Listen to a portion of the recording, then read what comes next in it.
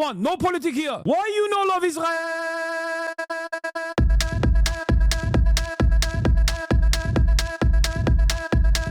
Oh, you hate it?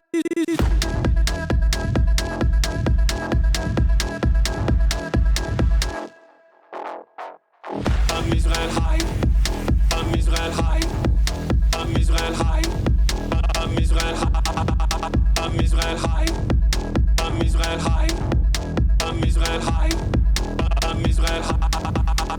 You have forgotten to say I'm Israel high? Do you love Israel? You must love Hamas. You are Hamas. I'm Israel high. I'm Israel high. I'm Israel high. I'm Israel high. I'm Israel high. I'm Israel high. I'm Israel high. I'm Israel high.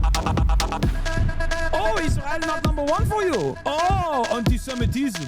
Israel, small nation. Israel, tiny nation surrounded by scary Muslims. Ah, you are anti-Semitism. You are Hamas. You are Hamas. No politics here. Say Israel number one. Tweet Israel number one. No politics here. No politics here. No politics here. No politics here. No politics here. No politics here. No politics here. No politics here. Say you condemn Hamas. Say I'm Israel high. Say you condemn October 7th. You are Hamas. No politics here. No politics here. No politics here. What's going on, everybody?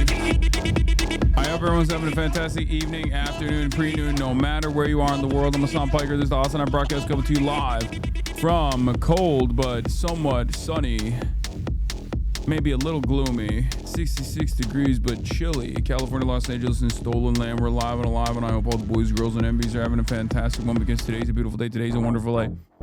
Today is Monday. Ladies and gentlemen, boys, girls, and MBs, I hope everyone's having a fantastic one, no matter where you are in the world. I'm Hasan Piker, and I am coming back from a 2-day hiatus, also known as a freaking weekend, ladies and gentlemen. Yeah, like I told you, taking more time off, spending more time with loved ones, cherishing the moments that I have to myself away from all of you Philistines, okay? All of you little animals.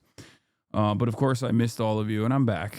I can't believe I'm talking about this as though like I'm, I went away for an extended period of time, because that's how unimaginably consistent I am. That when I am not live for 2 days in a row, also known as a weekend, people lose their freaking minds. And you spend all of it on Twitter. Take a real break, for fuck's sake. I did spend a good amount of it on Twitter, but honestly, let's be real. Major chunk of that was spent reading, actually. So I did get a decent amount of reading done. I read, I told you guys I've been reading Mao. The book is called Mao, the Man Who Made China by Philip Short, and I've been reading a lot about it. I didn't really know. I'm familiar with Maoism, obviously, Mao Zedong thought, but I was never fully aware of like his own personal development, and yet I did always assume, especially with like the Cultural Revolution, that there was a positively anarchist slant associated with that decentralized movement of violence. And I do think now I know better. It's because Mao initially was not a Marxist. He was not even remotely educated on Marxist thought early on. I think early on he was an anarchist, as many people were in China, or many of the progressive forces were in China, which is, Mao didn't shower, yes, but that's not because he's an anarchist. That's just how other cultures have different hygiene habits in general. But yeah, he didn't. And he fucked a lot, from what I understand. And yes, he did not shower. I guess neither did Marx, though, to be fair. Oh my God. If only people knew the real reason why I'm not an actual communist or a real socialist is because I do shower quite frequently, and I think it's actually good to shower. Perhaps people don't understand that. That's like my biggest inconsistency with revolutionary figures of the late. In any case, yeah, it is. One could say it is truly a real socialist thing to just not shower. Anyway,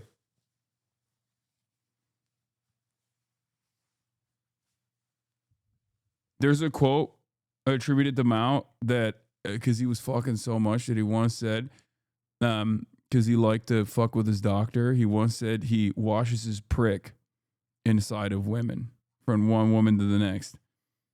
Oh God, I shouldn't have mentioned that. Now people are gonna fucking say Maoism misogynist is patriarchal and Maoism is actually a patriarchal thought. Yeah.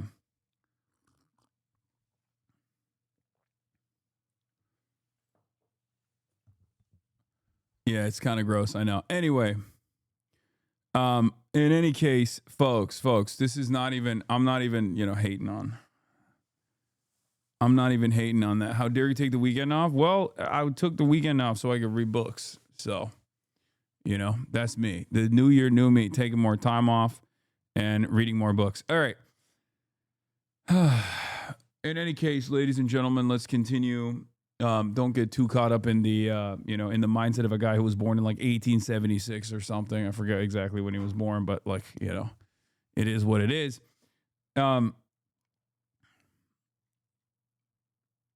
But reading is bourgeois decadence. This is a joke. No, reading is counter-revolutionary.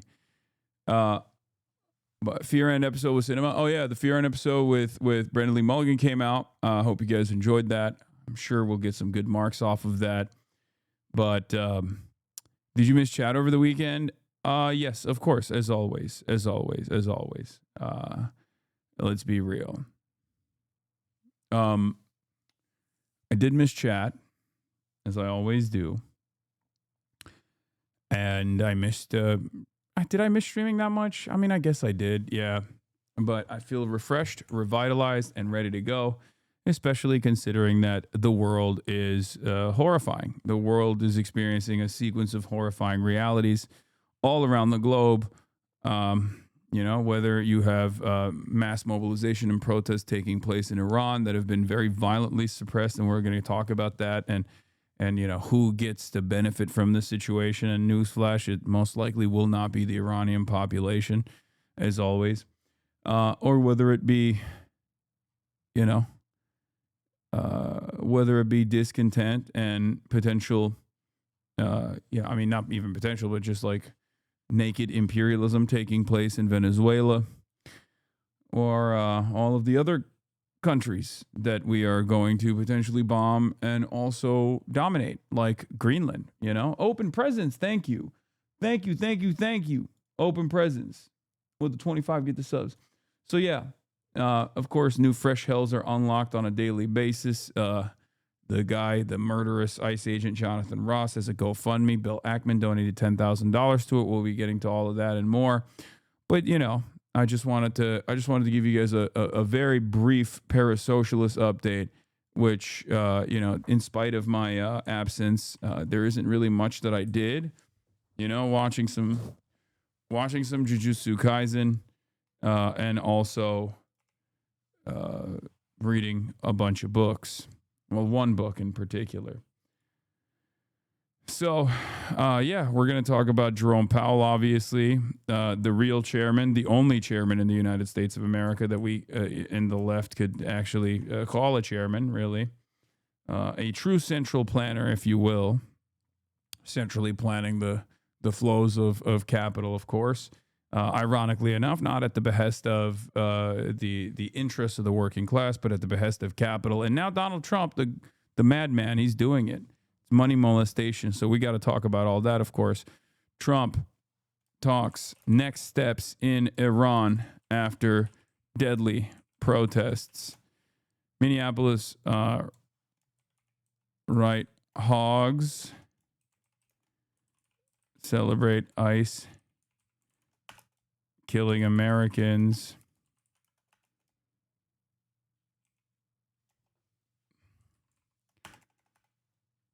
Hold on. Hogs celebrate Iranian protests, then celebrate ICE killing Americans. Big inconsistency there. Iran protests turned deadly. Trump wants to bully the Fed with criminal charges so he can molest the money. I'm back. All right. Do we have a blast off meme, ladies and gentlemen, after my 2-day absence, or no? Why did I think Powell was black? Is that your doing? Oh, I joke about like white guys with white guys who you would assume are black just off of their name. Jerome Powell's one of them. Sherrod Brown is another one. But yes.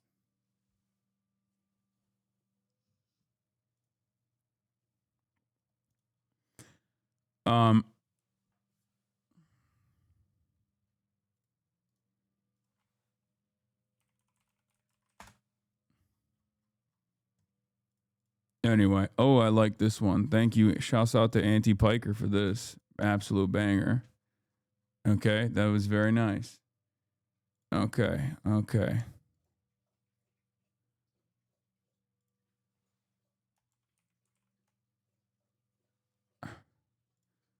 All right, we'll blast off with this. Okay, boom, boom, boom. Trump talks next steps in Iran after deadly protests. Hogs celebrate Iranian protests, then celebrate ICE killing Americans. Iran protests turn deadly. Trump wants to bully the Fed with criminal charges so he can molest the money. I'm back. And yes, we got Scott Weiner. We'll talk about Scott Weiner capitulating to the woke mob and recognizing the reality that Israel is committing a genocide. I mean, I know we can get started on that very shortly. Very quickly. For those of you who don't know, Senator, California State Senator Scott Weiner is he's a pretty decent YIMBY style state senator. You know, there's some good, there's some bad there, right? But of course, he was also a fairly rapacious Zionist throughout this entire process for the last 2 years as Israel committed a genocide. And I mean, he was pretty aggressive. Like, he was pretty aggressive in his the way that he approached the subject matter. He was certainly very outspoken in defense of Israel. He met up with politicians from Israel, including the president. He actively, as Tyler Oakley presents here, summarizes here, tried to get pro-Palestine academics fired, led a group of California legislators to meet with the Israeli government, smeared Jewish Voice for Peace as bigots, and also co-sponsored legislation to ban teaching about Palestine in California schools. And now Scott Weiner is running for office, running for Nancy Pelosi's seat alongside Saikat Chabarty and a bunch of other people. Now, for that reason, No, I fucked up his last name. Chakrabarty.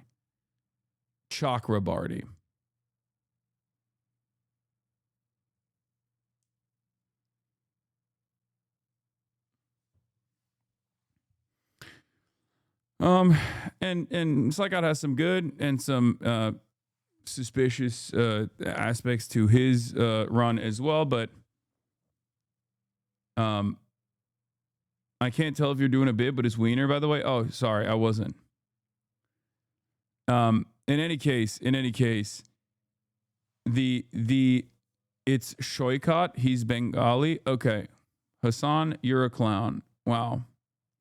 I'm glad to be back, everybody, so that people could come in and do that. Okay, so Shoikat. I don't believe Scott Weiner is honest in the statement, but it's encouraging that he feels the need to do this. It shows a real shift in the primary electorate that being pro-Israel is now a liability. It absolutely is. And yes, that's precisely what's going on here. Okay? So here's how it actually started. So they're all running for Nancy Pelosi's seat, right? And there was this conference taking place where all the candidates are they have these paddles, yes and no paddles. Okay? They have these yes and no paddles. And with the yes and no paddles, they're asking them a bunch of questions like, "Oh, do you believe this? Do you believe that?" Here's the video where the question is, is Israel committing a genocide? So they're all pro Medicare for all. Is Israel committing genocide in Gaza?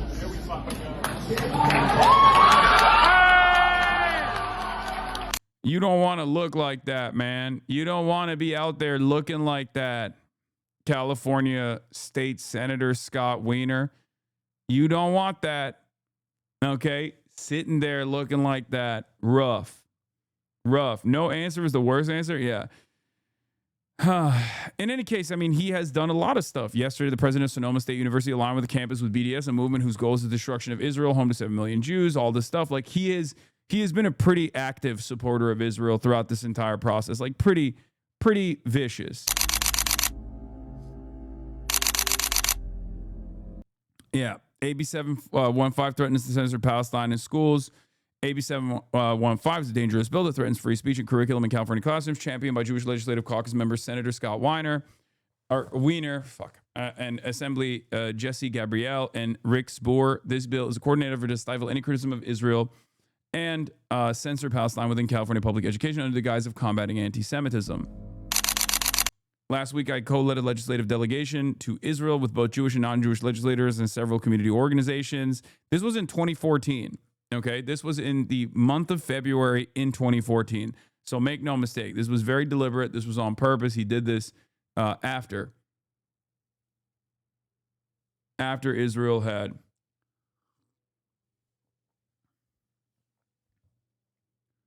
or am I saying 2014? 2024.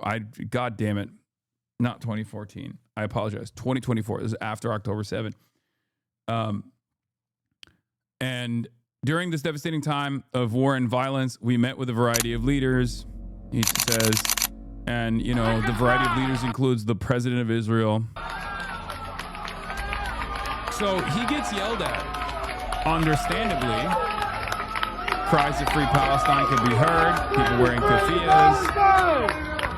And I suspect that, I'm glad, trigger warning, by the way, a heinous act of anti-Semitism took place here, of course. This is, trigger warning for everybody. Obviously, probably the most anti-Semitic thing that you've ever experienced, that you've ever seen, is taking place, unfolding right in front of your eyes, where you have someone who wants to be a representative refusing to recognize that Israel's committing a genocide, a foreign country is committing a genocide, and then people, of course, say, free Palestine. I mean, basically, this is what happened in Nazi Germany, I think, They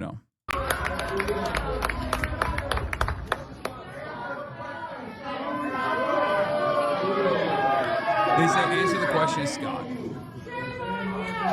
And then they say, shame on you, which, once again, only doubling down on the unimaginable maximum anti-Semitism.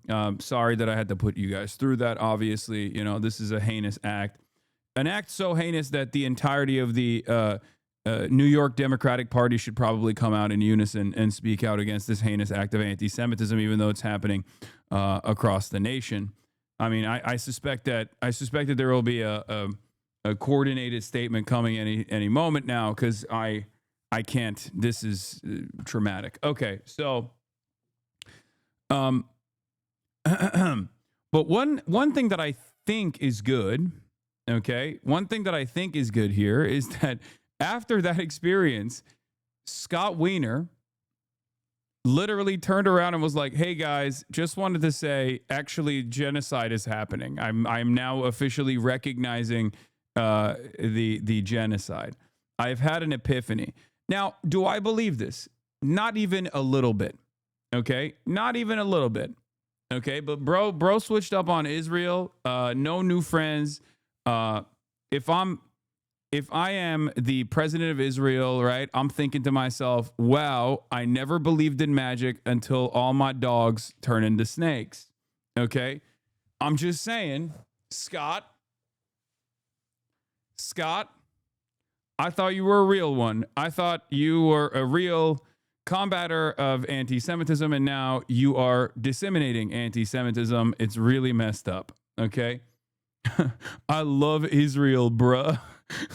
Me too. Okay. 2026 is the year where I pivot. I switch up on everybody. I'm pro Israel now. Okay.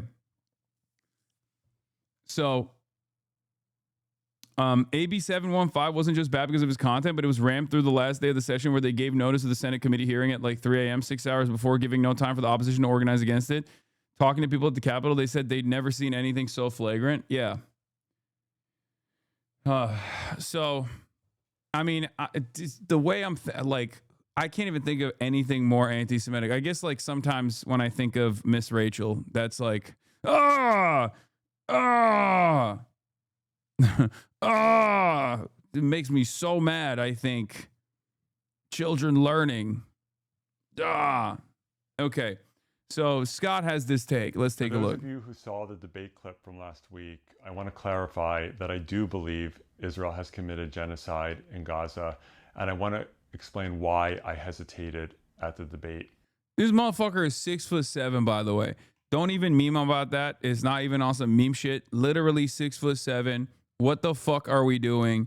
Brother, what are you doing? What are you doing in Congress? What are you doing in California Senate? Like, you should be out there balling. You should be hooping. Ridiculous, okay? 6'7", don't know ball. What the fuck are we doing? Okay, what a waste. What a waste. Yeah, go grab a rebound, okay? For the past 2 years, I have harshly opposed Israel's escalations in Gaza, and I've used phrases like total destruction, and catastrophic levels of death, and moral stain. But I haven't used the word genocide, and I want to explain why. As a Jew, I am deeply aware that the word genocide was created in the wake of the Holocaust, which was the industrial extermination of... Wait, what? That's not even true. No, it was the Armenian genocide. Brother, what is going on, man? What is happening? No, it was the Armenian genocide. That was the initial like conceptualization of genocide and wholesale extermination. And obviously genocides had taken place before, guys. I'm just saying the word, the invention of the word, or like it coming to prominence is I believe the Armenian genocide. It wasn't the Holocaust. Legally, the word genocide wasn't used until the Holocaust and the Nuremberg trials.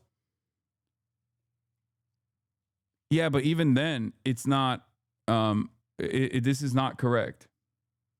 If he's talking about the Genocide Convention, sure.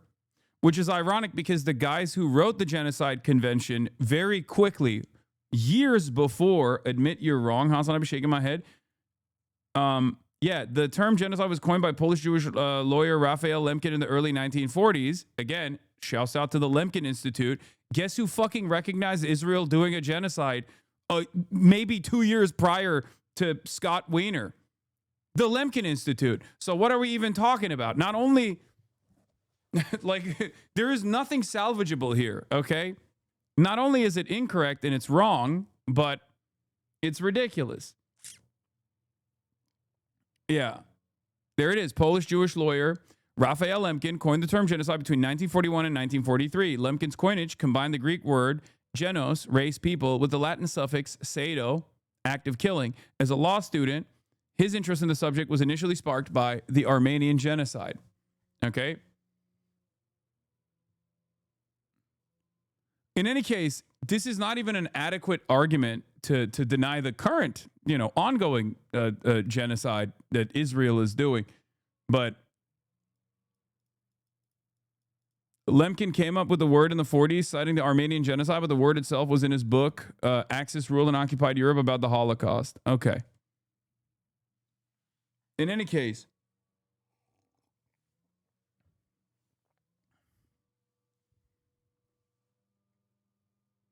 also, industrial genocide is basically every genocide that can be done with modern weapons. So you don't deny it? Deny what? The word was coined during the Holocaust, but he used Armenia as the basis to label the Holocaust as a genocide. The two go together because it creates a policy basis that genocides are not aberrant. Anyway, okay. Now that you guys learned a little bit more about Raphael Lemkin's coinage of the term genocide, shouts out to Scott for this take. The point that actually matters here is this is utterly irrelevant.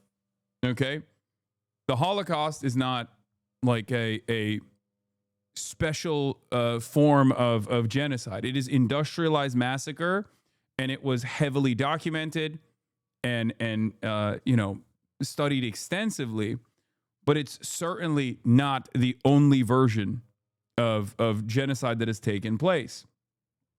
Okay, like the exceptionalist nature of looking at the Holocaust, especially when you even consider like what Germans did to other places even before internally committing this fascist act. Colonialism turned inwards, as we like to say. That's what fascism is.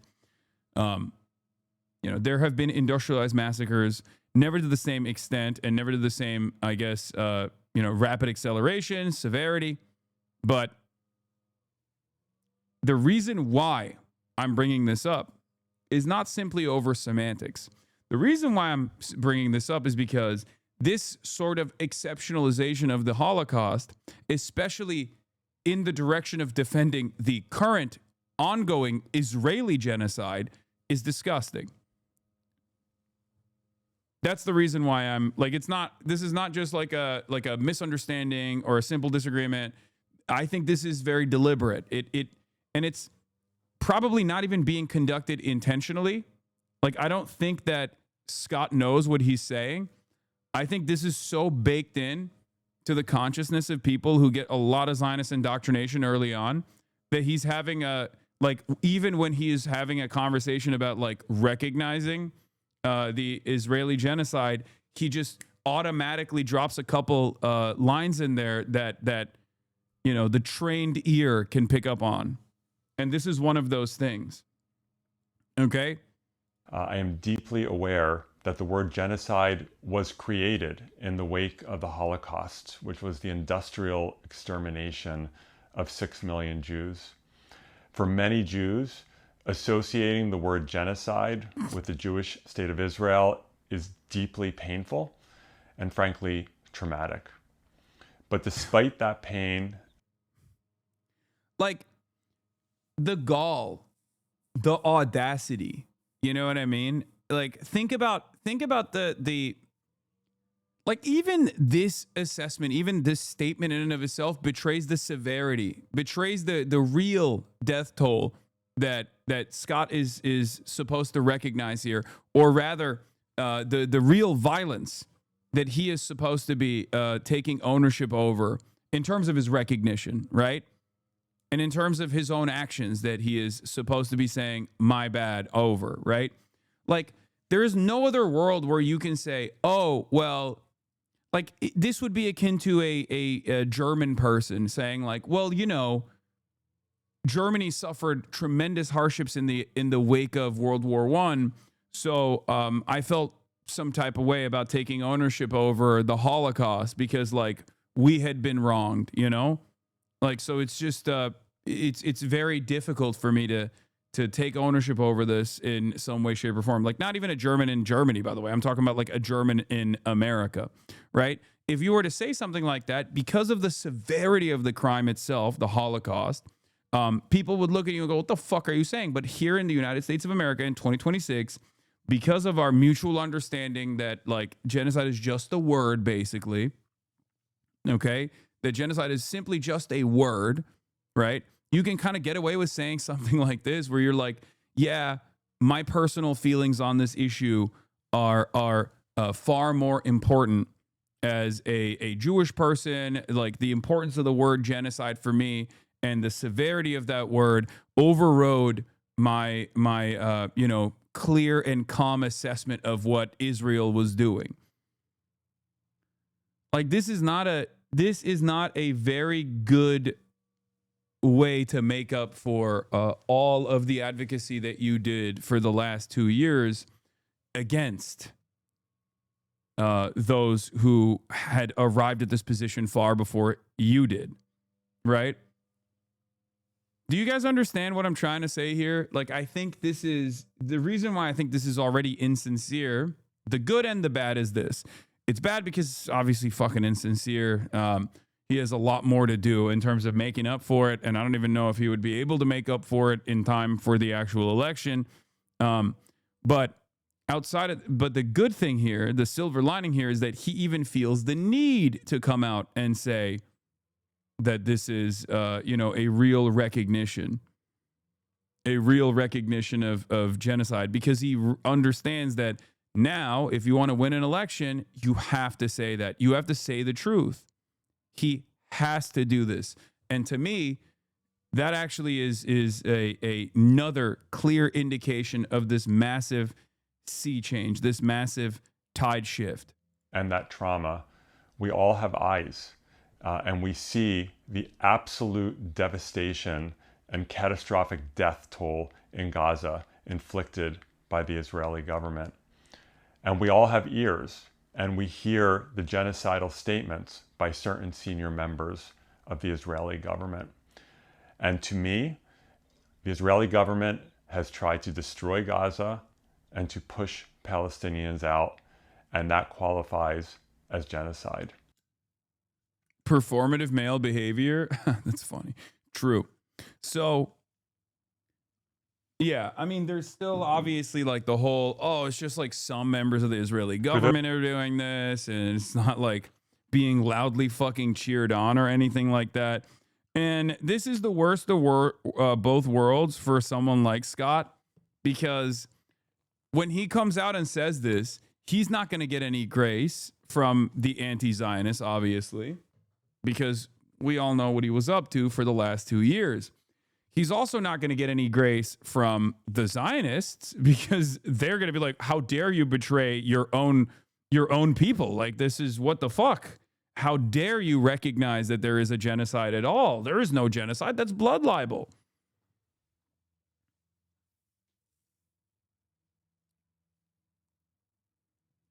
It's utterly preposterous, and basically, you're cooked. I think. I don't know. I feel like this is totally ridiculous. Like, he should have fucking slammed the yes. If he wanted to, if I was his campaign manager, I would have told him to slam that yes ASAP, and then also do a follow-up video being like, hey guys, I know I've done a lot of fucked up shit, but I just wanted to clarify certain things, okay? This, on the other hand, is the worst possible way to deal with this. Stop Anti-Semitism replied to him and said they still support him because he believes in Zionism. I think they also see this as an opportunist statement, and he doesn't actually mean it. But in the opposite direction, yeah, true. Maybe. But like I said, the very fact that a person who was so loud and so proud in defending Israel for the last 2 years, coming out and having to do this, like, I'm really sorry for what I did moment, like, it is truly, for those who have been around, for those who are aware of Palestine, for those who are engaging in anti-Zionist, pro-Palestinian advocacy for a lot longer than, post-October 7, this is a very interesting moment. It's a very interesting moment to observe. Because I never in a million years would have thought that you would have a Zionist state senator from the state of California who has actively defended Israel over and over again turn around and be like, actually, Israel is doing a genocide, even if he doesn't fucking sincerely believe it. You know what I mean? It's a huge sea change. Take the W where you can, I guess. What is this? Hasan, I want to hold your feet to the fire on this. Do you want to elaborate on how you're comparing broken German pride over losing a war they themselves started to an innocent population of women and children being gassed at an industrial scale? I get the point they were trying to make, but there's no equivalence to be drawn between the Holocaust and Germany losing a war itself. It started as an aggressor. Wait, what? Okay. Chatter. the comparison that I was making is not one in defense of Nazi Germany or in defense of like American Germans' feelings over the Holocaust. I think you misunderstood the point that I was making. In order for this to work, in order for this analogy to work in the way that you thought it worked, I would have to be pro Nazi Germany or pro Holocaust. The comparison I was making is it is utterly irrelevant what the personal feelings of a Zionist congressperson when making, like when you're talking about something as severe as genocide taking place. That's the reason why I use this analogy. The crime is far too severe for you to be talking about your own personal feelings about what words mean to you internally. Do you get what I mean?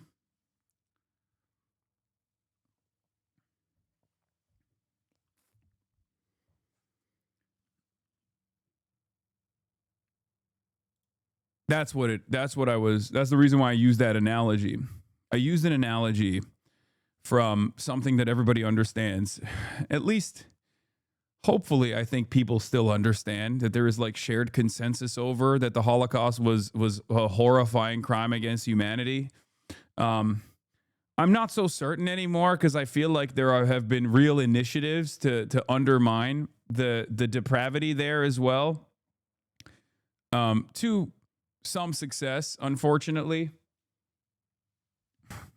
But at least for the time being, while we still have that consensus opinion, I'll lean into that to, make these sorts of analogies. Give it 0 more years. I know. Give it, give it a couple months.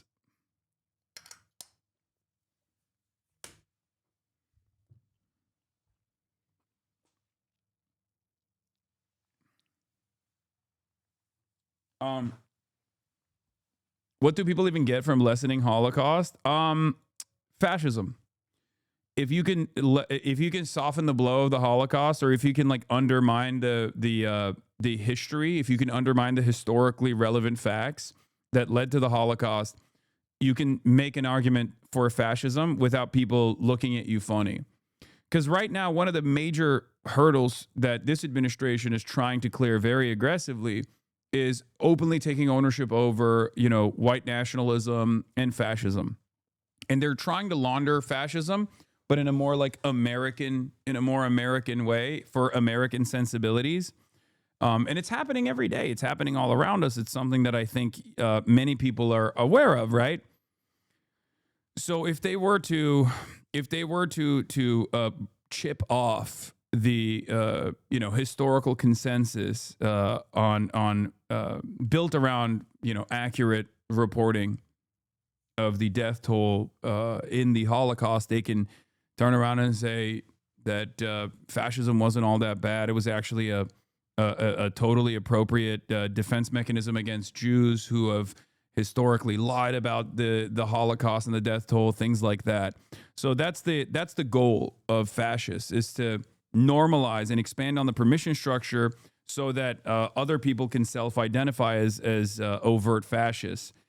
And a big part of the reason why, at least in the United States of America and certainly in the Western world, the reason why we look at fascism as this terrifying, dangerous thing, and the reason why we even hold the Holocaust as almost an exceptional event, in spite of the tremendous amounts of colonial violence that all of these countries, including Germany, has subjected others to, has led to an environment where there is censorship surrounding fascism still to a certain degree that has at least caused fascists to mobilize and organize around these hurdles rather than directly mobilizing and organizing by leaning in to the historical fascist movements, openly.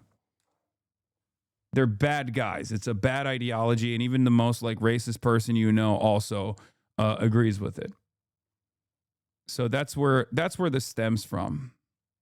That's the reason why they want to undermine Holocaust education and things like that.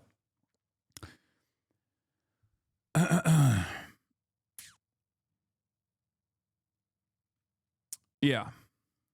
Jenny Lee, what can you do about liberals who believe campaigning on the difference between legal and illegal immigrants is impossible and too hard to understand for voters? I had an argument yesterday, and two liberals told me that campaigning on better legal migration systems is too progressive and too difficult for voters to understand. I mean, that's terrible. That's just a terrible, silly person who wants to lose. Would you say that it's better for fascists to own it so that it's easier to identify them and keep the fuck away or not? I mean, you're seeing that right now. You're seeing that currently. Do you think it's better for fascists to own it? Do you think it's better for Donald Trump to openly say, I'm going to Venezuela because I want the oil. I'm going to Venezuela. I'm going into Venezuela because I want the oil. I don't give a fuck what you can say. I'm doing imperialism. I love imperialism. I love death and destruction. Or there is this, some people will say, yes, it's better, but I don't think so. And the reason why I don't think so is because when you expand the permission structure, it's kind of like racist, right? Like people say, oh, well, I'd rather have someone be openly racist than hide how racist they truly are. But the very act of having to hide how racist you truly are indicates that there is still social stigma associated with being an overt racist. And when you actually shed away the hurdles that you must clear when you want to be a racist in broad daylight, some people might think, oh, this is a good thing because now we know who our enemies are. But what you're failing to consider is that there are plenty of other people who actually hear this kind of rhetoric and think, oh, this is actually good and normal. So when you expand the permission structure on how racist you can be, that actually leads to a very dangerous mobilization out in the open. Yeah, same argument can be made by pedophilia. Exactly. When you erode the social stigma associated with pedophilia, which, again, another thing that like the modern right-wing movements are kind of doing right now, which is crazy to say, but it creates an environment where people are more comfortable adopting it, and you can market it. You can even present it as aspirational, right? I'm talking about not pedophilia, but specifically fascism in this regard. Yeah, so the people get more emboldened. I mean, look no further than Elon Musk. The types of things that the wealthiest, most powerful individual in Western society is saying on his own social media platform about white people experiencing white genocide due to, migration and due to miscegenation was not even like a decade ago, not even like 5 years ago, would have caused someone to be pushed out of polite society. And now you have the most powerful person on the planet who literally has a surveillance apparatus with satellites all around the orbit of this planet, with a massively consequential social media platform that is very clearly feeding people straight up brain rot poison, openly stating that he believes that white people are under attack due to migration. White people are under attack because America is no longer, or the Western world is no longer as white. This is white nationalism. It's white supremacy through and through. And the very fact that like someone is openly saying that, someone as powerful as Elon Musk is capable of openly saying that without anybody checking him, is terrifying. What do you think the impact of that will be?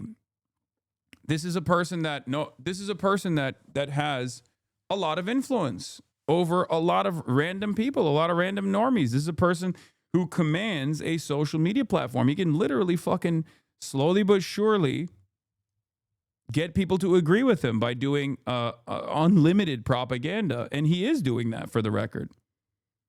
He is doing that. He's doing that nonstop.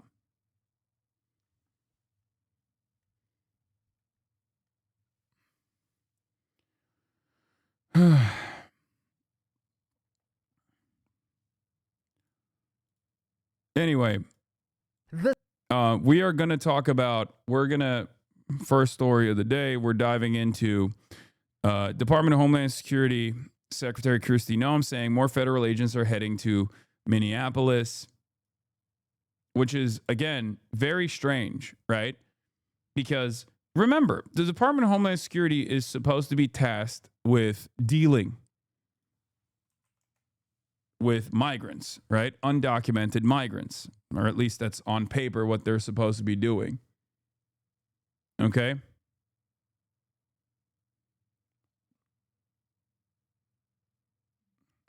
Having said that, however,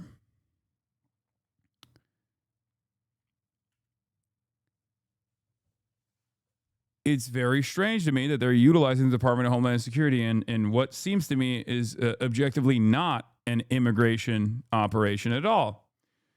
It kind of feels like they're utilizing the Department of Homeland Security as an unaccountable fascist army that can be sent to the domestic front at the behest of the administration.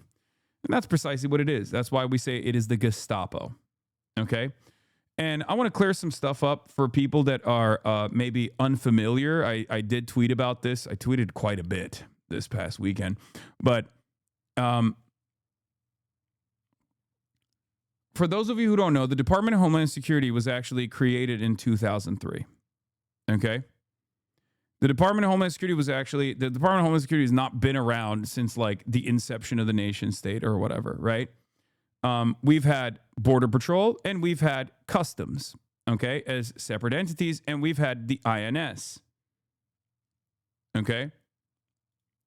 Now, in 2003, in the aftermath of 9/11 and the global war on terror, right, post-2001, we created a major surveillance apparatus and created a new federal agency specifically to utilize a new group of people trained to do like mass surveillance and mass apprehension under the guise of like at least one element that was federally controlled, immigration, right? Controlled by the White House, immigration, so that the Bush administration at the time could take on whatever they wanted to and engage in mass surveillance of like Muslim communities, send them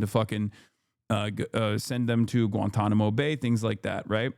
ICE has no reason to exist. Something like the Customs and Border Patrol makes sense, but there's no reason to have an internal migrant hunting army. Law enforcement can deal with crime. Customs and Border Patrol can deal with the border. Exactly.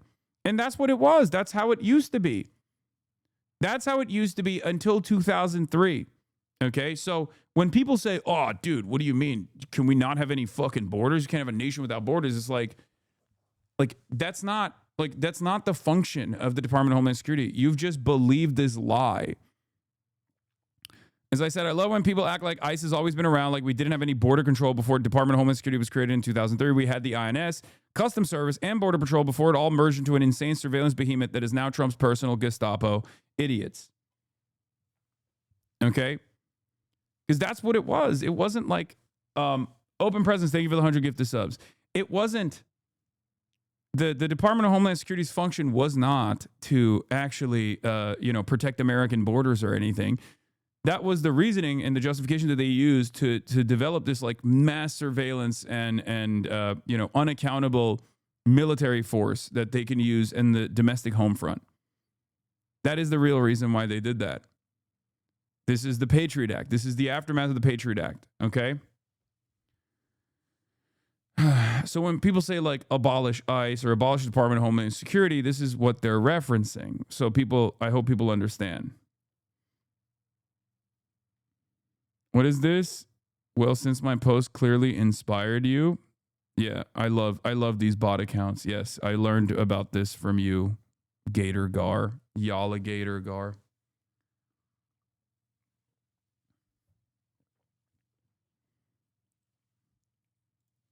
Yes, this person is saying that the INS has been conducting deportation operations inside our borders for almost 100 years. Okay. The stupidity of this, of course, is that the INS was tasked with dealing with a civil offense because that's what border crossing is. Okay? That's what it is. It's not this whole like, this is actually a felony, and perhaps the most violent felony of all time is a new phenomena. The notion that immigration is anything beyond a civil misdemeanor is, one, not even in the fucking rule books, for the record, even though we have changed the rules a little bit to make it more a more severe crime. For example, if you're, caught crossing the border illegally or overstaying your visa and you're deported, right, in a relatively peaceful process, for the record. This isn't like, this isn't supposed, like this new version of like door knocking operations or dragnets, like that's not how it's supposed to go. But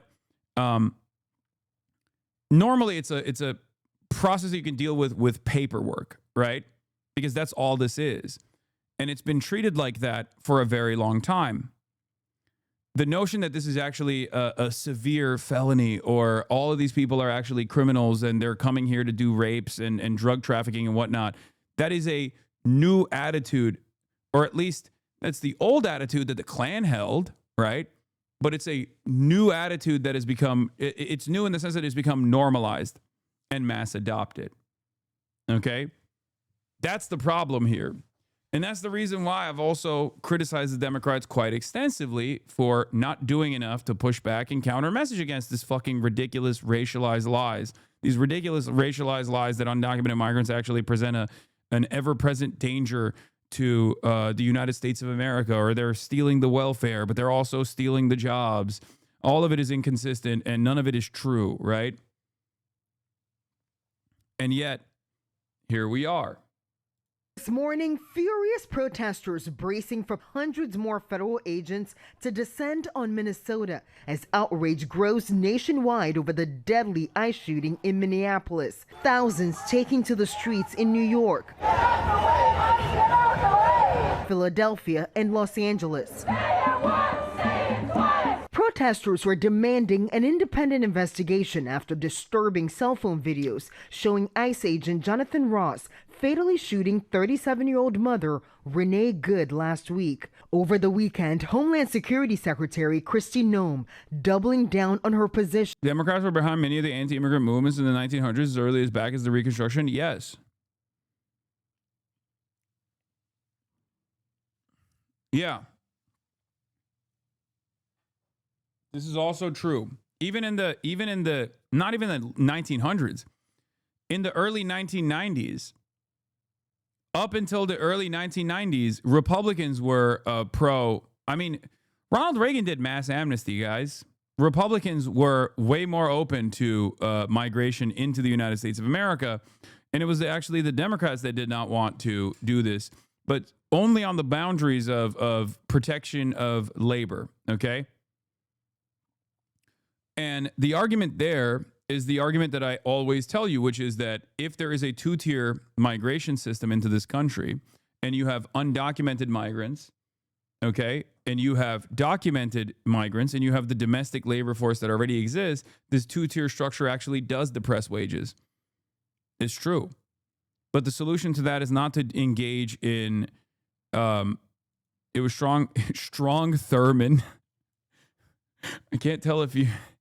Strong Thurmond that flipped the script of political axioms. Strong Thurmond is crazy, brother. That's a white supremacist, okay?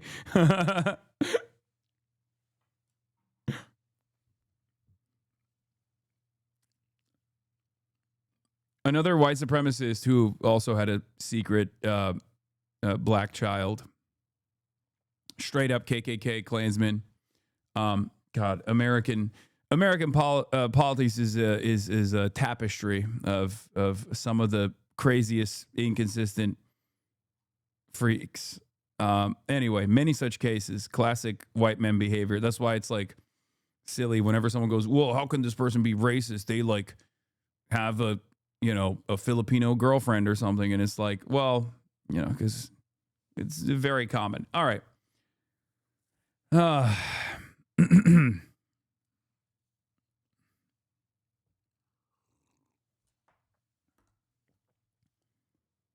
that the shooting was justified, accusing the deceased woman of domestic terrorism and claiming she tried to run over the agent with her vehicle, but the video shows her turning away.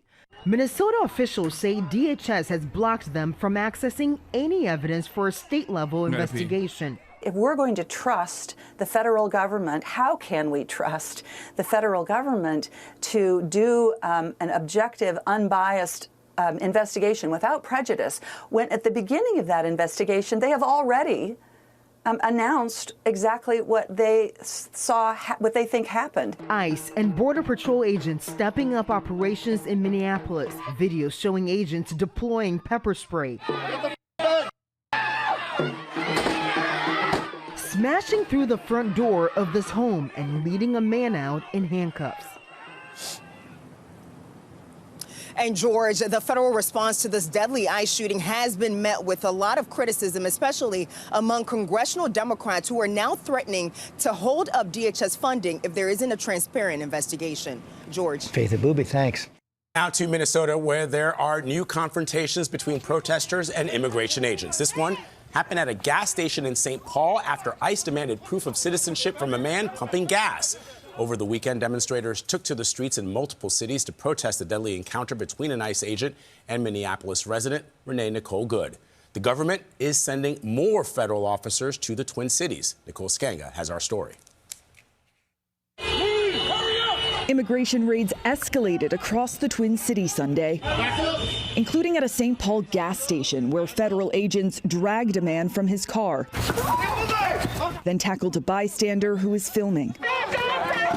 We were there as federal agents deployed pepper balls and tear gas against protesters outside an ICE facility. Stay out of the road. Led by Border Patrol Commander Gregory Bavino. What do you say to Americans, including police chiefs, that say if there is no de-escalation in sight, it's not a matter of if, but... I hate this fucking guy so much. I mean, pure, transparent fucking bovine fascist, okay? And he LARPs as it too. He loves that shit. So one of the things that I'm also noticing that I think is good, you know how we talked about Scott Wiener and the sea change that's taking place? A lot of liberals who also leaned into the Republican insanity over immigration are now turning around and saying like, fuck ICE, you know, melt ICE, all this stuff. They're getting more radical by the day, and that's a good thing. But that was another aspect of my back and forth commentary, which is something that I've seen liberals engage in, at least like liberals that are hyper online, who want to talk like they've been here from the start. And I have no problem with that. Once again, if you have realized, if you finally had a wake up call and you recognize right from wrong, and now you're actually willing to go out and protest, I'm totally on board. I love that. But don't try to punish people who have been there from the start. Don't try to fucking rewrite history. Don't try to act as though we were the dangerous radicals and that we actually played a role in what's taking place here. When in fact, the administration, the Democratic Party, played a role in normalizing this kind of violence by refusing to counter message against it. And there was someone who was correctly saying that this would inevitably lead to exactly what's going on, and that person was people like myself. So it is not lost on me that there are a lot of people who are trying to, a lot of liberals who are trying to act as though they were here all along. You know what I mean? Will Stansel is personally tracking ICE agents around Minneapolis in his Honda Fit. That boy is just built different. I'm just saying, I'm perfectly fine with that. I'm perfectly happy with that. This is not about like I was right and you were wrong or anything. It doesn't matter to me that much. What does matter to me, however, is that if you don't identify why you were wrong initially, you know, quietly, if you don't identify what led you to believe that the Democrats were operating with the best possible agenda in the election cycle, that actually did not offer any counter message to this like unlimited racist bullshit towards migrants, and how that normalized in the eyes of a lot of Americans this kind of violence that was inevitably going to take place, you will fall for it again. Same goes for, you know, supporting the current war, but not the previous ones, supporting all the previous civil rights movements, but not the current one. Okay? You can't do that. So I don't want people to, I don't know. I just don't. Like, I see stuff like this. I don't know who this guy is. I've only seen some of his stuff before, like shitting on me over Israel and whatnot. And I've been finding myself liking people like this and their takes a lot more, right? Because there is this like real unification taking place, at least against the Republicans, right? And I said, am I crazy or are you normal now? He said, Hasan, you're normal as being a tanky boot slurp. I have been a liberal this entire time. And I said, okay, I'll give it a few more months before you hate the right as much as I do. Check back soon. And this guy was retweeted by Destiny when he responded to you. Yeah, I don't really care about all that stuff, obviously, because I don't think these guys have ever had like a real constituency in the real world. But what I find really strange is, stuff like this. It's incredible how for the last several years, those of us who have tried to build a community of liberal democratic online commentary had to constantly face off commies trying to either subvert what we do or drive us off the internet more so than any far right assholes. I said, I don't know any of you at all, but if you spend most of your time left bashing and signaling to the right how moderate you are, it's not strange to assume you like reactionaries. So it's either time to unite or still complain about the left when the left hasn't changed gears. What the fuck did he call you? I'm too old for that one. He just said I'm a tanky. It's like, it doesn't matter. It's irrelevant. He's saying that I just like authoritarian leftist movements or something. I don't know. Whatever his fucking worldview is. Now, once again, this is not about like, oh, you need to be held accountable. You need to be held accountable. I am much more open-minded than many of my counterparts are on the left in terms of welcoming people with open arms when they actually recognize the errors of their past ways, right? But what's actually frustrating is like if you are still talking about the tanky threat when the fascist Gestapo is literally knocking on people's doors, then you're objectively not dialed in to exactly what's going on. Like you don't understand it. You don't understand what you're saying. You're still trying to find this like weird moderation, not realizing that weird moderation that you're desperately trying to signal is unironically just normalizing the right. Okay? That's it. That's it. Hasan, is it possible for you to conceive that people might dislike the right and also dislike the left? In fact, for very similar reasons.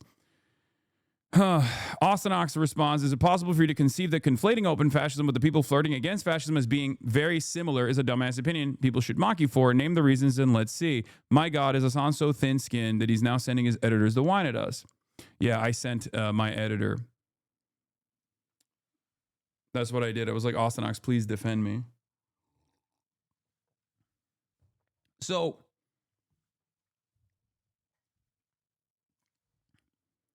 what's frustrating about this kind of stuff is if you don't realize like how we got here, like if you don't have the solid fundamentals in your analysis on how we arrived at the current ever-present danger that we're facing as far as America turning into a complete fascist dictatorship, okay? Because it is at our doorstep. We're already in the waters of fascism, but it hasn't turned into like a full authoritarian, I guess, fascist movement. Like the courts are still there to a certain degree.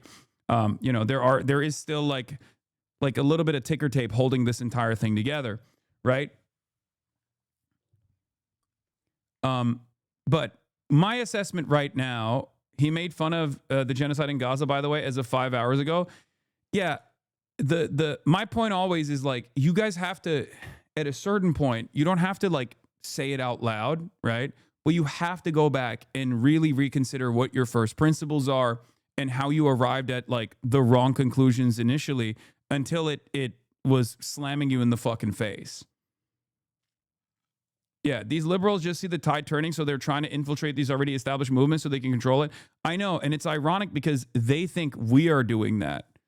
Like the attitude that I'm seeing from people like this is very strange. Like they make it seem as though like the left is actually trying to take advantage of this tide shift, as though we haven't been at the forefront of this tide shift, especially even against the Democrats at certain points.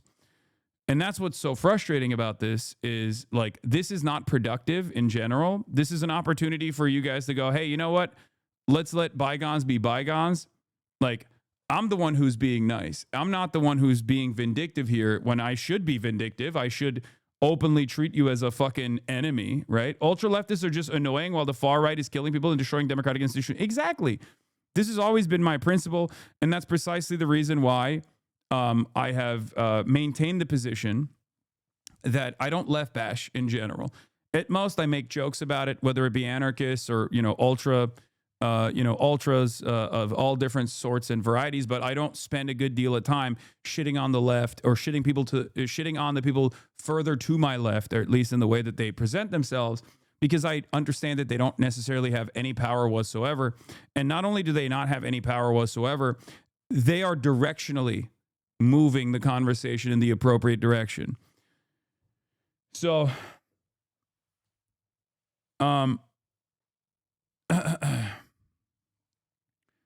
what is this? Hey, Hasan, as a longtime watcher, I'm really disappointed in your Iran protest coverage. I watched your YouTube video and all you did was make fun of a dumb chatter just claiming everyone wants a monarch. No one wants a monarch. Even people who are chanting his name, they want a secular democracy, and Reza Pahlavi is the only person right now championing it. Yeah, I don't think the monarch is championing a secular democracy. Let's be real. That sounds a little inconsistent, but we'll get to Iran in a second. Don't worry. I'm going to obviously, of course, I'm going to be talking about Iran extensively today. But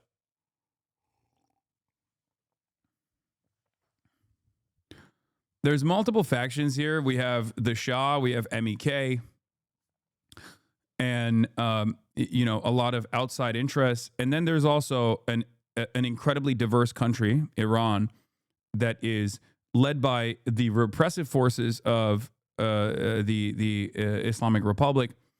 But we'll get into all of that in a little bit. Let me keep talking about the repressive forces in the American regime for now, and then we'll get into Iran in a little bit as well.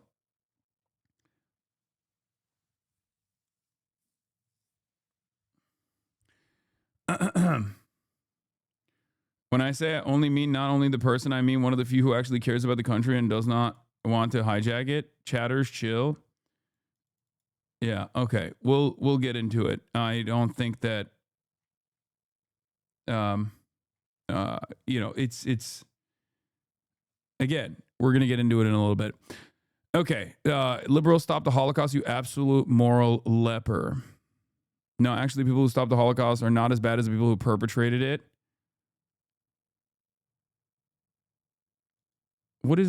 That was the Soviet Union. What are you talking about? Anyway, it's just like, I don't understand it. I don't understand that these guys cannot, liberals have no capacity to fucking read the room whatsoever. And what they fail to comprehend is liberalism failed in the 20s. Okay. And I don't mean 2020s. I mean 1920s. And that failure of liberalism brought about a at the time considered a revolutionary movement that was actually counter-revolutionary, fascist movements in Europe, right? In many other parts of the European continent. The death of liberalism came with organized fascist movements, okay? And the death of liberalism elsewhere was rung in by, or at least like Tsarist monarchy was brought in by socialism and communism, okay?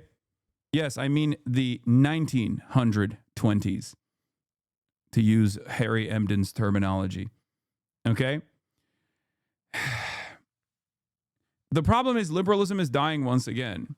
And I think a lot of liberals, instead of recognizing that and then figuring out which side of this equation that they're on, they're still holding on to this notion that no, actually liberalism is not dying.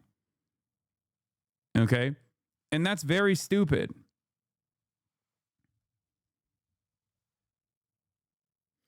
A liberal voting for the left is 1,000 times more valuable than you getting less people to vote for the left. That's why no one takes you seriously except gossip magazines. They are frustrated because you would rather support Elon ads for your merch than Kamala. Wait, what?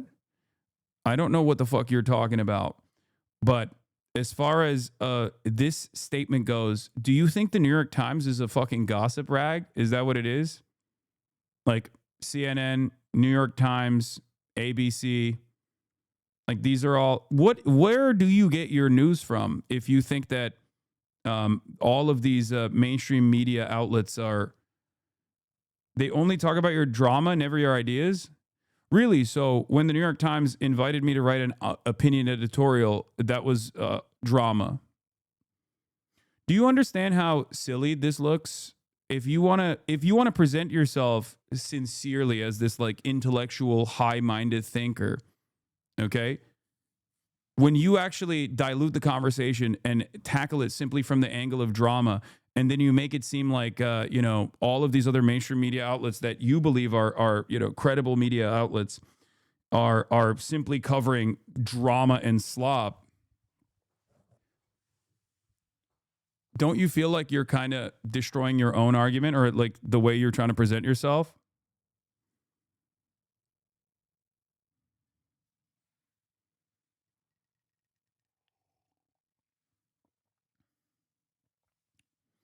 Yeah, but you only serve for drama. You have had zero political impact.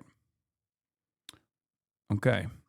Well, I don't think anyone in the at least in the Democratic Party agrees with you. Like the adults don't agree with you is what I mean. But that's besides the point. Yeah, when you follow after Zoran, yeah. No, that's my favorite attitude that people have, which is like you have zero political impact. I love Zoran and I hate you. Why is the DNC bringing you to cover it? It's really fucked up. You're just a drama slop tuber. Got it.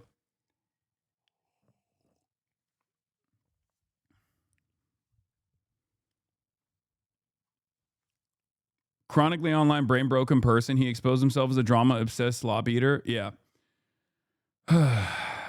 What are people pivoting to instead of liberalism, Bubba? Right now, I don't think the liberals are really pivoting, at least openly. They're not recognizing that there are alternatives out there.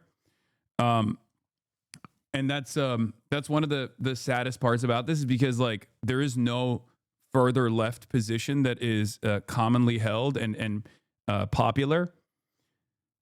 So a lot of people don't realize that there is an entirely separate world out there, socialism and even social democracy, really, if you want to fucking entertain that. You know?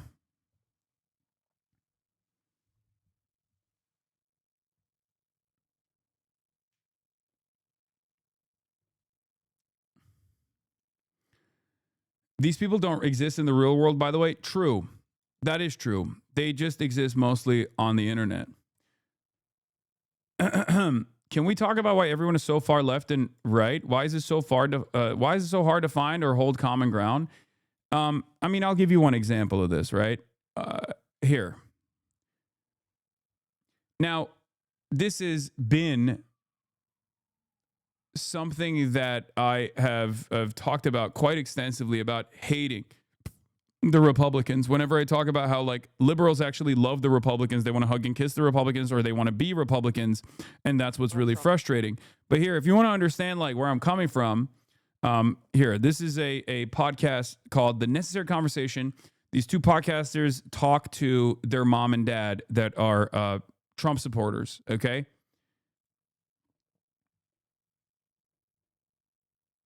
Let's take a look. No, it's because you're in a cult. What if Donald Trump says, I want you to carpet bomb Oklahoma City, everyone? You think the Air Force should carry that out? Yes. There might be a reason. We don't know. This is insane. You cannot be this stupid. Jesus Christ. Oh, my. This podcast was going well until that. You just said it's cool. We levels Oklahoma. You're like, yeah, fuck it. There must be a reason. Like, you literally can't be that dumb. You know what the problem is? Mom and I don't believe he'll ever blow up Oklahoma because we're on his side and so's the whole state. No, it's because you're in a cult. You guys are worried and afraid because you live in a state where it might happen. I think people that like my first inclination that this because of how fucking freakish this commentary is that it's rage bait and it's fake, right? And as far as I understand, I mean, I'm going to interview these guys at a later date, okay, to try to get a better assessment on if it's scripted or if it's like exaggerated or not. But I will just say that at least talking to people that I know that do have MAGA parents, conversations such as this one do take place at the dinner table or, during Thanksgiving. Like, not dissimilar to the one that you are going to hear. Now, first he says, oh, he's not going to bomb Oklahoma, but you guys are afraid because he might bomb California. So he shifts gears. Listen. Okay, let's theoretically say that does happen. Let's say Trump sends in the Marines to Los Angeles, California, and let's say I'm out going to see a movie on a weekend, and he says, go into that shopping mall. Under a truck. Quiet, piggy. He says, go into that shopping mall and kill everyone you see. And let's say I get gunned down by the Marines for just being at a mall. Okay, number one, let's just take Okay, it Dad, one step wait a minute, further. Mom, wait 1 second. Wait 1 second. Dad, hang on, Mom. Dad, you just said you are for Donald Trump murdering me for no reason, and you would support that. If he walks into a mall to people with military, There has to be a reason. there's a reason. And I'm all for it. And the people in Los Angeles, California are as deserving of execution as the assholes in New York City. You're all communists.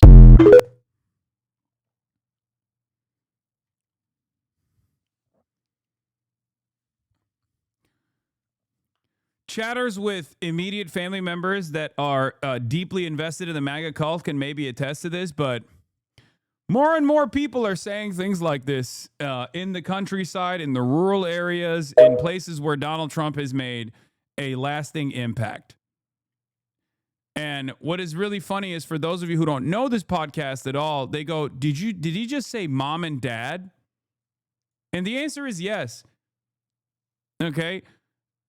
To which I repeated, I don't think we can live normally in a country where 20% of the population operates like this. We need cult deprogramming.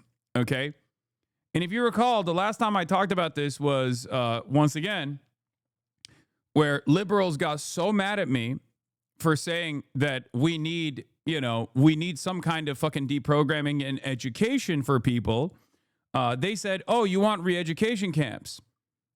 Now I'm seeing more and more people who previously were liberal or liberal adjacent also coming to that reality, coming to that recognition. I'm seeing it more and more often. More and more often, I'm seeing people go, oh, I kind of understand why there is a necessity for some kind of education procedure. Because this cult, if left to its own devices, is not exactly tenable with having a nation state. Like, you can't really have a country if 20% of the population straight up thinks, like, yeah, no, all the fucking commies deserve it, including my own children.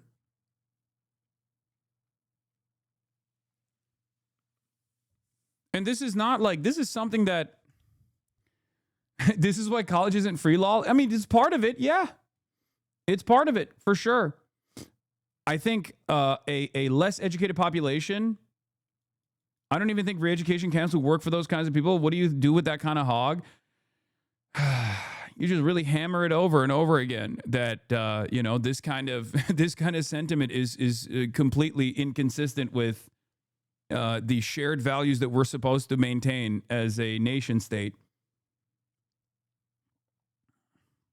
That's all you got to do, and hope for the best. You can't save everybody, but that shouldn't stop you from trying to save as many people as possible. But this is once again something that I talk about all the time. This is a byproduct of creating a malleable population because they are not educated, because you paywalled education, because all the K through 12 education is paywalled, or not paywalled necessarily, but the public schooling, the public schooling system is completely in a dire state of disrepair. Okay. There is a massive class disparity in educational attainment and educational outcomes in general. And that creates an environment of servants of empire, not very, an environment where there's a lot of people who are just not very intelligent. And people who are stupid are malleable. They're easy to manipulate. But when it gets to a certain point where you have 20% of the population that is so firmly invested in the MAGA cult that is at the mercy, at the whims of one madman like Donald Trump, who has time and time again shown that he will he will do whatever the fuck he wants to do, no matter what the repercussions are. Even if the repercussions of his actions are directly impacting people like that, directly impacting people in the MAGA cult. Like, you have to do something about it.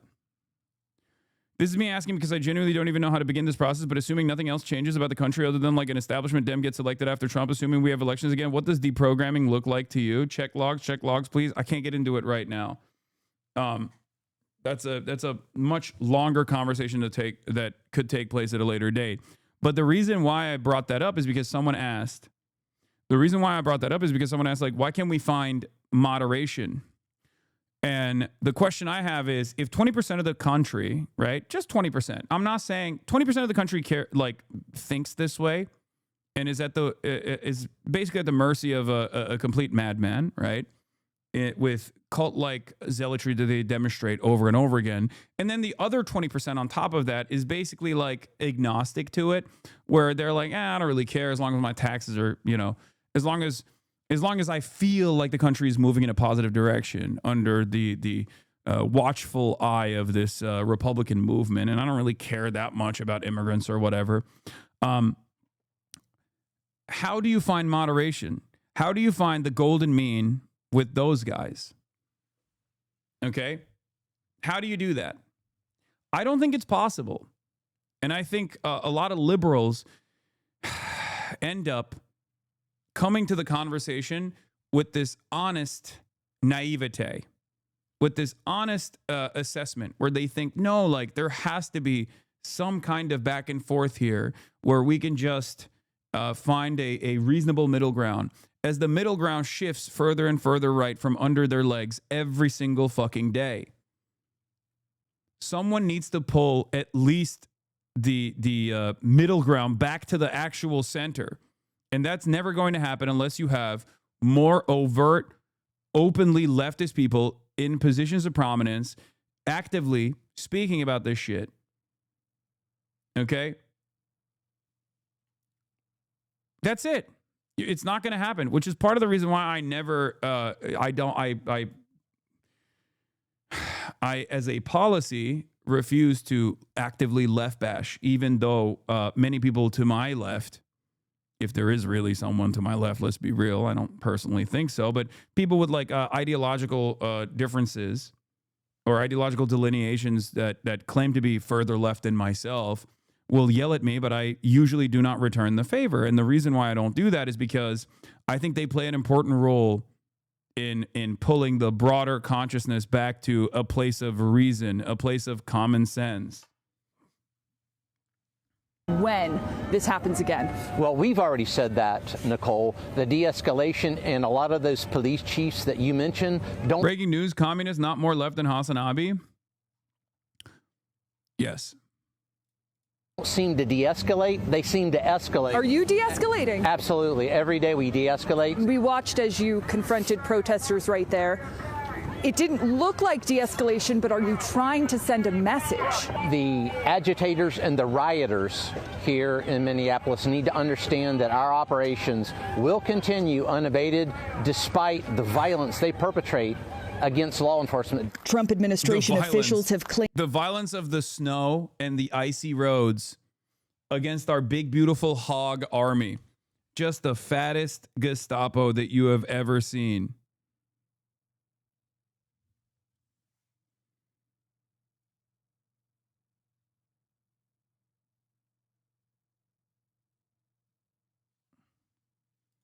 Renee Good intended to ram ICE agent Jonathan Ross with her car before he shot and killed her last week.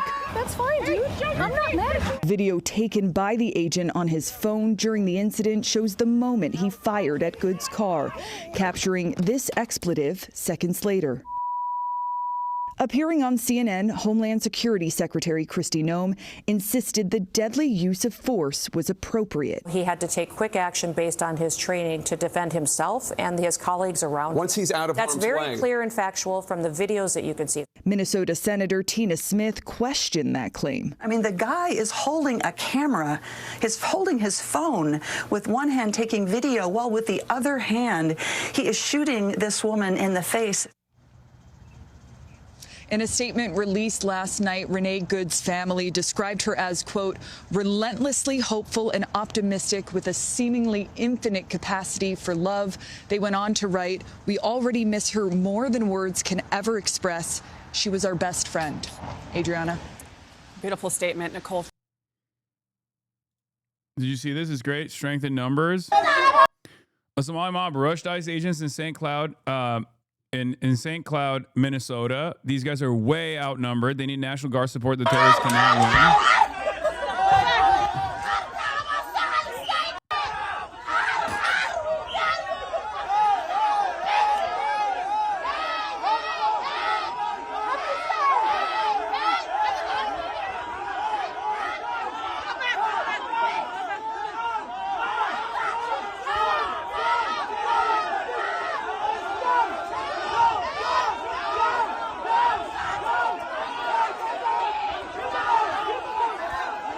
I want to reiterate something here that a lot of people do not understand, and I briefly talked about this with Mustafa the Poet when I was live with them as well.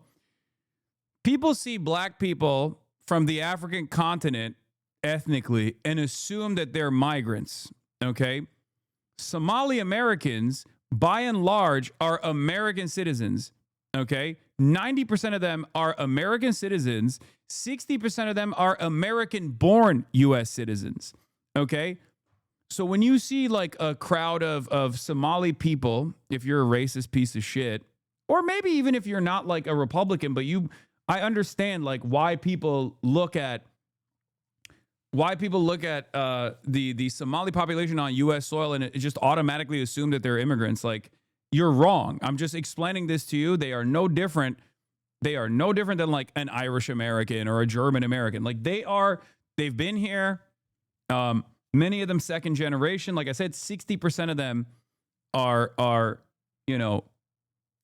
natural born U.S. citizens. Okay.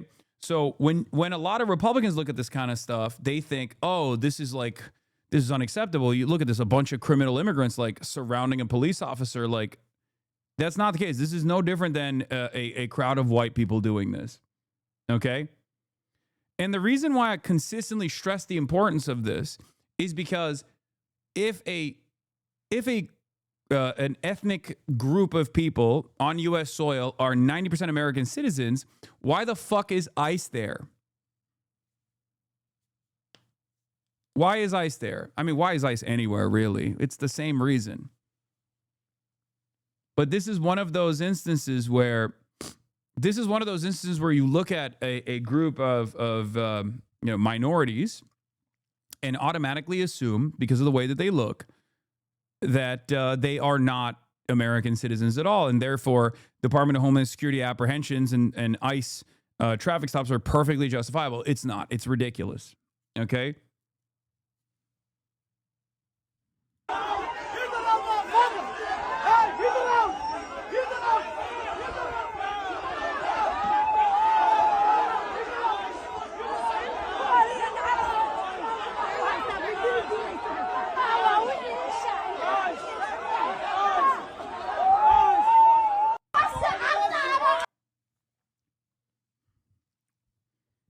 So, your crooked con monologue in counter messaging is gaining traction Republicans, again? they act as though there is an election every single day. They are constantly on message. They're constantly creating an alternative reality with lies, saying that undocumented migrants are actually responsible for a metric ton of the crimes that are taking place in American cities, when that is an abject lie, okay? And when I talk to congresspersons, whether it be at the DNC or even before, even after, and I tell them, why the fuck aren't you guys counter-messaging against this? We are a nation of immigrants. America is the most diverse nation on the fucking planet. It is literally the reason why we are such a domineering force beyond all these other, beyond all the other, violent reasons. But like that is one of the most redeemable aspects of America that I personally love, that the Democrats completely dropped because they were scared. They saw that one poll from the Pew Center of Research that said that 66% of Americans want mass deportations. That exact same poll also showed that if given two options, mass deportation and mass amnesty, that the majority always chose mass amnesty. So why is that never communicated? Because Americans, sure, the median voter, trying to understand where the median voter is coming from is impossible, okay? You will kill yourself if you try to understand what these people are thinking. You just lost me, Hasan. I was with you halfway through that, but you lost me. But I'm with you. But what I'm trying to say is this, okay? There are Trump supporters out there, okay, that have been deluded into thinking that Donald Trump represented a change, and obviously we saw that buyer's remorse this past Tuesday, right? Especially in Hispanic communities where they were like, oh, I can't believe that he is actually doing mass deportation. And it's you know, we're in DC, this is a fairly liberal crowd, and we laugh at those people, but like I talk to those people every day, and there were people that genuinely thought, they genuinely believed that Donald Trump was actually excising the violent criminals.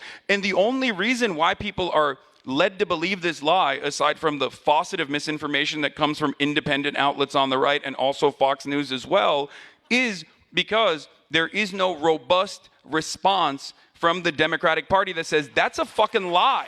That's a lie. Undocumented migrants in this country are responsible for a lower rate of per capita crime than natural-born U.S. citizens are. If you pair that up with documented migrants, it's negligible. Hasan, if Renee Good had been non-white, the response on the left would have been even stronger. What? That clearly makes them racist, or at least biased to one race. If you disagree, you have to provide an argument. What?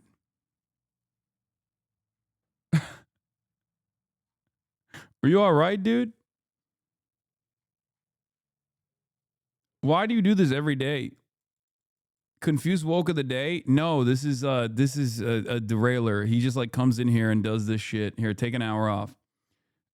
There have been tens of thousands of people like protesting in the streets in the aftermath of Renee Good's execution. So he's just trying to derail and say that like the left is actually anti-white racist.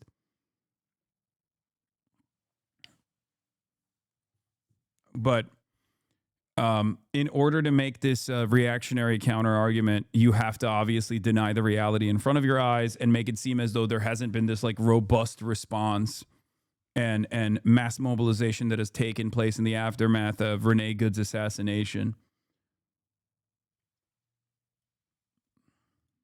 It is marginal, and they're hyper-focusing on it specifically because this is a vulnerable population that is easy to target and it's easy to ridicule, and there is not enough of a robust defense mechanism out there. Yeah. And that's the reason why people end up believing this bullshit, and then they get shocked when it's actually implemented. Republicans... Yep. I'm going to repost it again.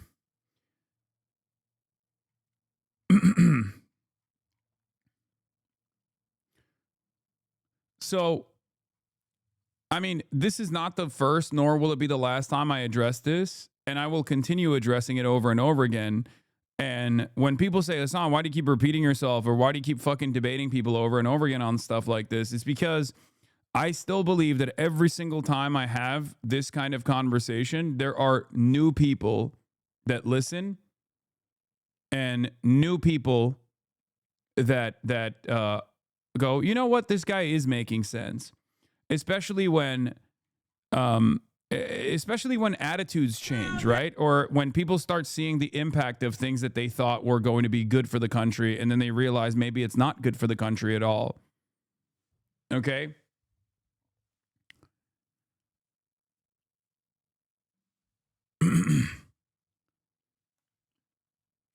Sometimes it also helps movement veterans to hear the arguments again, too. Yes.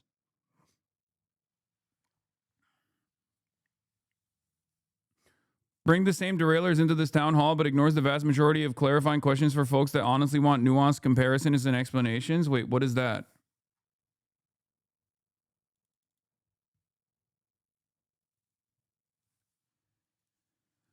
Where are you getting your statistics for the 90%, 60% Somalian citizenship demographics in Minnesota? You've been saying this for the last week or so, yet you've never ever discussed where you get those numbers from. Not saying you're lying. However, I think you owe us at least a source. So 2 things. Number 1, if you actually want to see the sources that I'm pulling from Top Dome here, you can watch my YouTube videos in the aftermath, because my editors will literally go and put the direct sourcing. Because in my mind, I'm just, I'm rattling details off the top of my head in real time. Having said that, however, you can also Google it personally if you've been asking about this for like the last 3 days, right? John, why don't you ever provide source for the 90% and 60% stats that you're talking about in Somalis and Minnesota getting that information from ... You had 3 whole days where you could have Googled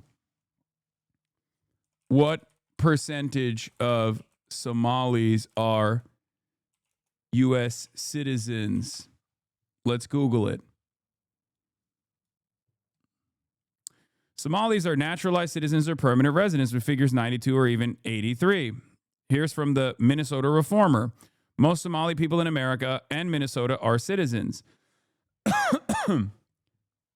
The percentage of Minnesotans with Somali ancestry who are not citizens dropped from 76% in 2001 to 9% in 2023, and as estimated by American Community Survey.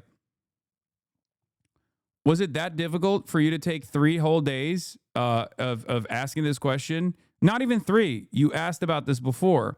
You asked about this on 1/7. Where are you getting the demographic stats for American Somalian population in Minneapolis? That would not be census data, 90%, 60%. Where does this even come from? So the question I have for you is, it has been 5 days since you last asked that question. In 5 days, you could not have actually Googled it one time. That's actually helpful. I didn't know that. Okay, but what should be helpful for you is not necessarily just like the sourcing behind this information, but also you should, in the future, if you have an issue with the information that I'm presenting, okay, you can just Google it on your own. And if I'm wrong about something, if I'm wrong on the numbers, you can come in and say, hey, I actually Googled the information that you were presenting, and I feel like there's something that's a little bit inconsistent there. Could you perhaps please address this? And then link it. Okay? Instead of just coming in here for 5 days in a row being like, where are you getting this information from? I think you could have just fucking Googled it, right?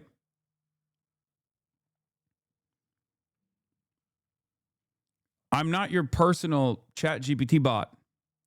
To be fair, you don't source stuff on stream enough. People generally don't know how to do research for obvious reasons, lack of higher education. Yeah, because I'm offering real-time commentary and analysis. I could fake it as though I'm encountering this information for the first time ever and go, let's Google this, or let's research this together. Or I could just continue giving you this information and move on. Of course, there's a reason why people apply this level of like hyper scrutiny to my commentary, because there's a bunch of dumbasses who have spent, the last 5 to 6 years consistently saying that I'm actually misinforming people instead of actually presenting any evidence of the sort. And that kind of sentiment is stuck. But my sources are readily available on the YouTube VODs. Okay?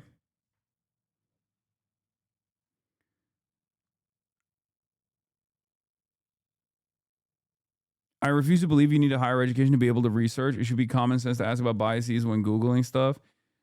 I mean, it is something that people are taught, and I don't think a lot of people have been taught this basic shit. Down with deportation. Down with deportation. This is outside of what I would normally do. I don't really have any connections to the...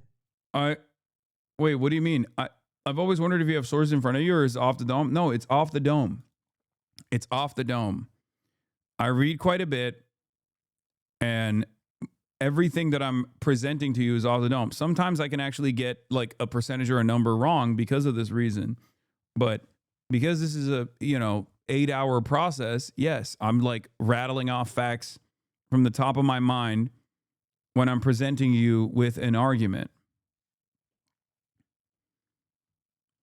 I know that I know that for a lot of people, however, this is strange because unfortunately for a lot of people that get their information from content creators online, the content creator is seemingly first encountering this perspective, or at least they have a biased framework that they're operating off of, and then they go and try to find facts that justify their worldview or justify their perspective in real time.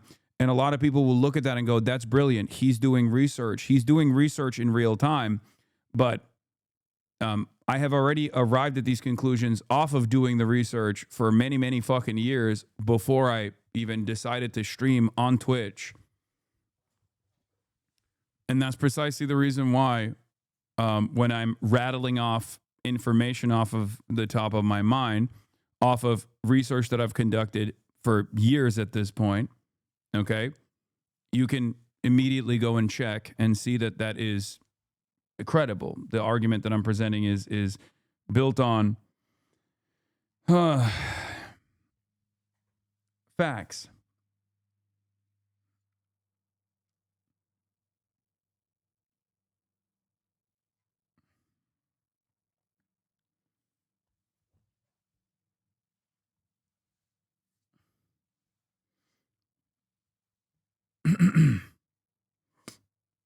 Anyway, let's continue. What Trump is doing is psychotic. Protests held in North Carolina after the ICE shooting. Democrats are the left, but what Trump is doing is psychotic.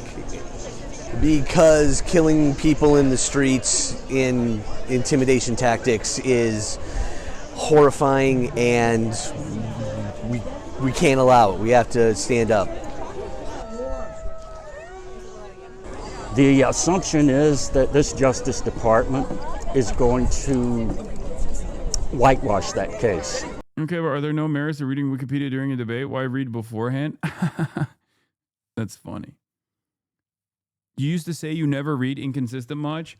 First you say you don't read, now you say you do read. How can I believe you on anything? This chatter's joking, but like I did realize that all of my memeing about how I don't read and how I'm illiterate has unironically caused people to legitimately believe that. Just like whenever I say I'm fucking stupid over and over again, which is something that I do believe because everyone is stupid. It's impossible to know everything. I constantly have to deal with the fact that there is so much knowledge out there that's not in my mind on any issue and so many different perspectives as well. Having said that, however, the average person reads that, the average person hears that and goes, oh, this guy's not supposed to be taken seriously. He's a fucking moron, especially if they're biased towards the worldview that I'm presenting, biased against it. You know? How are you liking the Philip Short Mao biography? It's pretty good. It's not as dense. I mean, he has he writes in a way that is so easy to decipher, is so easy to understand. And I recommend it. It's very good. Obviously, he's not like, I wouldn't say he's like pro Mao or anything like that. It's not like it's not like that at all. But I think it's the closeness that he has to the information, and you know, being a Western journalist, a Western reporter in the region for a very long time, has given him tremendous insight and shows a very different perspective than one that you would normally encounter in the Western world, that's like automatically treating Mao as like Adolf Hitler, you know, Chinese Adolf Hitler or some shit. He doesn't do that.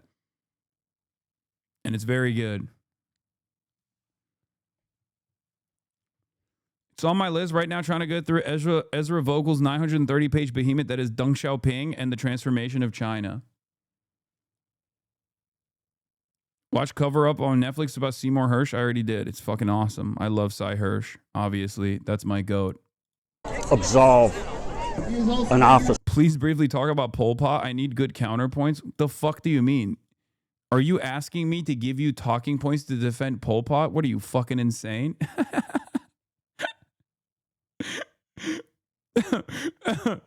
Chatter. First of all, this is not a good way to seek out information, okay?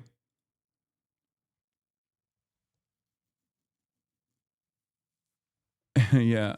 The communists that the U.S. liked, I know.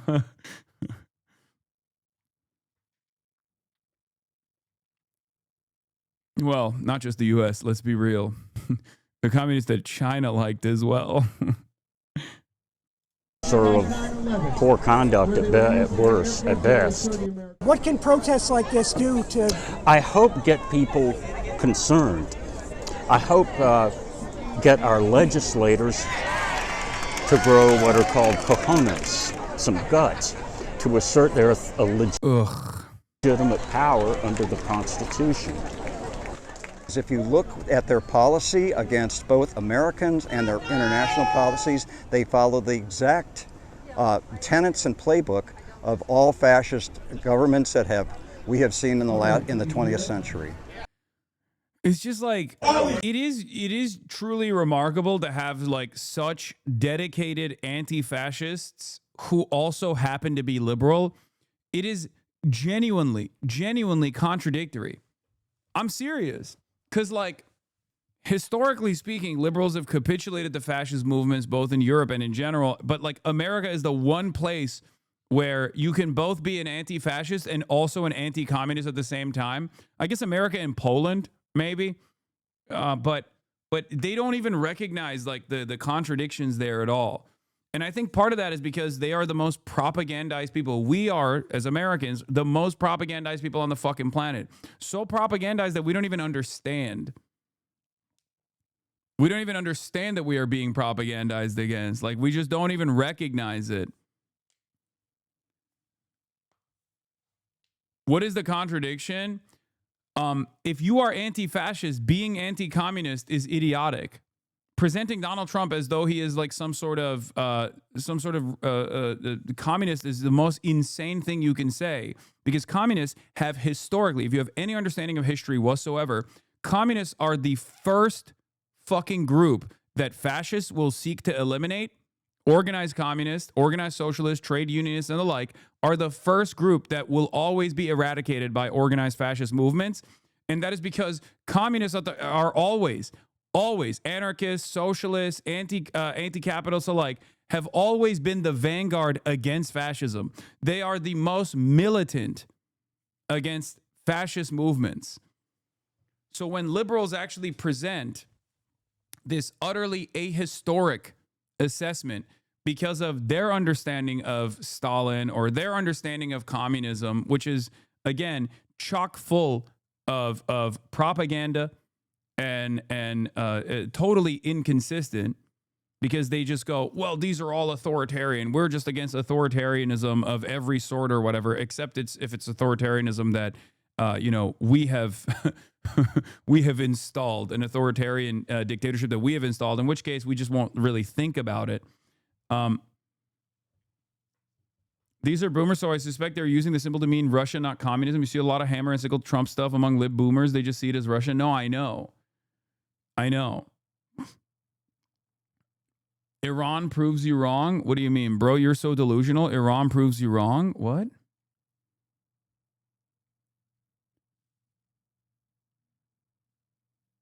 Do you think the Islamic Republic is a communist movement?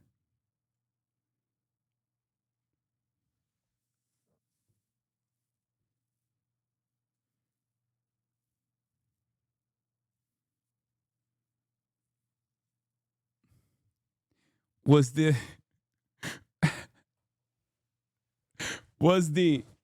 is the most anti-capitalist regime? Oh, yeah. No, you're right, man. Yeah, they were.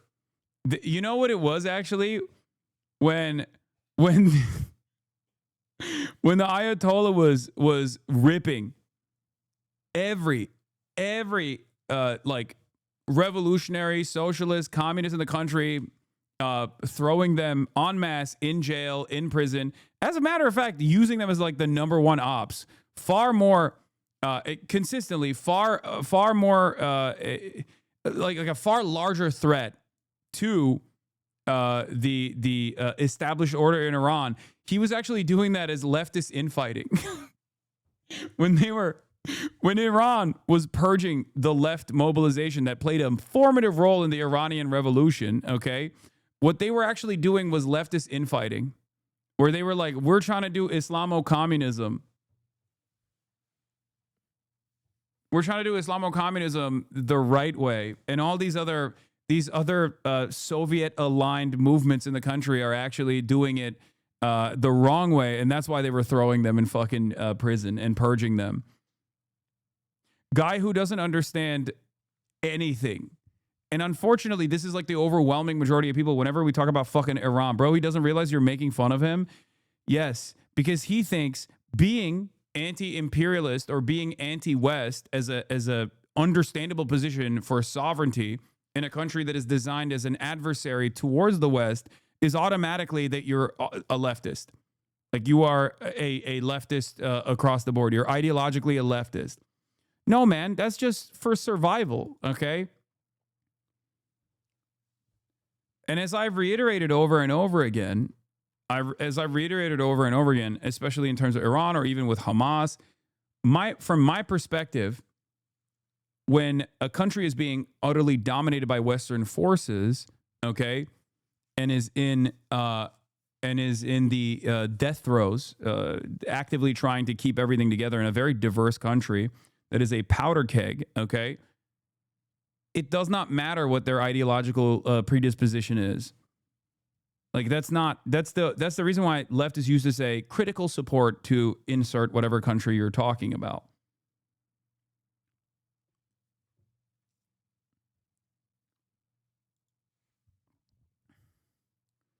Trying to learn the correct positions on the USSR and China makes me feel like a conspiracy theorist. Okay, that's fine. How do you rationalize nuclear proliferation and the idea that inevitably as an irrational actor will have nukes? Can you use global destruction? I agree that all nation states should be able to acquire nukes. You want to know something? I mean, I've talked about this quite a bit. As far as like countries that want to develop sovereignty, especially if they're not under the nuclear umbrella, the nuclear security umbrella of the United States of America, have to develop nuclear arms, right? Like have to develop nuclear arms and have to have a robust military to be able to defend themselves and said nuclear arms as well. Now, that is a consistent take that I've had.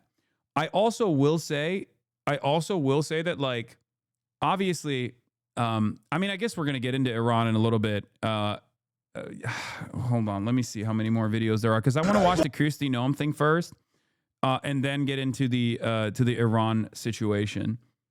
And everybody wants to hear my analysis on this. And it's understandable. But you guys want a spoiler alert. Iranian Azadi who just ran from Iran and Istanbul now, people don't know how to calculate the situation. They're either pro-IR or pro-bombing. Yeah. As I've said before, even in the past, far before this last iteration of the protests that took place in Iran, one of the major issues with the Iranian government is the endless amount of investment that they have for education while simultaneously being crippled by sanctions. The economy is in a fucking state of disarray, as always. And they still hold on to fundamentalism as the connective tissue that reasserts their power, okay? Fundamentalism is seen in that part of the world as being the truest form, the truest expression of being anti-Western intervention. This is something that I've tried to explain to Americans quite a bit, and they have a really hard time understanding that. However, that fundamentalism, especially when you have an unimaginably educated population, is always going to lead to people going, what the fuck do you mean I have to abide by the morality police standards? This creates a massive clash with the way that the government has tried to maintain sovereignty over their own country, the way that this government has tried to reassert sovereignty over their own country, and maintain like the strategic posture that they have that, let's be real, 1/4 of the entire country actually abides by. And a lot of people don't realize that. A lot of people think like, no, every single person in Iran is actually anti, the Ayatollahs or whatever. Okay, this is not the case. There are still a fuck ton of people who are Islamists through and through, who actually love this administration's ridiculous posture and ridiculous repressive elements. Okay. Why is there a clash that just sounds condescending? What do you mean? Why is there a clash? Of course there's going to be a clash, dude. What are you talking about? Like, think about the United States of America and how much we get fucking mad when the American government tries to be like, we're going to take away bodily autonomy from women in red states. Now imagine, try to imagine what that looks like if you are, a young Iranian, well-educated young Iranian, access to the fucking Western world, and you see Western liberalization in terms of like social repression and whatnot as a understandable movement in the right direction in your country, and the Republic refuses to, in this unimaginably diverse country especially, the Republic refuses to do anything but every now and then bring some reformist presidents that don't actually move the needle in the appropriate direction in terms of reforms, in terms of scaling back the social conservatism or the repressive elements. It's just not. It's not going to work. It's a fucking powder cake for that reason.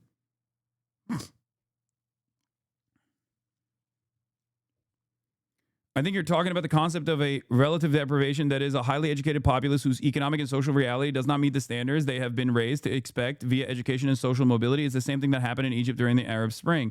Yes, sanctions paired up with discontent over repression from the administration, from the government, will always create a tremendous tremendous instability, especially in a country that otherwise would fall to a lot of fucking sectarian violence and balkanization if left to the interest of Western states that want to cripple the only country in the region that has the military power to actually hold Israel at bay.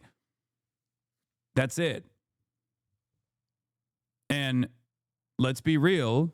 Every single time these sorts of protests have happened, people go, oh, it's just like Mossad. It's America. This is true. America and Mossad are heavily involved in these protests. America specifically is heavily involved in creating the economic conditions that lead to these sorts of protests. Okay. And then the government comes in and fucking kills a bunch of people. And the protesters themselves are also very violent and getting increasingly more violent. Okay. Every single time these kinds of protests happen. The problem here, however,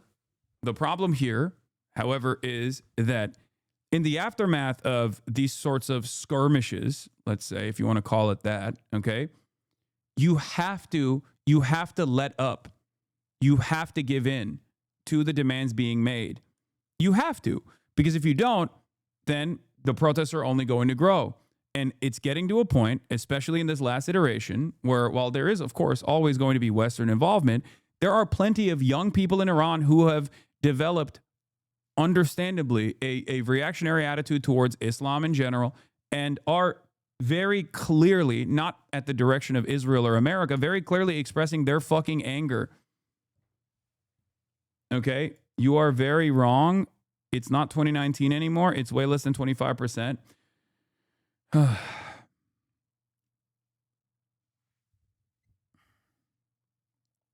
you even know what the initial protests were about? Yes, it was fucking small business owners and market. It's like people not having access to basic necessities and groceries and things like that, and also specifically the bazaar owners and market owners that were protesting against like the economic situation in Iran. But the very fact that was the tinder that exploded into this massive fucking situation where, a lot of people died, a lot of people were killed by the government is another indication that this is becoming less and less sustainable.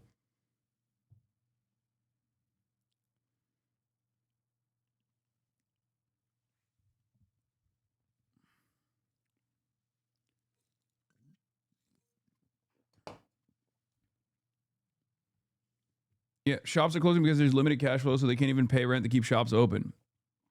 So yeah, America did create the conditions for that. The United States of America absolutely created the conditions for that. Westerners don't fucking get it. Iranian government has been a lot more substantial support than they think. Khamenei is literally the highest religious figure for Shias. Middle Eastern countries don't work the way you are describing. You are so westernized, dude. When I was in Egypt during the revolution, this exact bullshit happened, and people in Egypt to this day regret even protesting. What? Middle Eastern countries don't... What are you... I don't understand what your criticism of my commentary is here. I'm Iranian. I have to tell you right now, we have only two options. Either Pahlavi to guide the way for a democracy, and yes, it's going to be Western-backed, or stick with the brutal regime heavily backed by China and Russia. I will gladly choose Pahlavi. Yes. Young Iranians do not know why the Iranian Revolution took place to begin with, because they only know one repressive element, which is the Ayatollah. So they don't understand why there was already fucking mass mobilization that took place, because it was a real revolution. The Iranian Revolution wasn't just like Islamist forces coming into power, okay? There was a reason for why that took place. That was literally Western intervention in the Shah and how fucking ruthless and how brutal the Shah was. Like, that was a real revolution. It was a real social revolution that took place in Iran. And I think a lot of people don't know that, especially younger people. So the only brutal, ruthless, repressive forces that they've experienced has been this modern iteration of the Ayatollahs. And therefore, they have no concept of understanding what it would look like if they returned back to a Western-backed puppet state installed on top of the Iranian population, especially in a country that is so diverse as Iran.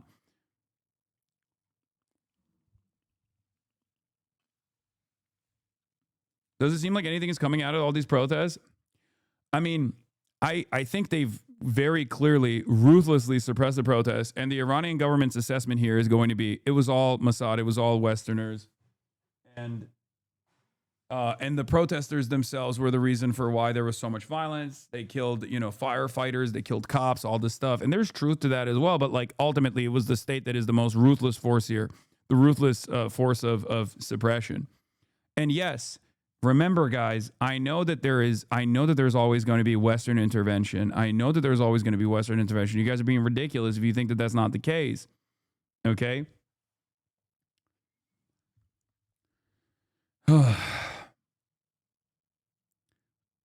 There's two different ways of analyzing this. In terms of sovereignty, it doesn't matter if someone is a fucking chud or an Islamist or whatever, okay? In terms of like fighting against any sort of Western intervention, that calculation is not even, remotely relevant. There's also another part of this that I find to be interesting, especially with Iran, okay? Especially with Iran. And that is how much people like Mike Pompeo, Jerusalem Post, and many others have talked about their open involvement in the protests this time around, greatly overemphasizing how they're actually pushing the needle. Not realizing, I think, that this is actually perfect propaganda for the Ayatollah to just turn around and say, see, these are outside forces. But I think the reason why they are presenting it as such, the reason why they are presenting it as such and not even fearful of the repercussions here in terms of like the positions hardening internally against outside influence and outside enforcement is because they realize that the situation on the ground is so fucked up that it doesn't matter. They could literally be like, Mossad is doing this and there's nothing you can say about it, and the population will still rise up. Does that mean that, do I know where this will go? I do not, okay? There are numerous different outside forces that want to take ownership over the protests, whether it be Mossad, CIA, or whether it be MEK, which obviously is also an internal force inside of Iran as well, or whether it be the Shah, right? The Shah riders. And the reason why there isn't really much coverage on what the internal left forces in Iran look like is because the administration, the regime, has always considered left forces to be the number one op. Okay, that's it. Their number one op has always fucking been, the number one op for the Ayatollah has always been the left. Yes, MEK is massively unpopular in Iran. The Shah is even more popular, I think, from what I understand. But it doesn't even matter. Now you got like Rudy Giuliani shitting on the Shah. The MEK only has power amongst the diaspora, especially the U.S. diaspora. They've successfully become the main forum for Iranian Americans, but they have no real support base in Iran itself. And I don't even think the Shah itself has as robust and as popular a support internally inside of Iran either. It's just that people have run out of options and they think that it's the only thing that they can hold on to. Is the left even left in Iran? Do you think Iran will go through the same thing as Syria went through? No. Hopefully not.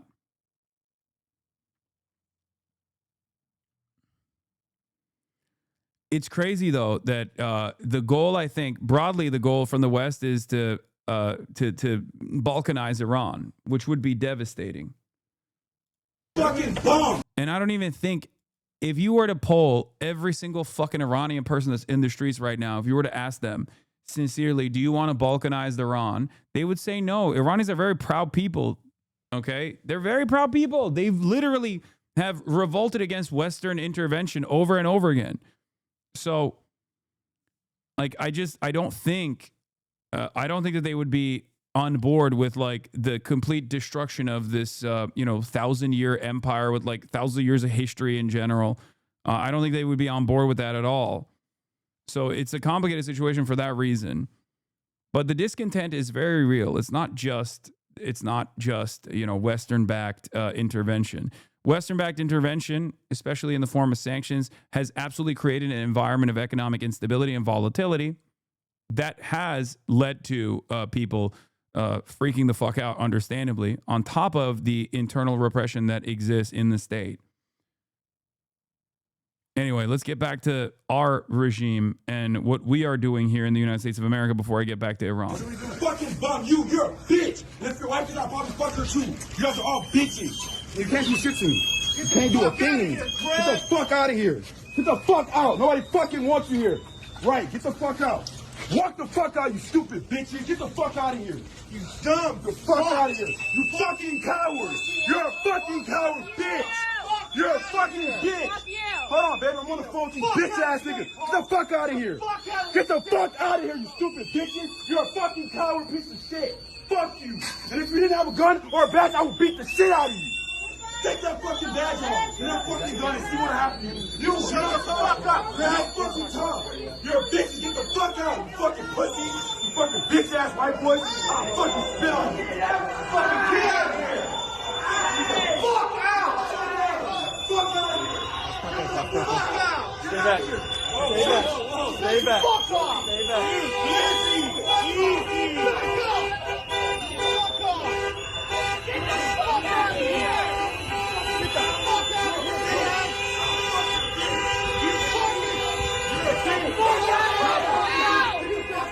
Nobody wants you here. Nobody wants you here. Nobody wants you here.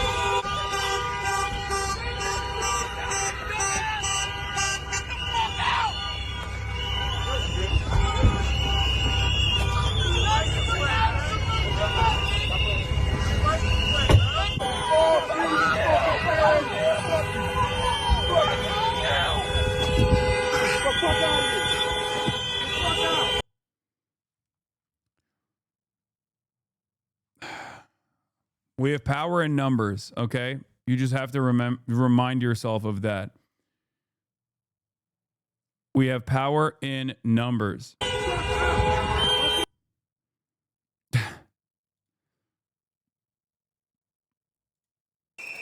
Border Patrol confronted by a crowd after questioning man at a Minneapolis gas station. How do I know you're a U.S. citizen? If you go two ways, I can take you. Like, what's going on here? Like, what do we think is happening here, guys? What the fuck do we think is happening here? Why is this good? Why is this normal? Why are we normalizing this? Like, what the fuck? What the fuck is happening here, brother? Oh, you just have random dickheads roaming the fucking streets, walking up to every black or brown person, being like, show me your papers. That's what we're about now? That's America now? That's what we're doing? And before people say, oh, this is what America's always been about. Yeah, not to this fucking degree, and never to this. Like, there have been periods throughout history where it was there was an environment of repression, an environment of like racialized hatred, animosity. Oftentimes, it was actually delegated to like the Klan or non-government entities in general. Okay, but in modern day, in this day and age, in 2026, this kind of attitude is identical to the fucking Nazi regime. And the very fact that there's still 20% of the population that doesn't realize what the fuck's going on is crazy. Okay? I mean, this is a 1-to-1. And it's ironic because this is what I said was going to fucking happen over and over again. I kept repeating over and over again. Why is no one talking about this? Was the number one thing. If you were in here during the election cycle, one of the things that I kept repeating over and over again was, guys, they're going to do mass deportations. They're going to do Gestapo. They're going to do mass deportations. Imagine what that looks like. What do you think that will look like? That would mean, you know, militarized units in fucking every neighborhood, demanding to see papers, and then shipping them off to concentration camps. Okay? Why are the Democrats not bringing this up? Why are they not routinely saying this is completely unsustainable?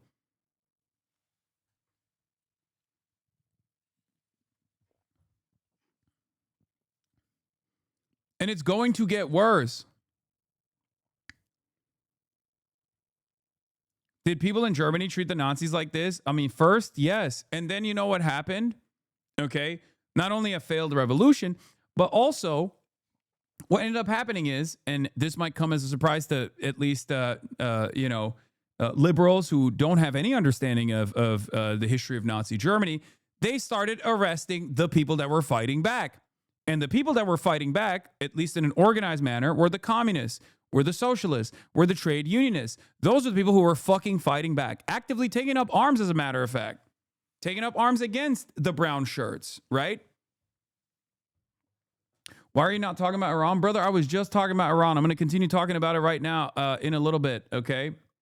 If you want to come back in a little bit when I go back to the commentary around Iran. But like, we're experiencing, you know, our version of Iran here in the United States of America. So I feel like it's still important to explain it, you know? It's a little bit reductive to say, but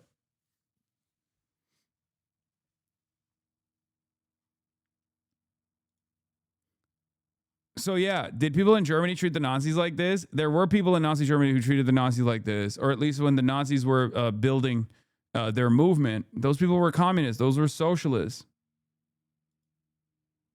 You know?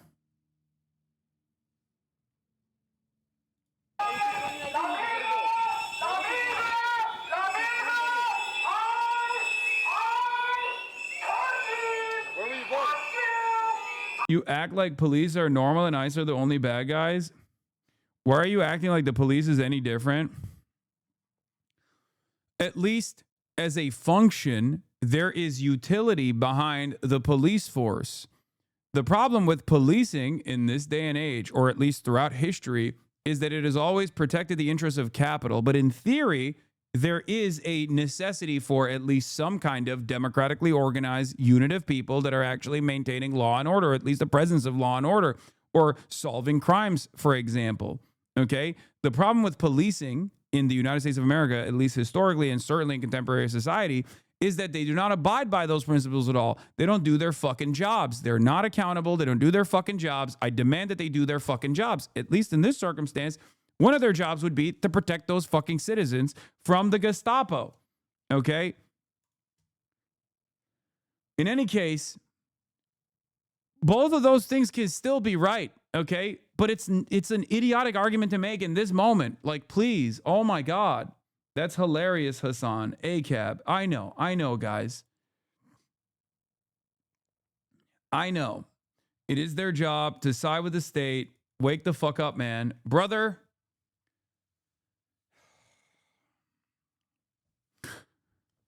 Listen to me. Listen to me, please. I urge you, okay? Step by step. Baby steps. Okay? Baby steps. Please. One of the questions always is like, well, if the person, Renee Good is a white woman, and there wouldn't be this much outrage if this was a black person. As a matter of fact, the black person was killed by an off-duty ICE agent in the beginning of this year, right, in Los Angeles. And no one cares about that. No one bat an eye. It's like, okay, that's correct. But is it helpful in this moment? Sometimes people do this without realizing that like what they're saying might be correct, but it's not like in the direction of where the crowd is moving towards. Okay.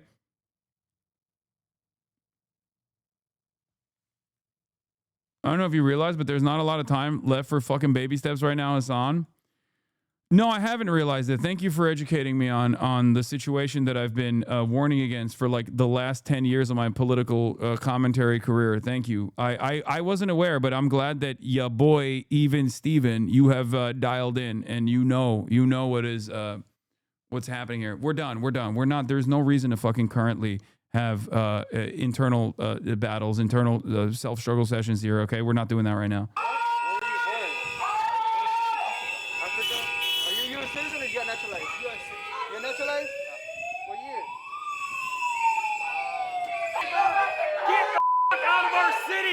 I'm not going to get out of your city, number one. Yes, get the out. Yes, you clearly. Oh, what does that say? Border Patrol. Yeah, you're a Nazi. You work for the orange fascists in chief. Dude. Yeah. Dude, by the way, yo, Godspeed to all the fucking liberals out there, dude. This is why I say the liberals are far more radical than the Democratic Party is. And in some instances, the liberals that take it out to the fucking streets, the boomer ass libs too, they are far more radical than the fucking annoying people on Twitter. Like, they're out there literally getting in the face of cops and being like, fuck you, suck my dick. You love the orange man.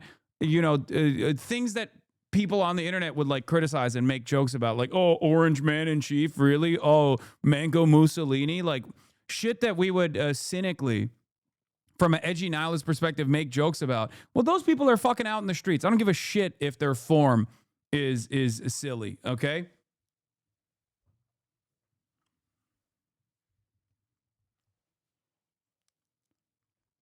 Why are you giving liberals credit for what leftists are doing? This is not just leftists that are doing this. Let's be real. There are plenty of liberals who are themselves engaging in leftist actions right now at this very moment.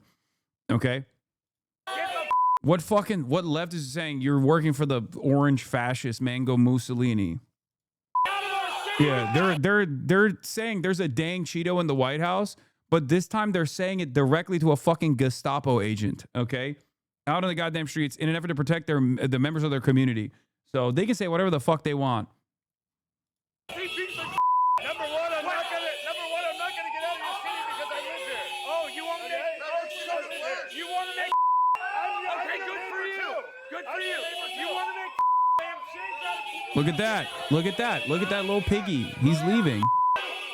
The little piggy's leaving. Oh, his feelings got hurt and the little piggy's leaving. The worst part about this is the assumption that people will have the answers to these questions they ask immediately. I've been through visa applications 4 times over the last few years. And if someone asked me when I got my last visa, I would not know. In that case, that's enough for them, I imagine, to do something heinous. I can't imagine how it would be for a random person getting cornered by ICE. Yeah. The church going aunties are out in the streets, dog. It's crazy. Yes. Anytime we see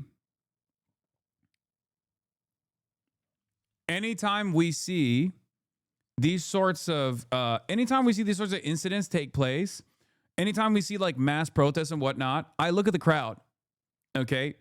And the very same liberals that wore pussy hats in 2016 are the liberals that are out there, man. More often than not, it's not the youth.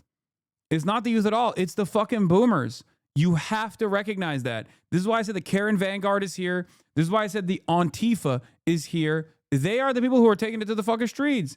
You cannot fucking deny that. Yeah, current day liberals are like, there's a freaking orange Cheeto in the White House and we're going to fucking kill him. No, literally, the average liberal's position nowadays is basically like, we must water the trees of democracy with the blood of tyrants, that happen to be a dang Cheeto in the White House. People love to talk a big game about dark woke, but the dark woke is the fucking aunties out there, dude. Straight up. It's the radical wine moms. Globalize the Antifada. Exactly.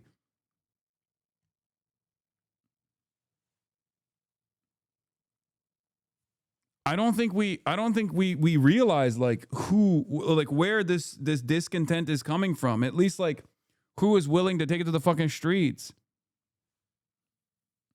Cannot disparage the people who fight for you. It is not cringe, it is courage. They call it cringe to try to intimidate and embarrass you into not using your power to not help them. Wait, no, I didn't say that. I'm literally saying you will never catch me fucking making fun of the cringe ways in which they're presenting themselves, because they're out there. The fuck? They're out there. You need people. You need everybody.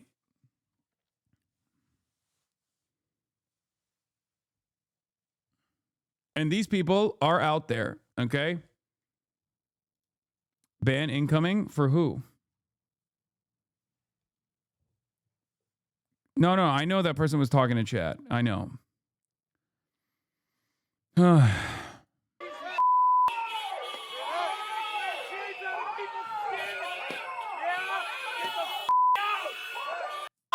Back it up!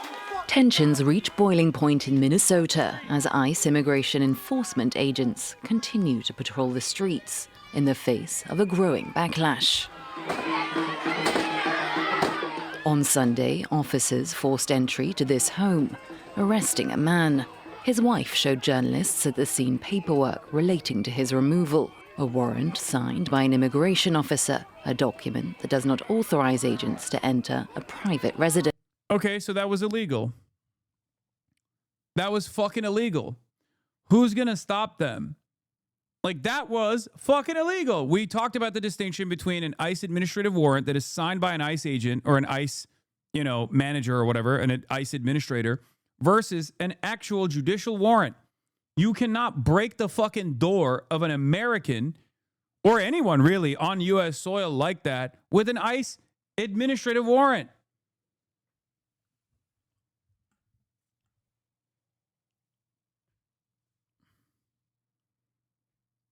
It's fucking ridiculous, dude. They're dressed like they're in Desert Storm while in a mundane suburbia, a sort of end result of decades of tactical LAR being done by the absolute lowest common denominator that washed out of normal police hiring. ICE agents stormed a Minneapolis home full of kids, pointing rifles and ignoring pleas to lower them.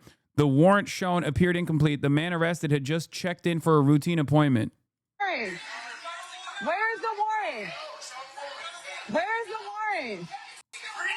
I'm sorry, but every single person that is engaging in this, especially at the administrative level, has to go to prison. Actually, I'm not sorry for saying that. They have to go to prison. They have to. If they don't, and there's no accountability whatsoever by the law, it's over. Okay? It's over. There is no law. There is no society. The social fabric is completely fucking ripped apart. Every single person that is participating in this, down to the guy who's pulling the fucking trigger, all the way to the person who's signing off on the fucking administrative warrants at ICE, down to Kirsty fucking Noem, have to face legal repercussions for this. I'm being dead fucking serious when I say this. They have to face legal repercussions. They have to face criminal repercussions for this. This is the type of shit that would happen every now and then, and it would cause panic and disarray, and then be handled by the courts, okay? And year over year, we expanded on the permission structure. Year over year, we said, well, cops are just doing their jobs, all this shit. And it all played a role in what we are experiencing currently. This is Nazi shit. A violation of the Fourth Amendment, yes. But if there is no group that will hold the administration to account for severely violating the Fourth Amendment, then what good is the Fourth Amendment? What good is the Constitution? It's just a piece of paper to wipe your ass with. Where is it? Can you put the guns down, though? Can you put the guns down? There's kids in this house. There is kids in this house. Show the warrant first. Show the warrant. Show the warrant.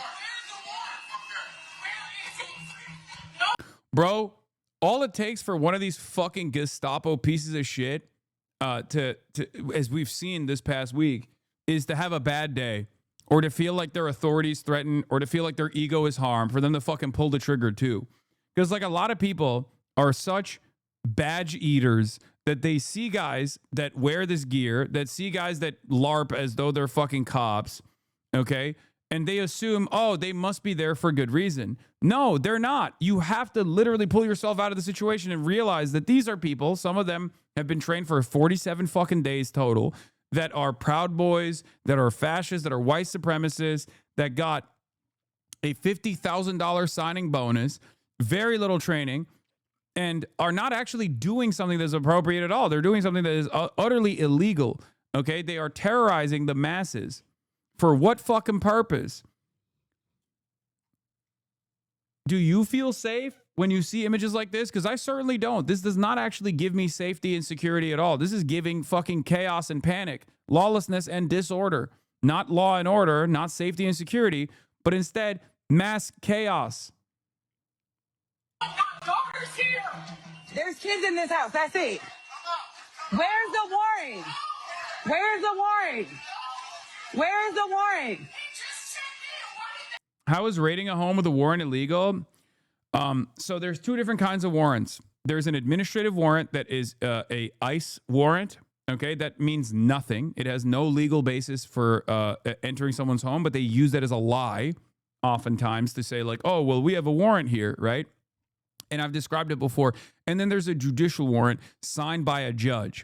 If you don't have a judicial warrant signed by a judge, under the Constitution, you have no reason to allow ICE agents or any cops to come into your house, okay? The only instances where a police officer, not ICE agents, but a police officer could at least like entertain entering your home, potentially unlawfully, is if they actually see who signs the administrative warrant, an ICE agent, like an administrator at ICE. So it's a real like, you know, make work bullshit fucking piece of paper that you use. We've described it before. I've described it before, obviously, when we were talking about the DoorDash woman who ordered DoorDash and then had the dasher run into her house, and then ICE agents were like surrounding her home, and they were lying and saying they had a warrant. Okay. I don't know why this is not showing, but here, this is the difference between a judicial warrant and an immigration warrant, okay? A judicial warrant will say United States District Court. An immigration warrant, an administrative warrant, okay, will say Department of Homeland Security, U.S. Immigration and Customs Enforcement, warrant of removal and deportation, okay? A judicial warrant also has to be signed by an actual judge. Okay? So when you see someone present a warrant when they're entering your home or they're trying to enter your home, because you have the right to ask them, dude, you'll be right but dead, bummer. I mean, this is not an argument. You're just a fucking cuck. Like, you're openly showcasing that you are a ginormous cuck.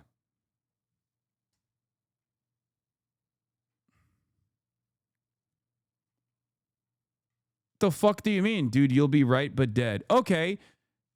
So these guys can just come into your house, bust through your door, and rape your mom. And sorry if you push back on that, if you fight back against it, and you don't roll over and also show your asshole so they can fuck it too, you're actually going to die. Sorry. You should have rolled over and let them rape your mother and you as well. You should present your ass cheeks so that they can fuck it. Sorry, otherwise you're dead. What is this? How are you so fucking cocked?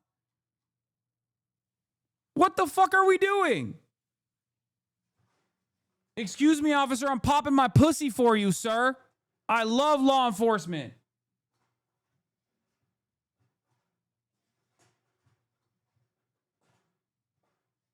When you're done violating my mother, can you please blow out my back, sir? Please? No warrant necessary here. Come in. Blow my ass cheeks into smithereens, sir. Fuck my ass too, please, sir. I love law enforcement. Otherwise, I'll be dead. What the fuck is this? What the fuck is this? What are you saying?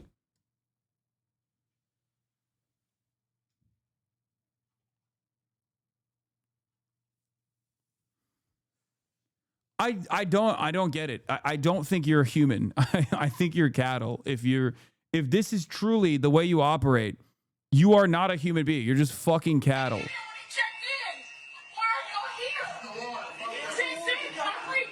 Get the paper. Please get the paper. He's not coming out right now. He's not coming out until I fucking see it. He's not coming out. My daughter's here. That's a dog. Yes, don't answer the door is the best legal advice. Except in this circumstance, there is no door to be answered because they broke the door, which was illegal, by the way. Please click this because this is you today.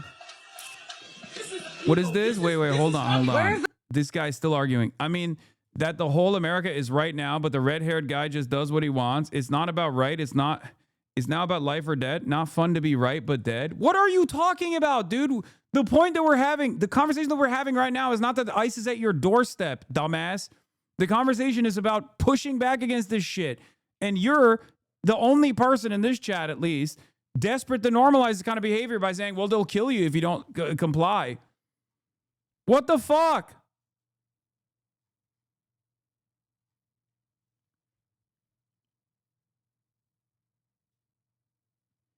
That video calling Asmonfold a rat had over 500,000 likes on IG. Every comment shitting on him at thousands of likes. His stench is broken containment, and regular people are starting to learn how fucking vile he is. Yeah, fuck Asmongold. Who gives a shit about Asmongold's point of view here?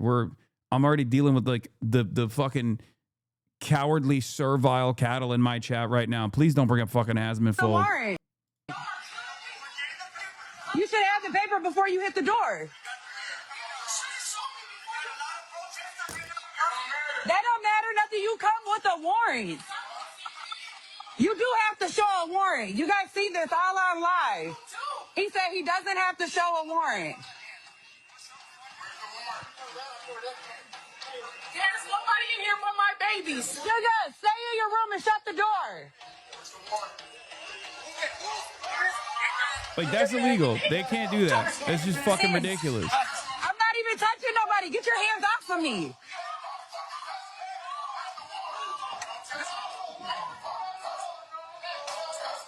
I can record. I can record. I am back. Get your hands off of me. I'm not in your way and I'm not stopping nothing. You're also not checking to see who's in this house. Get your hands off of me. Get your hands off of me. I don't give a fuck about your taser. Get your hands off of me. Oh, you're real big and bad. Oh my God, look at how fat he is. Oh my God. Oh my God. Oh my God. The absolute fucking monstrosity over here. Jesus Christ, they are so fucking rotund. I don't give a fuck about your taser. Get your hands off of me. Oh, you're real big and bad. Where's the warrant? So you can't answer, but you can flash a light? Where's the warrant? Where? Where is the warrant?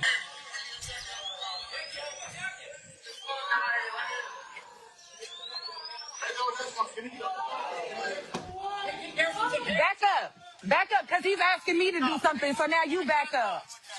Can you tell him to back up with this taser? She's in her room, sis.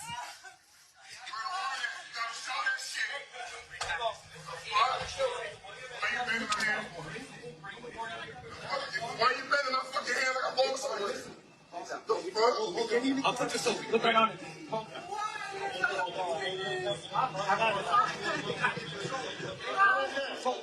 Big and bad. That's what they are. 49th and Russell. 49th and Russell.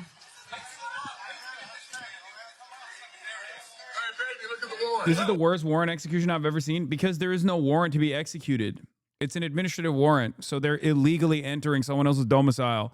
They're not supposed to be inside. They broke the door illegally, and then they entered the home illegally with guns blazing, and they're terrorizing the fucking person that lives there and their children that live there because they're fucking terrorists.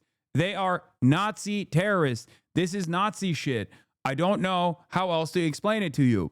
And anyone that looks at this and goes, this must be justified, is a fucking servile little worm, a cattle, okay? Yeah, sure. Explain to me how this is in any way, shape, or form legal or constitutional without saying, well, those people scare me, so I'm glad they're being terrified and terrorized.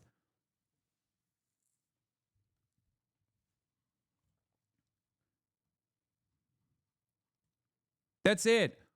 All of this stems from, as Matt Christman calls, the dual sadisms of American politics.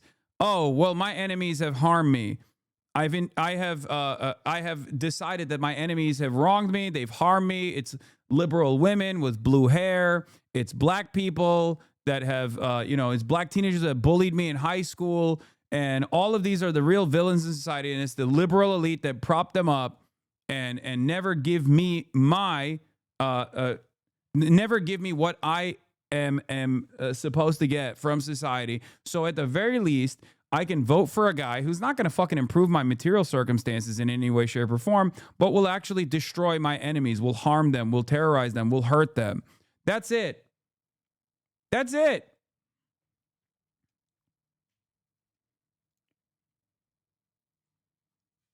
That's all this is, because you have nothing going on in your life. So you just have to imagine enemies that are at your fucking doorstep and an administration that will punish them, because it's not like they're going to fucking give you free health care. They're not going to make sure that you can actually own a home at any point in your life. They're not going to make your work conditions better.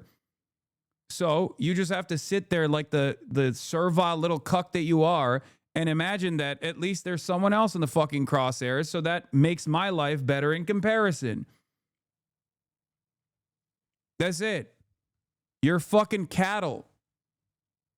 You are dumb cattle. You have no self-preservation skills. And if the police were really there to protect the community that pays them, they would protect them from illegal actions like that. Exactly. Exactly. The fuck are we doing?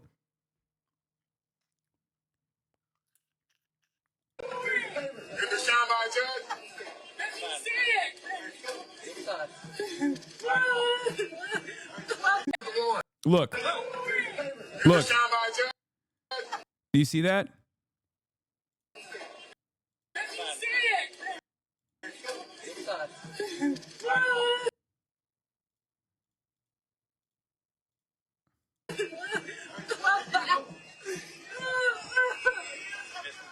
Get your hands off of me. Y'all the ones who need to keep your fucking distance. Y'all so big and bad, but let's see what type of citizens you are on the street without this bullshit. Something.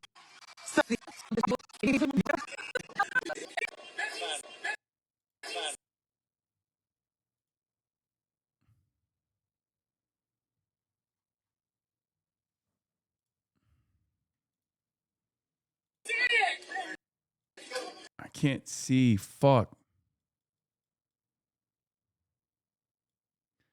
God damn it.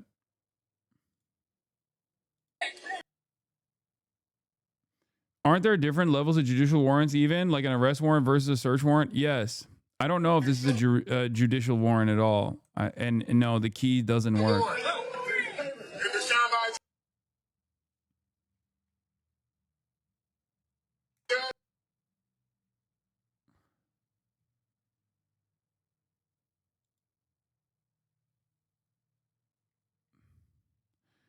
Breaking. ICE Border Patrol blatantly violated the Constitution. Is there... This is the only thing... Oh, wait, hold on. This may be a little bit clearer. Let's take a look.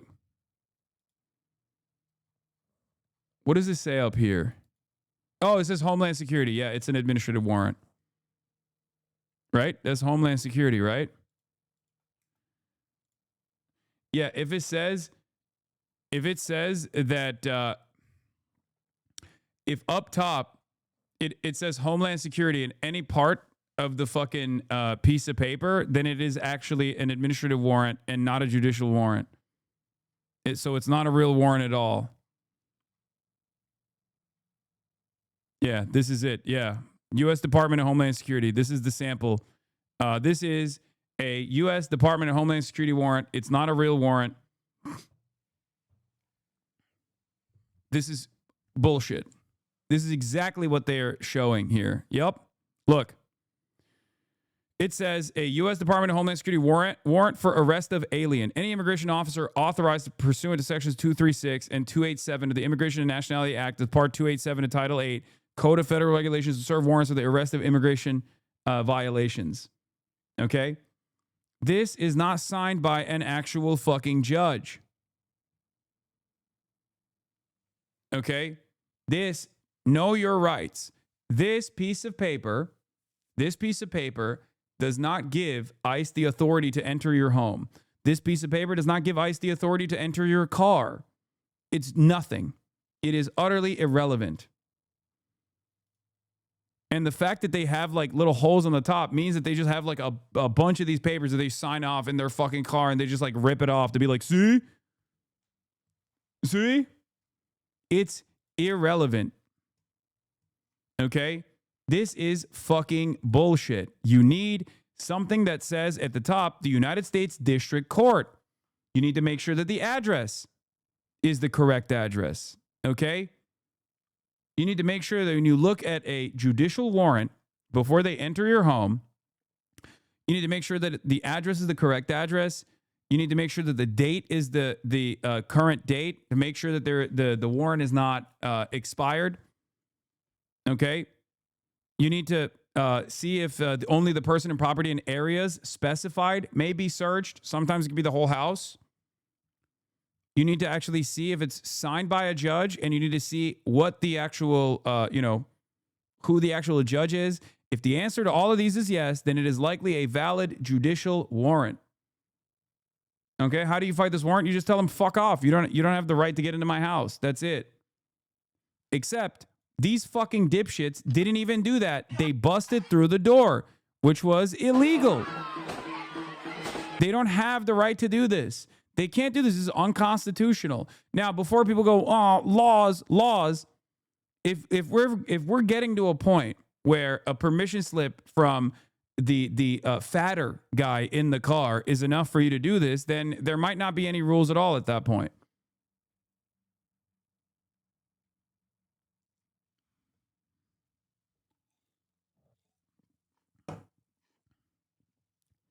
Whoever is the fattest guy in the gaggle gets to sign off on whether you can break people's doors. Like, what are we doing? Genuinely, at that point, when we're already inside, will it stop them? They have guns pointed at them and there's like 20 of them. What should anyone do in that situation? I mean, in this situation, you can't do anything. That's my point. You have to just hope that their law actually kicks in at some point.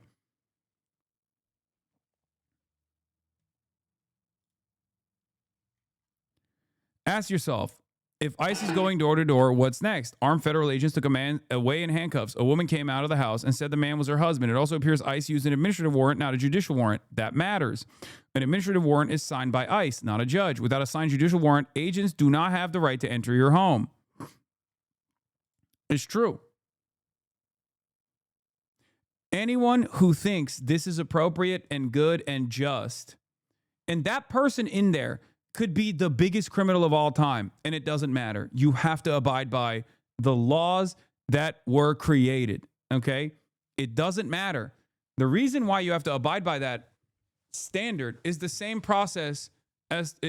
reason as to why we defend due process, okay?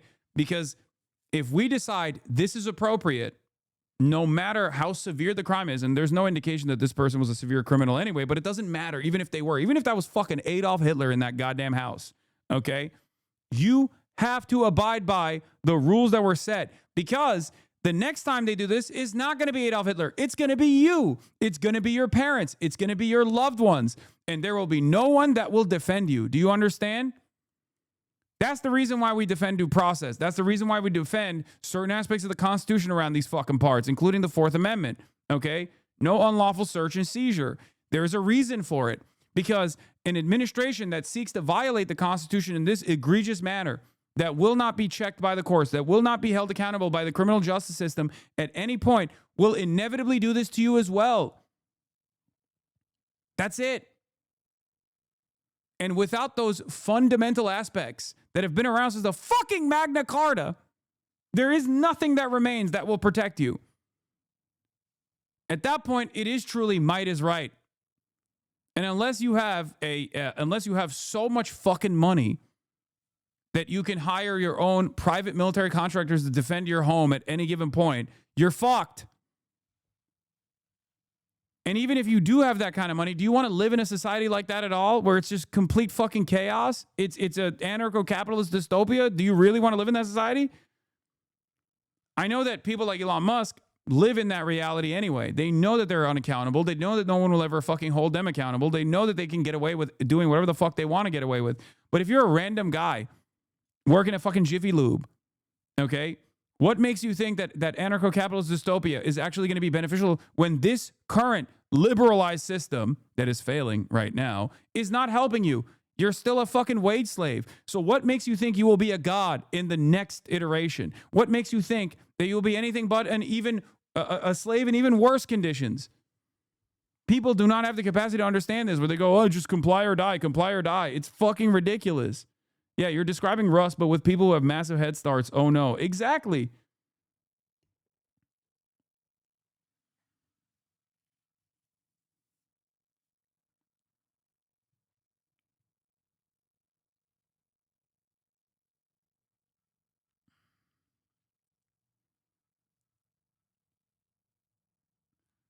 You keep acting like laws matter anymore. There's no one that will prosecute this shit. They're speedrunning fascism.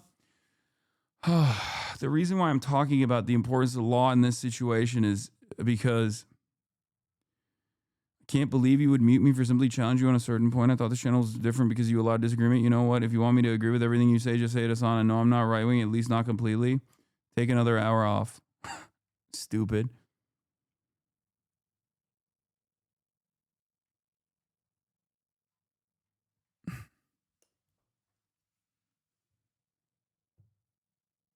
Every day.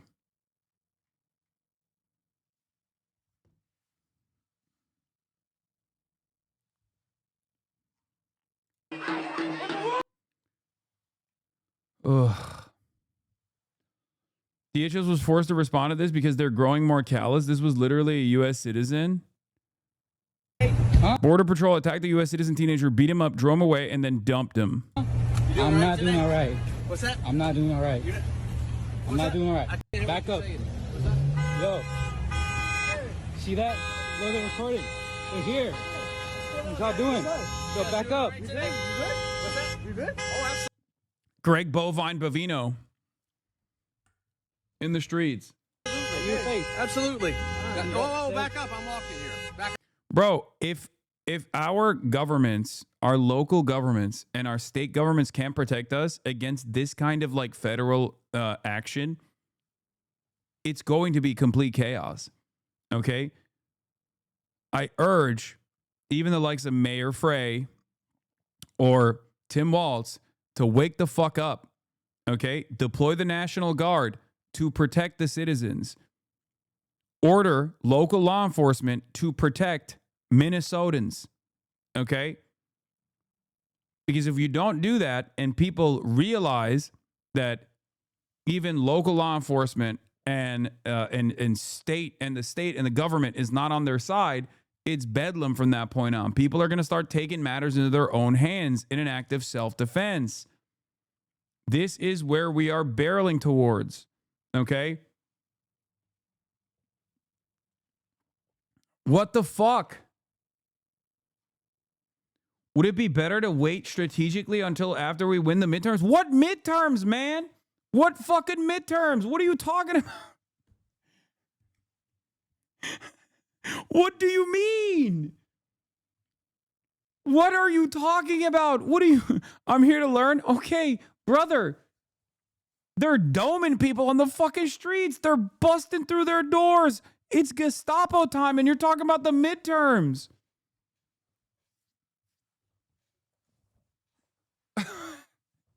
There will be no midterms to be had if this keeps going. What do you think happens? They keep doing this over and over again until someone says enough is enough. And then they actually get into an armed conflict, okay? They get into an armed conflict. An ICE agent gets shot in the process, okay? Boom, mass suppression. Like an ICE agent in every fucking corner. Trump tries to federalize the National Guard and deploy it in against the population, okay? Then people grow even more angry. There's more pushback. because they realize that the state is not there to protect them. So they treat every member of the state as an op, as an enemy, because in some ways they are. Where do you think that goes?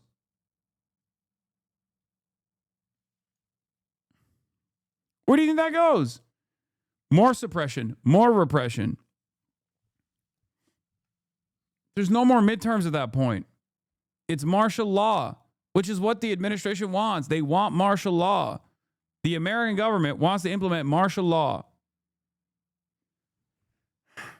That's why I keep saying over and over again, they're moving like there's not going to be any elections whatsoever. And I know a lot of people will say, Edinger Mentum and many others have said, well, if that was the case, then they wouldn't be trying to gerrymander, and they wouldn't be trying to engage in like new redistricting initiatives in an effort to at least like make up for the numbers that they're losing in the midterm elections due to their tremendous unpopularity and all this shit.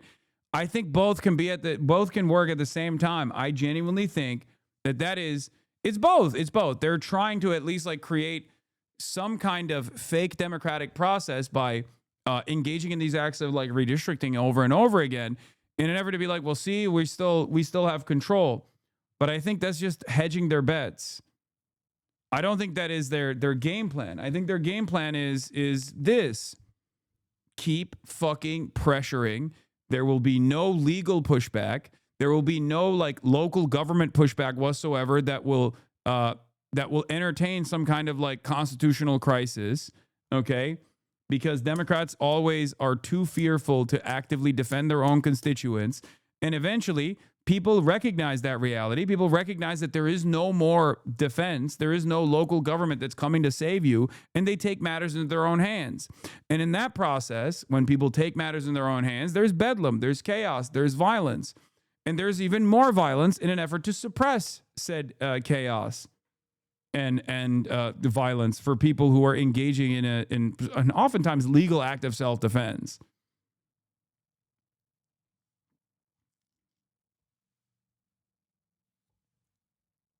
That is where we are headed. That is where we are headed down. That is the direction we're headed down. This guy said there's no way we wait for the ballot box. We need to go to the bullet box. The people are done. And murdering people for trying to flee and for obeying a command to leave the area, and then shooting her in the face like that after she drops her kid off at school. We have to show up with guns. We have to. There's no other way around it. I don't care if I don't have a Minnesota carry permit. I'm unarmed right now, but this is the last time I show up to face these guys without a weapon. There's no way. I got shot with a pepper ball 5 minutes after walking in here. I never laid a finger on them. I never raised a hand to them. I've only been using my voice. The time for speaking is over. The time for niceties is over. The time for peace is over. They fired the first shot. It is time to end this shit by any means necessary. Under different circumstances, I would say this guy's a fucking Fed or something. And I'm going to be honest with you. I don't think this guy's a fucking Fed. I think a lot of people are unimaginably fed up. It's gotten to a point. And for many of you that haven't experienced this kind of thing, right?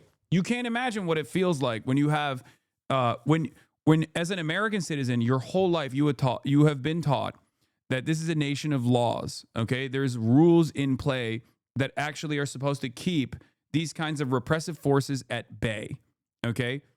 There are rules that are supposed to stop the government from behaving like this.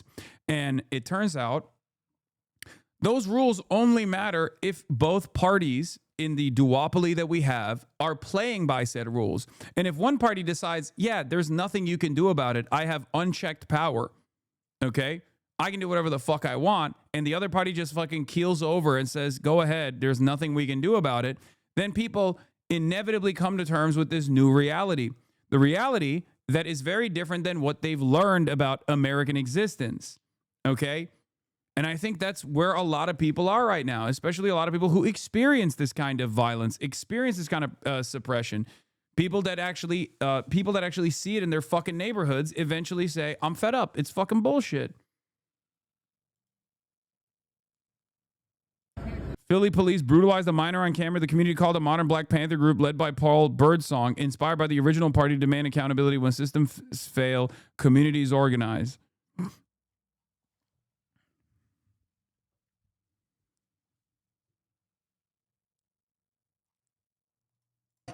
I mean, you're talking about, you know, potentially going to a dark place in this country. Do you foresee? We're there. We're there. This is the dark place. This is the dark time. We have people being sent to Salvadorian concentration camps. We got other countries being raided for their oil. We're in the dark time. There's no way out of this. There's no voting our way out of this. We can't wait till November. There's no waiting to the ballot box. We need to get to the bullet box. That's the only way. If there was another way, I'd be advocating for it. I've spoken peacefully. I've marched peacefully. I marched without Sharpton. I marched on Washington. I've been peaceful. I've acted peacefully.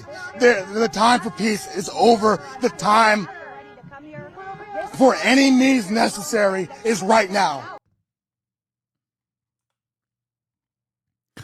Yeah, he needs to be arrested and thrown in prison. The tree of liberty must be refreshed with the blood of patriots and tyrants from time to time. But you're not the patriots here. You're the tyrants. Yeah, you're right. The tyrant in this circumstance is the random guy who's fucking fed up with the unconstitutional Gestapo force busting down people's doors and like murdering them at certain points. That's you know, famously throughout history, those guys have been the real patriots. You know, the SS, the real patriots, and not the people who are resisting against the SS. Those were the tyrants. Yeah, the real tyrants were the Jewish people that were thrown in concentration camps, the socialists, the communists, the trade unionists. Those were the real tyrants. And the real patriots were the fucking Nazis. Is that the argument you're presenting here? Holy fuck.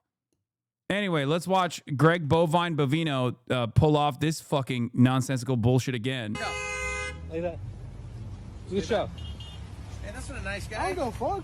Dude. What is this? Fuck you and fuck all y'all. What you gonna do? Hey, you guys American citizens? Fuck you. Huh? American citizens? None of your business. That's what. The wall there. Fuck you. All right. See that?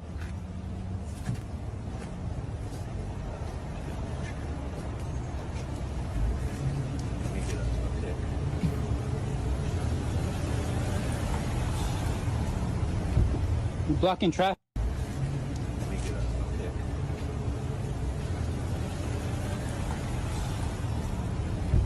You're blocking traffic. Look at that. Bunch of y'all right there. Fuck you. Fuck every single one of y'all. Look at that. Just gonna get a pic. Hold on. Why are they taking pictures? To put it through the database. So a lot of it is so here's one of the things that they're doing. So they're working with Palantir, right? So they already have like AI facial scanners, which are not, you know, exactly super useful, but I think like as long as you change the standards of you know what decides someone is definitely the person, as long as you can like tweak the algorithm, you can use that as a justification for detainment. Okay, that's the goal here. They're using facial recognition software to see if the person that they're apprehending or the person that they're encountering is apprehendable. And because it's AI, it's not supposed to work. It's not like a direct, 100% success rate. It's just supposed to give you probable cause. So they are starting to use this as a probable cause to say, oh, you're going to be detained. Okay, sorry. This is a, 67% facial recognition match in our database for a criminal migrant. We had to beat the fuck out of you, and we had to detain you in the process. Because that's what's going on here. Go ahead, take a pic right there. There we go. All right, let me get one of this guy here. Right here. Appreciate that. Fuck you. Huh? Fuck you. Come on. Fuck you.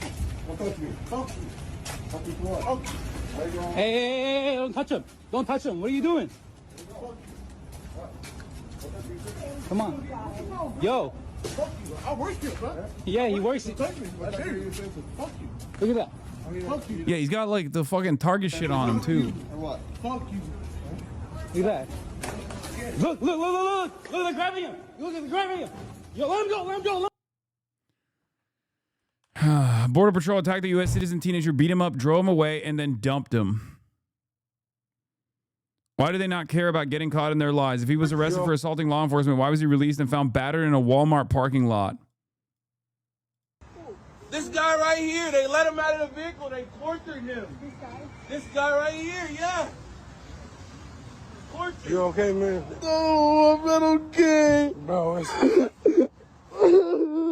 shit's crazy. My man's bleeding. Bleeding. They slammed me on the ground. I can't say what must be done here, but you can't stop me from thinking it. It's a fucking teenager, dude. We got to be able to call somebody. This is ridiculous. Bro, this is straight up fucking Israel, dude. This is straight up fucking Israel. Wake up.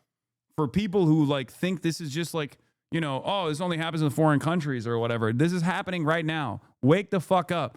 And anyone that thinks, oh, this is only happening to like, you know, teenagers giving lip who are black or brown or whatever, if you don't think that this is going to come for you, you're a fucking moron. You do not even have the self-preservation skills of an insect.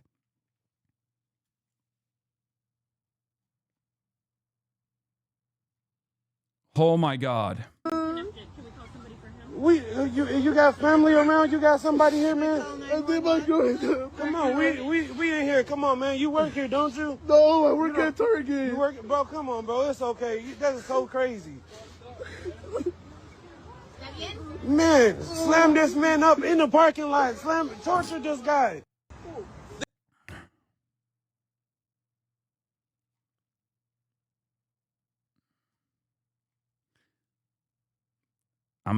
I can't say how I feel right now.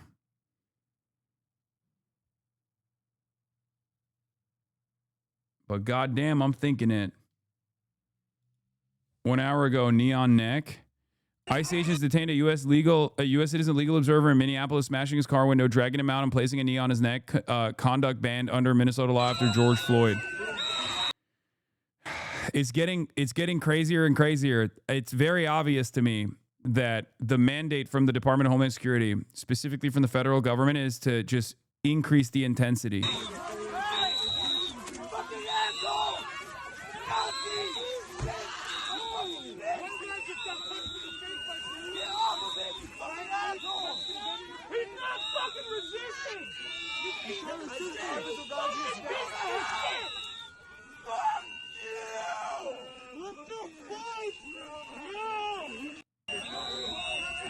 You can't say what you feel, but Asmund Bitch can say whatever he wants with no ban. Yes, because Asmund Fold, who is utterly irrelevant in this conversation, is demanding more of the state violence. And any kind of fucking counter against said state violence, even an act of self-defense, is technically demanding illegal actions. Whereas state violence, even if it's illegal, is still state violence, and therefore it is interpreted as totally sanctioned and legal violence. This is the dichotomy between right-wingers who demand more of that same state violence and left-wingers who actually want to defend against state violence and illegal actions by the state. This is why right-wingers can get away with saying, oh, the left is so violent. The left is so violent. We are not violent. We're just simply demanding that the state continue doing violent actions. Have a cry.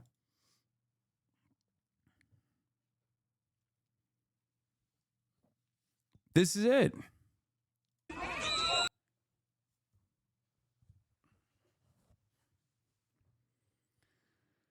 I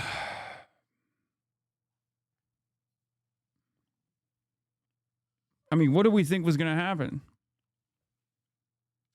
What do we think was going to fucking happen? You got a bunch of deputized fat Gestapo roaming the fucking streets specifically for this purpose. Like, the goal of these guys is to do this, okay? The goal of these guys is to do this. Is to terrorize the population. So they're doing their job. They're just following orders, if you want to call it that.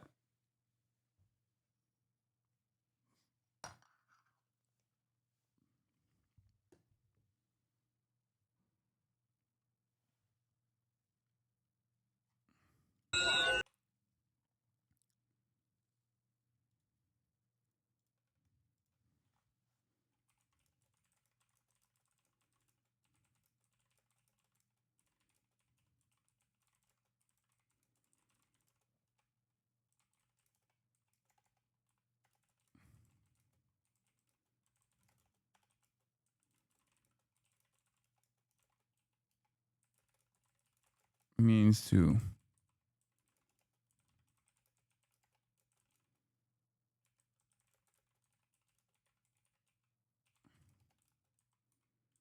Minnesota.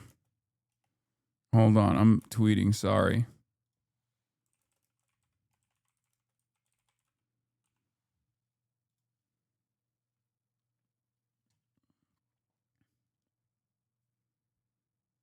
Sitting there day after day with this crap isn't going to do anything. When are you going to start organizing and consistently demonstrating every day?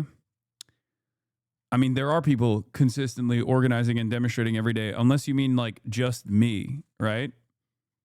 Because as a part of my job, I'm showing you that there are people that are all around the country currently demonstrating, including here. This is what's happening at a demonstration, chatter. If Obama was doing this, the red state governors would call the National Guard and start fighting back. It's time to stop fucking around. The National Guard needs to do his fucking job. I agree. I think what is this? I think that if states and local governments don't actually defend their citizens, you're a bad person. You think I know how to live. Screw you.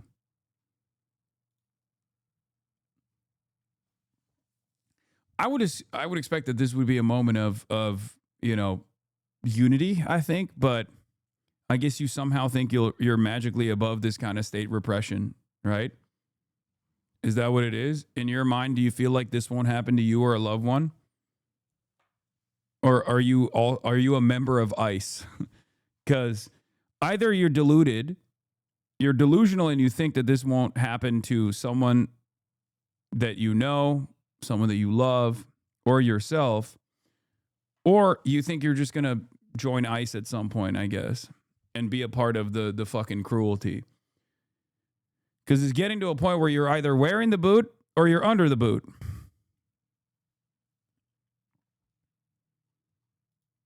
It seems like you're throating it like you're not ever gonna,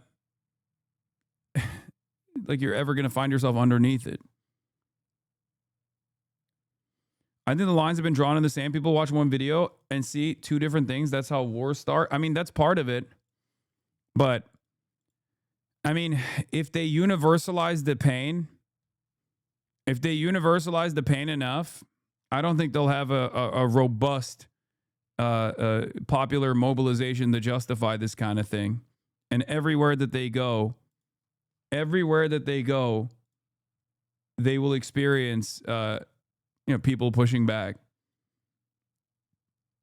That's why I say there's more of us than there are of them. And this can't go on. Anyway, here's another example of like community defense. Hold my gun like this, it's the law.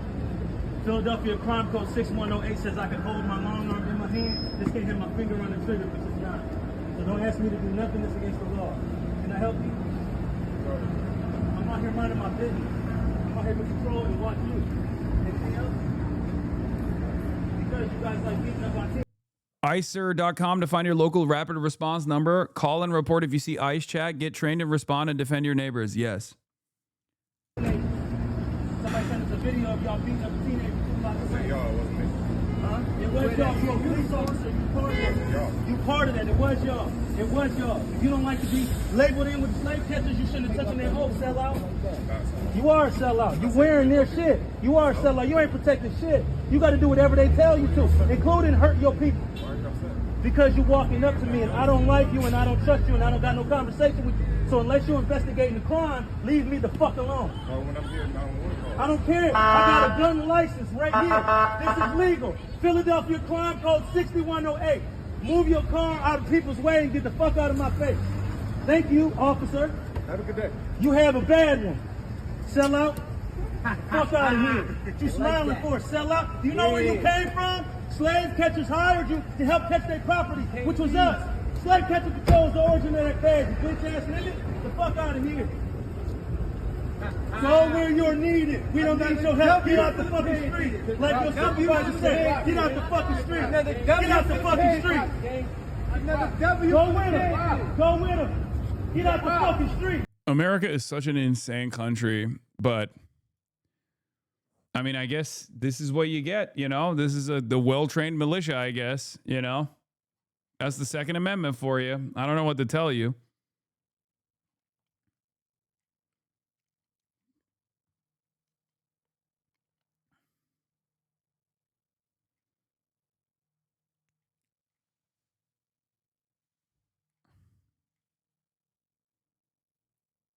It's ironic because this lawful demonstration by the new iteration of the Black Panthers is precisely the reason why open carry was banned in the state that I currently live in, the state of California,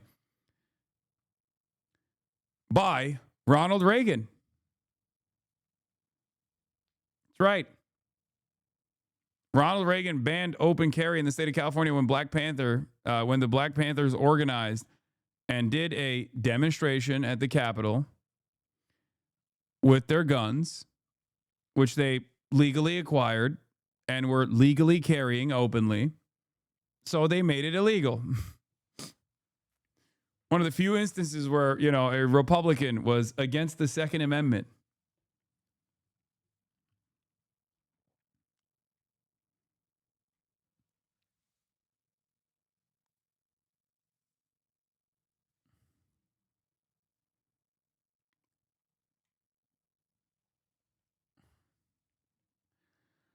You blocking traffic. Get out the fucking street. Get the fuck out the street.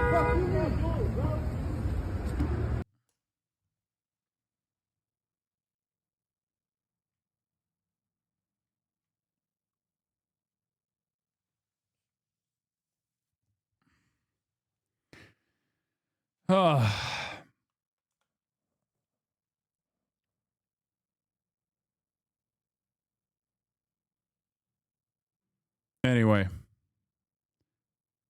I can't believe it, dude. Unbelievable.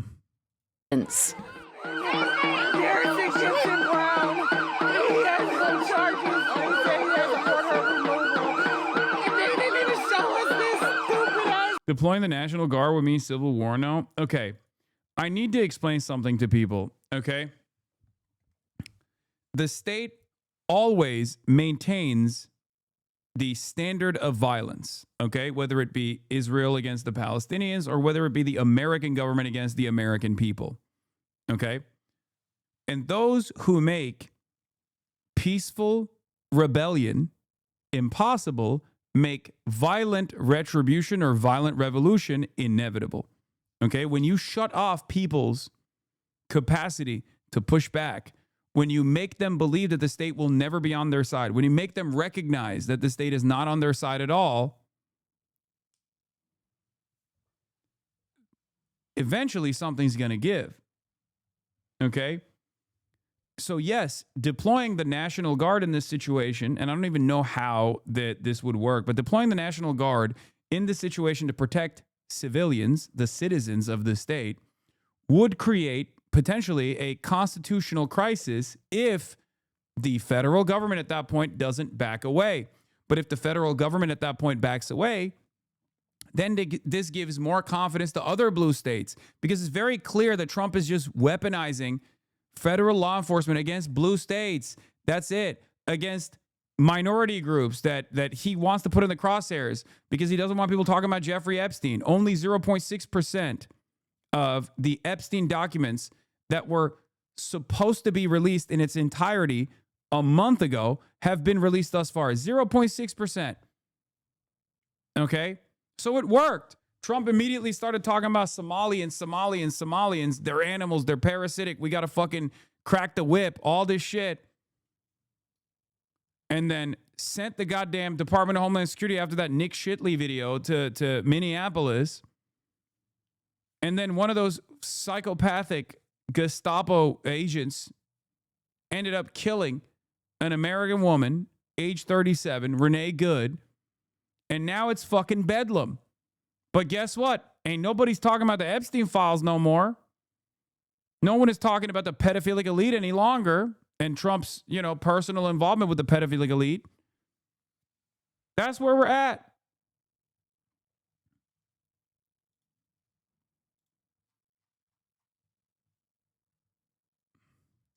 Your daily reminder that the Trump administration was required by veto-proof law. It signed to release all the Epstein files last month, and so far it has released just 0.6% of those files. Yep. They've successfully moved this out of the fucking conversation. That's how disposable the average American citizen is, by the way. Like, I wouldn't say this about like kidnapping Maduro, but I will say this about deploying the Department of Homeland Security and ICE to a random city. Because some of these actions that he's doing for other reasons, for a grander design, right? You're like American priorities shifting, the Donroe Doctrine, all this stuff is a goal of the administration in and of itself. It's not everything that the administration does is a distraction, but this 100% is. It's a distraction that has a higher purpose to bring about martial law potentially.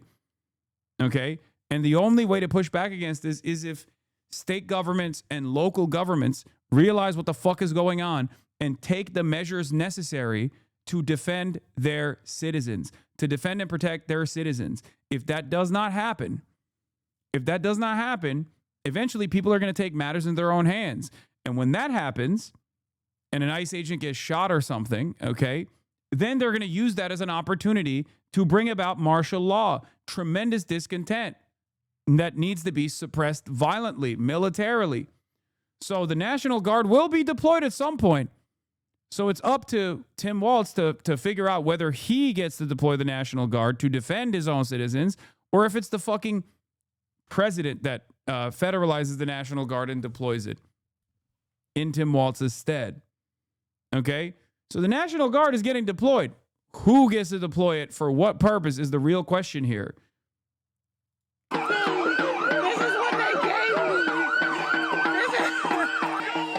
Protesters banged drums and blew whistles. Some were met with chemical spray. More than 2,000 immigration arrests have been made since the Department of Homeland Security began. Like they're fucking macing old people, dude. Its operation in December. Old white people.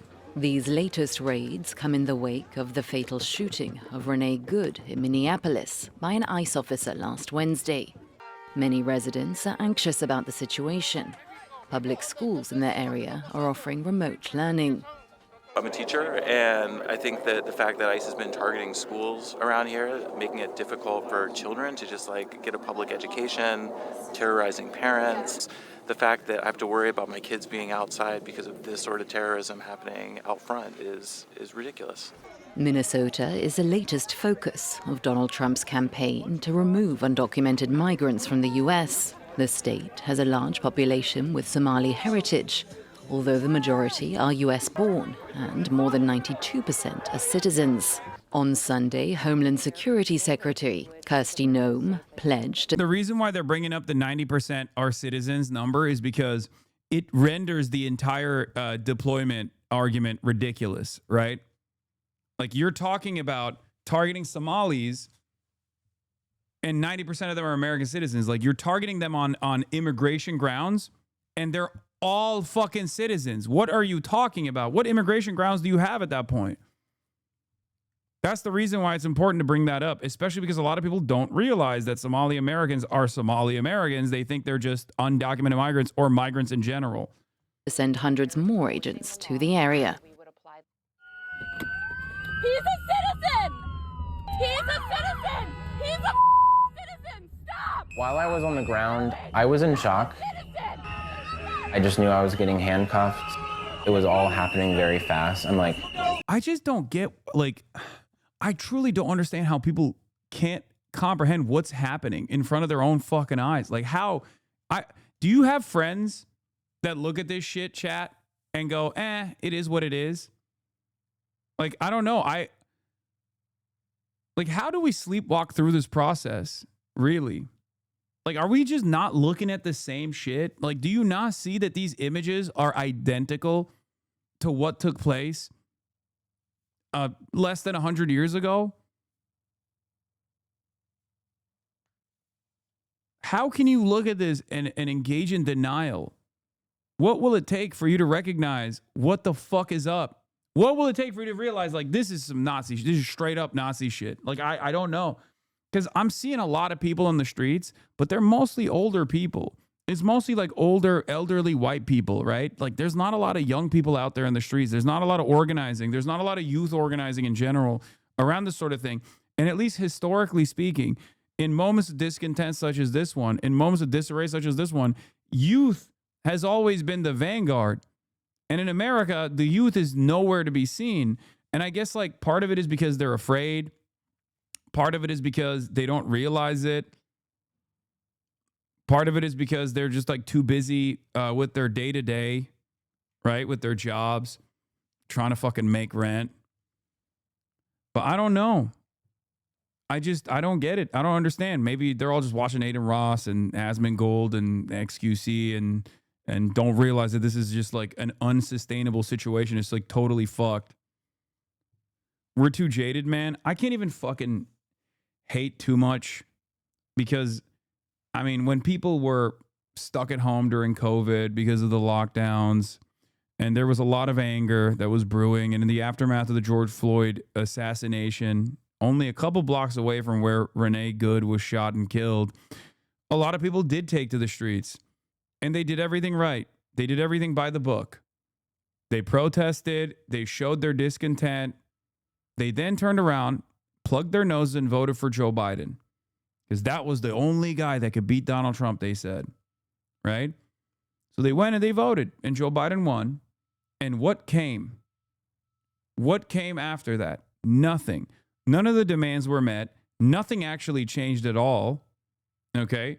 So they were taught a very important lesson. And that lesson was, no matter what you say and do, all of your work amounts to nothing. You will never be able to stand up against the much more powerful, domineering forces of empire. And there's no pressure valve out of this duopoly. So either you become increasingly more radicalized and get more frustrated, decide to organize, as many of you in this community have, or you just choose not to recognize it anymore because you say, well, neither party represents my interests. I guess it doesn't fucking matter. Right? I guess it does not fucking matter.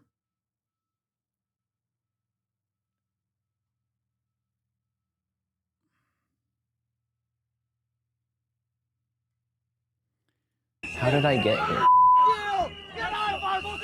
How do you think that the youth have been taking the beating here for Palestine? How much more can the youth do? We're at general strikes and possibly possible militants, you know? I mean, look, I know that. I mean, my community is all up and down this shit too, just like they were all over the student encampments as well. I'm just saying, like there needs to be more mobilizing. How did documenting their activity lead to this? In early November, Border Patrol agents moved into Charlotte, North Carolina. The deployment was part of a broader federal enforcement effort spreading across the country from Los Angeles to Chicago and now Minneapolis. Cell phone footage has emerged from each city, showing agents detaining immigrants and protesters. The people filming the federal agents call themselves ICE verifiers. These verifiers have since become a focal point in the Trump administration's response to the fatal shooting of Minneapolis resident. Yeah, Brooklyn Dad Defiant did the whole Obama shit. Oh, God. Some liberals are lost in the goddamn sauce too. They just like fantasize about a world that is totally different. Brooklyn Dad Defiant tweeted, "I'm old enough to remember when President Obama deported so many people they called him deporter-in-chief, but he did it without his agents shooting U.S. citizen mothers in the face 3 times."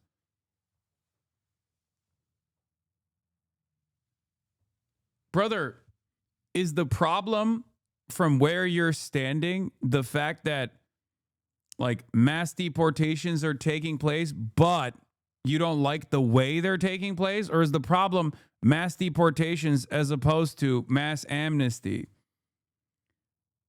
This is a crisis of lack This is a crisis born out of a lack of hope, a lack of knowledge over alternatives, okay?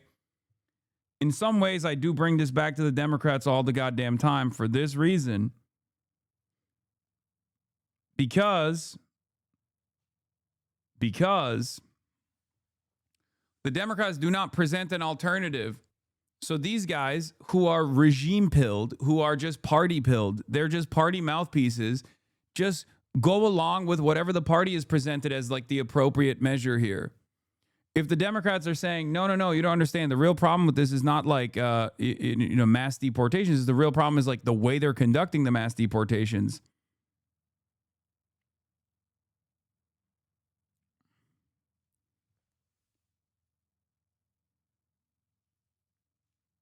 If the Democrats were pushing, if the Democrats loudly, proudly, boldly pushing mass amnesty, recognition of humanity for migrants, explaining the processes in which the two-tier labor system actually undermines the domestic labor pool and obviously treats the undocumented labor pool as cattle,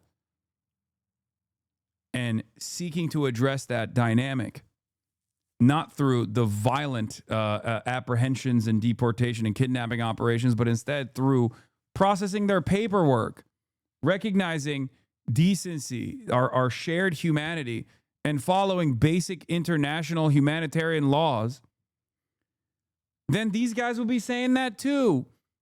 This is what I always repeat to people. Like, there's no fucking Joe Biden dick riders. There's no Kamala Harris dick riders. There's party dick riders. So when the party presents these people as the only alternative, they just respond in kind. They think, yeah, these were the only alternatives and you didn't fucking vote for them. Fuck you. You're my enemy too now. But if the party was presenting Bernie Sanders as the only alternative against Donald Trump, for example, these people will be the number one Bernie dick riders on the planet. They don't have any ideological convictions. They're just responding to what the Democrats are showing is their worldview, is their politics, their ideology. Same goes for the Republicans too, honestly. I think there's a good deal of Republicans that would love Donald Trump even more if Donald Trump magically overnight turned into a fucking pro-healthcare guy, okay? They're just regime enjoyers. That's it. They like it. Democrats like the regime, and so do the Republicans. It's not about the policies that they're presenting.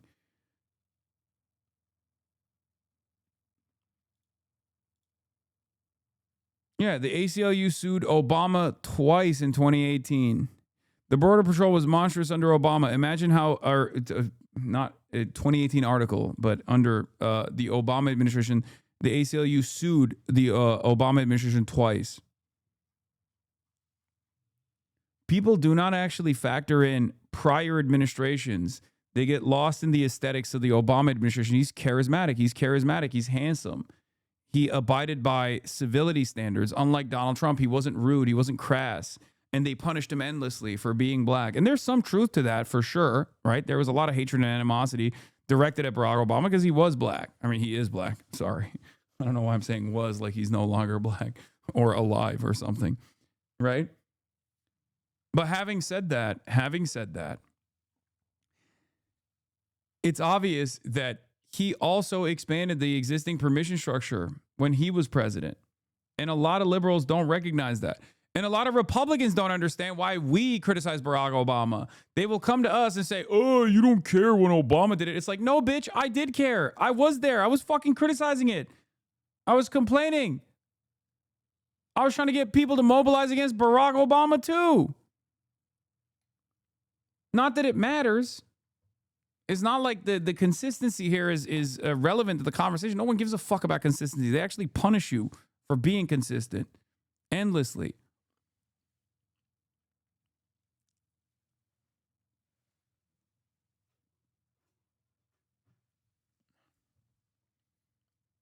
They call you a fucking socialist, communist tanky that's an ever-present danger to American democracy when you have a consistent position on this shit. When you say, hey, It's actually utterly ridiculous, inhumane, and inappropriate, no matter which administration is engaging in these sorts of actions.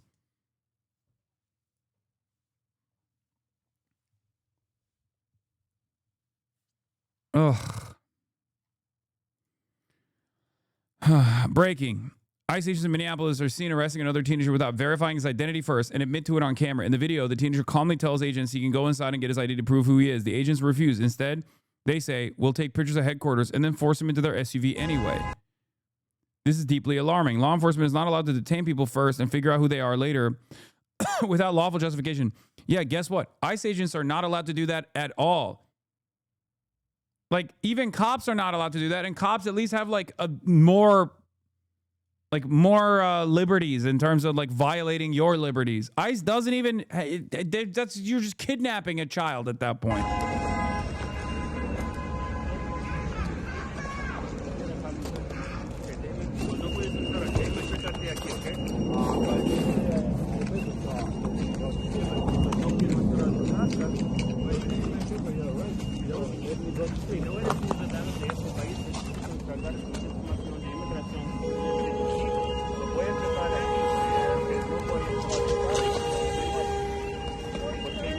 No voy a entrar a tu casa. Okay, you can wait me here. I will go. Pero fácilmente no va a regresar. Vamos a checar aquí. No.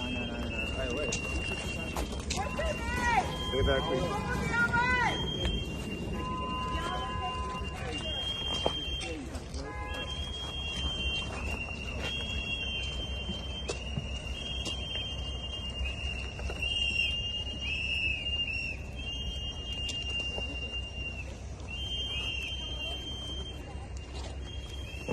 They're Nazis kidnapping children.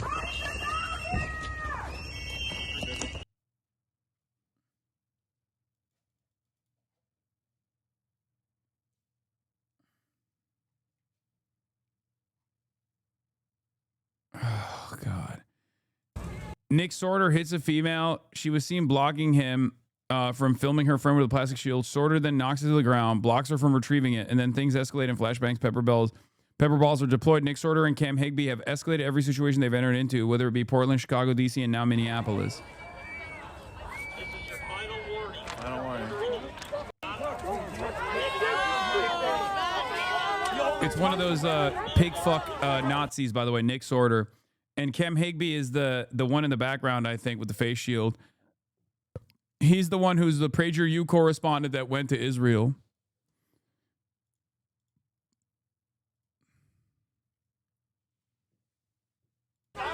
Hey, they love. They're hitting all women. Nazi agitators. All They of them. love hitting women. Look at that's what these. Oh, there he hits her again. You just hit her again, brother. There you go.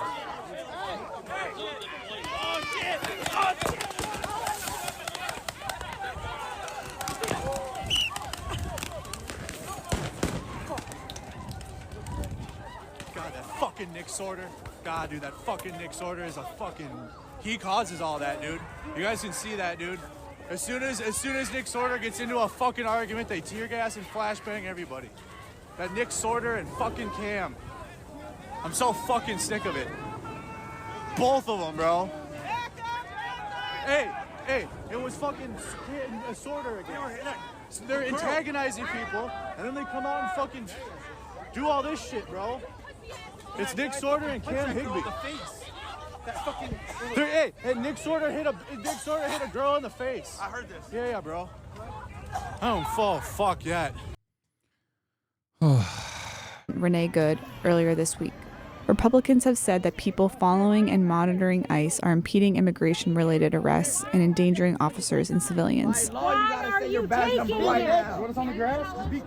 do you understand the ICE resistance? This is a cult-like. This is a cult. This is cult behavior. That woman is part of a broader left-wing network to attack, to dox, to assault, and to make it impossible for our ICE officers to do their job. She was a agitator, probably a paid agitator, but in my opinion, she was an agitator. Should we send people to Estonia, yes or no? This community defense work has been something that Siembra has done since 2017, which is how it got started. These are all volunteers who have been trained on how to verify whether an activity is actually ICE or Border Patrol. Do we know who that is up there? Okay, let's figure that out. We're trying to anticipate where they are. We're looking for them. What's going on? What are you doing? Someone's honking and screaming, La Migra, ICE, Border Patrol. They're impeding our investigation. So When somebody goes up to them and is like, hey, what are you doing? They also aren't used to that. They're breaking the law left and right. So the more that you can get them to talk about that, at least in my opinion, the better that is. Verifiers say documenting these encounters serves two purposes: alerting the community and preserving evidence. They say video from these interactions can later be used in court. We are going to what we believe is one of the staging areas for CBP and ICE. Our hope is to, just verify and have confirmed reports from the community about what they're doing, when they're moving, how many cars they have, what they're driving. This is it, but they are not here. There are no cars here. This kind of makes me worry that we don't know where they are. Usted me lo quiebra, usted me lo paga. Usted quiebra mi ventana. By the end of the week, the Department of Homeland Security had carried out more than 300 detentions across the Charlotte area. Oh, you guys want to know something crazy, by the way? That is a surprise to absolutely no one, probably. These last couple of months, with all of the ICE apprehensions that have taken place, they've gotten, I think, 0 criminals. 0.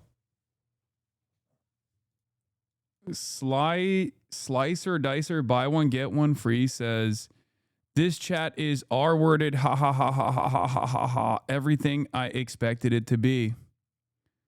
All right, we're going to unban that guy. I would love to hear from this wonderful individual who's very smart. Like, they're not even, look, they have rarely ever targeted criminals in their apprehensions anyway. It makes up a tiny margin of the people that are actually in these detention facilities. But as of late, it's gotten even fucking less. Like, the percentage is almost, I think it's either 0 or almost 0. Aaron Reichlin Melnick posted about it recently because they do like these apprehension and processing numbers.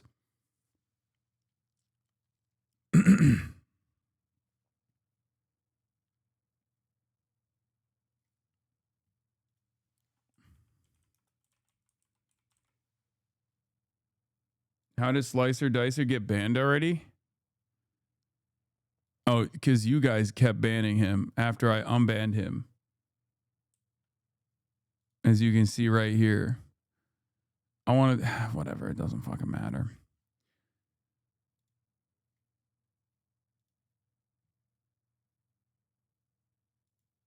What is this? Here are the mugshots. Here are the mugshots of the men, women, and ICE arrested in Minneapolis before, during, and after the Renee Nicole Good shooting. These criminals have already been convicted. Mayor Frey wants these people to stay in the city. Their crimes include forcible sodomy of a young boy, young girl, rape of a teenage girl with a gun, trafficking. Dude, what the fuck are you talking about? If these, first of all, I don't believe anything that I see on Twitter. Having said that, however, if these guys have already done crimes, they are already in the fucking system. What are you talking about? These guys don't just like get released, okay? You don't fucking get released if you sodomize a young boy and a young girl. What planet are you living on?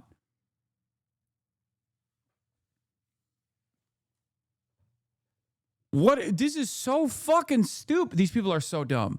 These people are so fucking dumb, dude. They have... Oh my God. Oh my God. I don't even know what we're going to do. I don't know what we're going to do. I saw a fucking tweet the other day that was like, yeah, unless you're Jeffrey Epstein or one of his fucking friends, you're not like, they personally think these guys are so stupid that they think that in the past, a criminal, like a migrant, an undocumented migrant would go up and like rape a child or something, and then they would get processed through the system. They would get caught, apprehended, detained, charged, convicted. But at some point along that process, the government would go, oh my God, this is an undocumented migrant. We have to release him.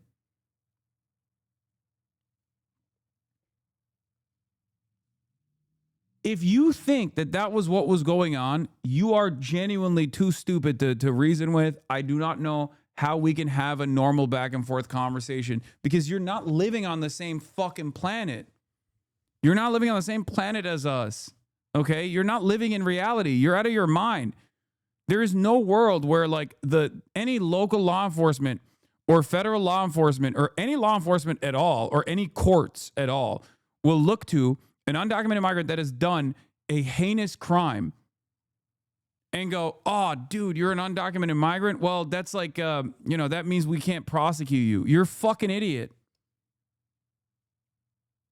The only people that rape young boys and girls that get away with it are the super wealthy, okay? That's it.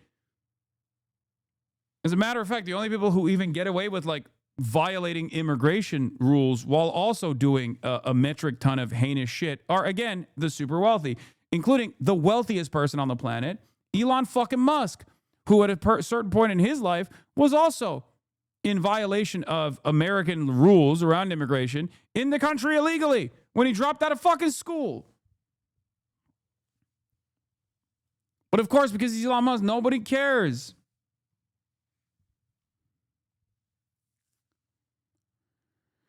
I'm trying to see.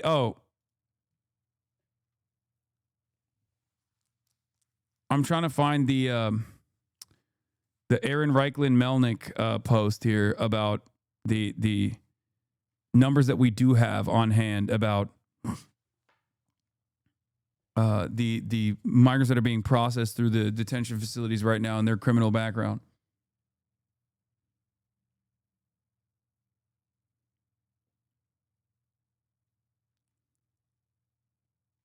Crack that DP open for me, big fella. You want this? Do you want me to crack this open, this bad boy? A little Dr. Pepper blackberry zero sugar. Engage in the juicy delights.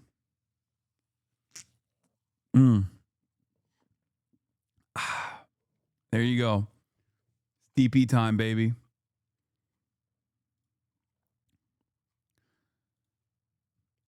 Dude, you know what's crazy? Someone in the chat said, someone in the chat brought up Agartha as a meme, and ever since then, has been stuck in my fucking brain permanently, okay? I'm perma-fried. Thank you.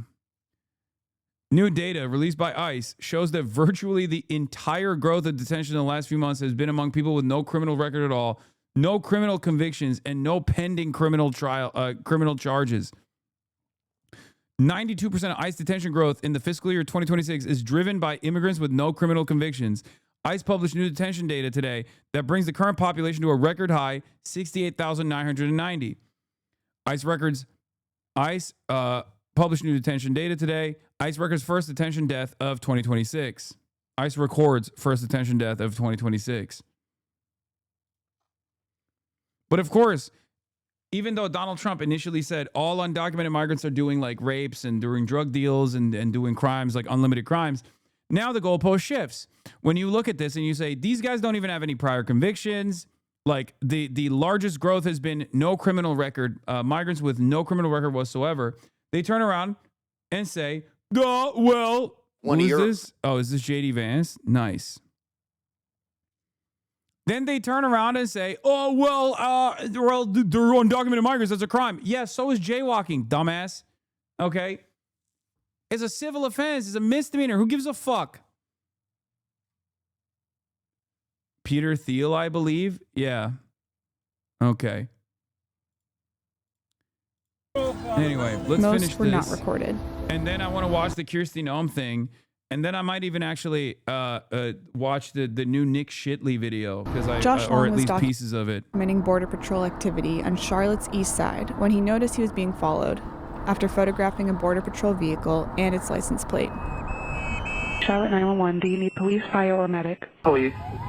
There's two Wagoneers, and they've got their sirens on, and they're Border Patrol. They're not police, and they're trying to pull me over right now, and they've been driving recklessly.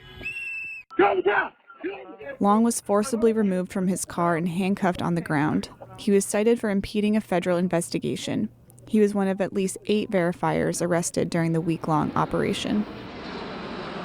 There's like 50 cars here. I'm walking up on foot. They're going out. To me, this feels like a bully has come into town and they're picking on the little guys. It's crazy to me to cheer on a fucking militarized Heil Hitler brigade dominating the fucking masses, okay, over literally just like paperwork. Okay, it's just paperwork. Like the people that they're engaging in dragnets and like pulling aside from their families and kidnapping are in violation of a paperwork crime, okay? And the lowest version of a paperwork crime. Like I'm not even talking about like, you know, mass fraud or tax evasion or any number of different things that could have like serious repercussions down the line. That's it. It's fucking crazy. Wake up. And honestly, they're targeting people because of their skin color. Shame on you. Shame on you. I don't regret doing what I did. I'm gonna keep doing what I'm doing. Hope you have a terrible day. They all just roll. HasanAbi, crime is a felony. You should start saying misdemeanor. What? Crime is a felony. You should start saying misdemeanor. I'm confused as to what that means. To go terrorize our communities.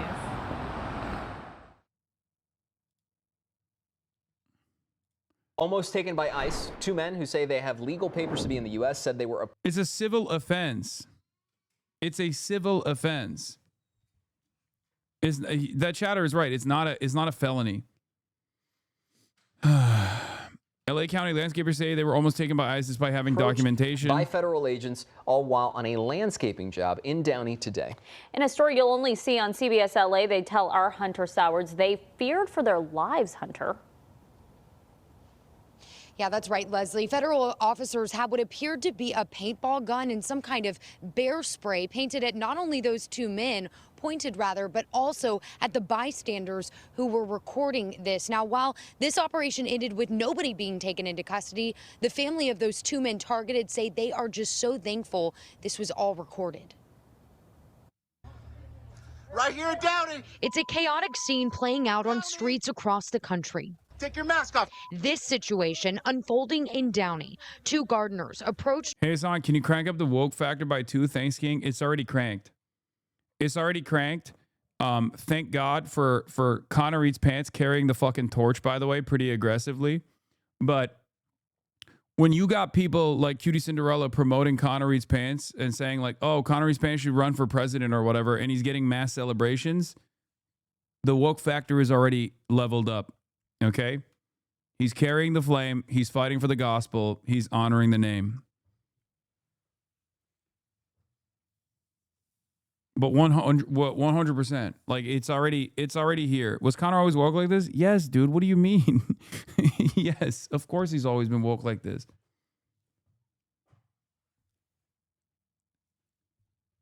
Thank fucking Christ, dude.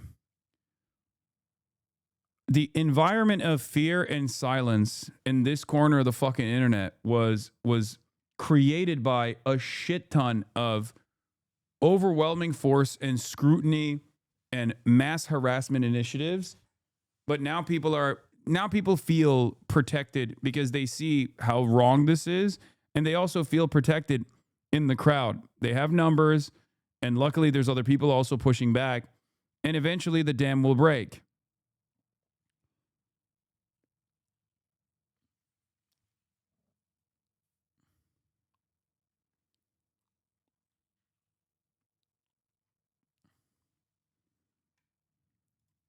By agents who they say did not identify themselves and tried forcing them in their car, grabbing. Fantano's been pushing back. No, Fantano is like me. He's been there nonstop. And Connor has been there. Connor has been there throughout this process too. I'm just saying that like the other like normie content creators that don't get involved in politics are now speaking out. That's why I said the attitude shift is here. Uriel Diaz so hard they ripped his shirt. They showed up looking like they were ready to kill us. I asked if they were real ICE agents. Jose Solorio says he repeatedly tried explaining they are both legal citizens, showing us the cards he was trying to give authorities. He was telling us they got there and they tripped him. They didn't say no words and didn't, say immigration, blah, blah, blah, whatever. They just got there, assaulted him. Jose's son calling it his worst nightmare. That's when Victor Correa took out his cell phone and started recording. You're not supposed to get involved, but you can be the best witness that you can possibly be. So you always try to record and stay steady. At one point, an agent appears. Morris Critical is dead silent, making videos about anything but the current situation. No, he'll make some. He'll make new ones soon. The ICE situation is crazy. Guys, Trump's really uncrusted my uncrustables. This McFuckstick is actually crazy. It wasn't enough that he, throated Israel and also Jeffrey Epstein, but now he's actually sending the ICE agents down people's doors. Stop caping for him, dude. What? I fucking clocked it and I called it a week before he did the Israel video. It's coming.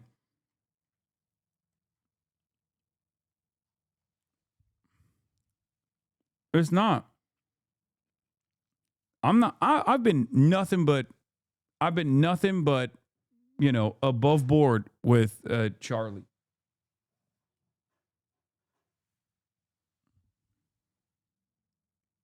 I've always said he is the normie meter for me.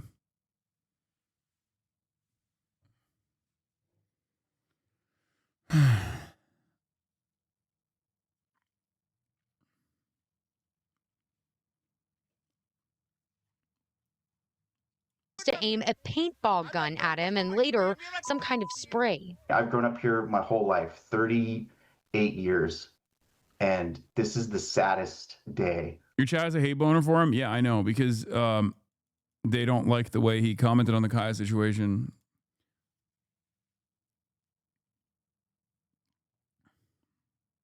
That's the reason. I'll be honest with you guys. I don't care, okay? I don't. I can't. I care more about, from my perspective, what I care about is the output of these guys. And as long as their output is, reliably moving the needle in the appropriate direction, then that's great. I don't care if they fucking despise me. I don't care that if they personally, and I'm not even saying Charlie does, but I just don't give a shit, okay? Even if someone is right wing, I don't give a shit. And I don't think Charlie is. Yeah. And we do need to stop behaving as though anyone that has ever, wronged me, your favorite content creator, is the great Satan or something. Okay. If I can let bygones be bygones, you should be able to as well, especially when you understand that at the end of the day,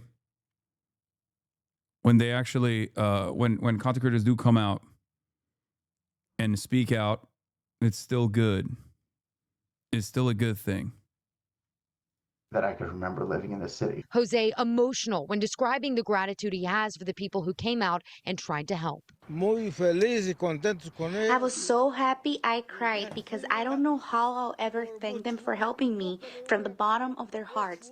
I'll be forever thankful. Jose says he's been in the country 40 years. He has a green card and no criminal history. Immigration attorney Alex Galvez says stops like this are legal under a 2025 Supreme Court ruling. An immigration officer can racially profile. They could use your image, your language, the type of job that you work as reasonable suspicion for ICE to initiate a stop.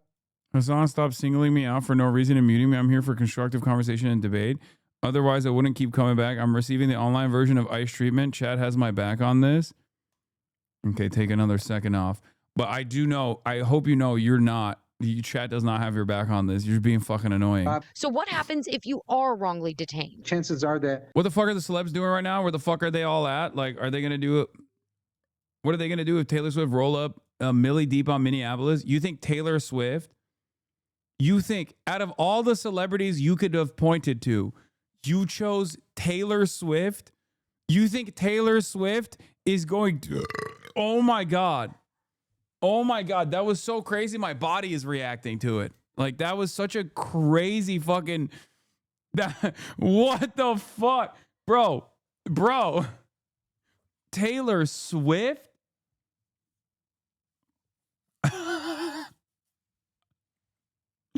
Yeah, any day now. Taylor Swift is actually gonna light a Israeli flag on fire too at the ICE protest. She's gonna say this is a dual struggle. She's gonna say that the very same violent forces that are putting the boots on the neck of Palestinians are those who actually train our own domestic forces here, that put the same exact boot on the necks of hardworking immigrants. United, we will actually emancipate ourselves. You have nothing to lose but your chains. And then that's her next album. That's what she's going to do. Yeah, she's going to say it's Intifada Revolution. Oh, that's funny.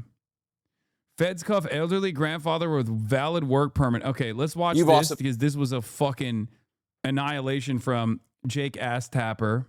Been criticized for your comments. The shooting, we should note, was Wednesday at 10:37 a.m. He just said something to me that kind of threw me for a loop. I wasn't expecting that, and I asked if he would repeat it for y'all. As a combat veteran, I'm having a hard time seeing the difference between ICE and ISIS. ISIS covered their face and publicly executed citizens. ICE is doing the same thing. ICE is operating as a government-sanctioned terrorist organization. I don't ever really see you get upset. This kind of has me thrown, darling. Oh, fuck it. We take it. We take those. We take those. We take those. Okay? We take those. Anyone who fucking turns around and goes, oh, what do you think combat veterans are doing in Iraq? They're behaving exactly like ICE, you fucking asshole, or whatever. Shut up. Shh. Shh. Shh. Just don't say anything. Just let him cook. Okay? Shh. I know you immediately want to say, what do you think a combat veteran was doing in Iraq and Afghanistan? They were doing the exact same shit that ICE is doing on our neighborhoods now. All of that violence that you dished out overseas is finally coming to return to your doorstep, and now you realize it. But even then, you still think, oh, it's just like ISIS. Yeah, guess what? There's not a lot of differences from the perspective of the Iraqi civilian that gets slain in the hands of ISIS or gets slain in the hands of the American, the American invaders that aren't supposed to be there. Shh, shh. Don't say it. Okay? Don't say it.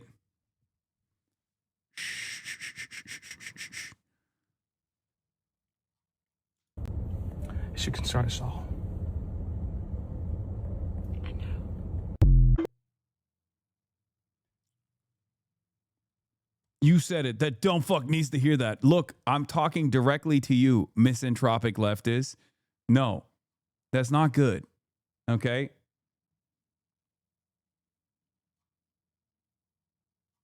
That's what I'm talking about. Don't do that. Don't do that right now. This is a good opportunity to organize. This is a good opportunity to get people on board. Okay? Be a little bit more strategic. Okay? Be a little bit more strategic. Be a little bit more strategic. That's it. That's all I'm saying. Please. You don't have to be antisocial. You don't have to be antisocial every step of the way. I promise you.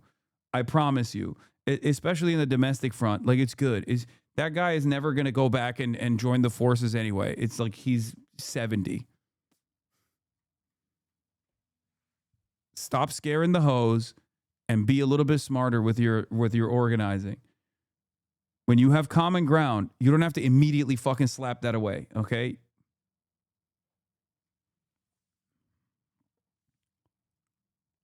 Dude, I know that guy. He's 32. What the fuck, man? Shut the fuck up. a.m. Eastern. Just over 2 hours later, the Department of Homeland Security put out a statement. Highlight that the Red Army was built out of White Army defectors. I'm not even going to get into that conversation. Yes, but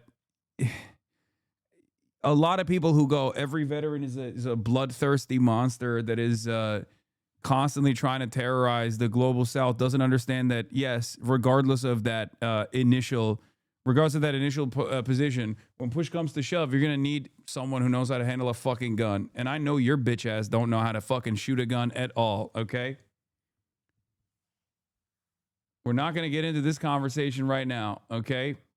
Definitively asserting what had happened, defending the ICE agent, accusing Renee Good of domestic terrorism. That's a characterization that you reiterated in a press conference half an hour later. Now, Republican Senator Tom Tillis said, quote, "It was very unusual to have a senior law enforcement." Grant Plattner is going to be our Trotsky, except, you know, he does not have the capacity to write prose in the same way that Trotsky did, regardless of my ideological disagreements with him. He was a fantastic writer. That much is 100% true. And anyone who actually contests, I mean, he wrote a little too much, as a matter of fact, if we're being real.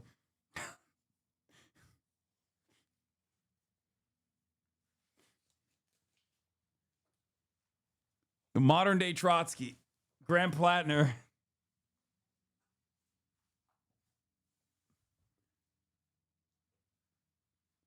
Get ready for the most annoying interview of all time? Yeah, I know.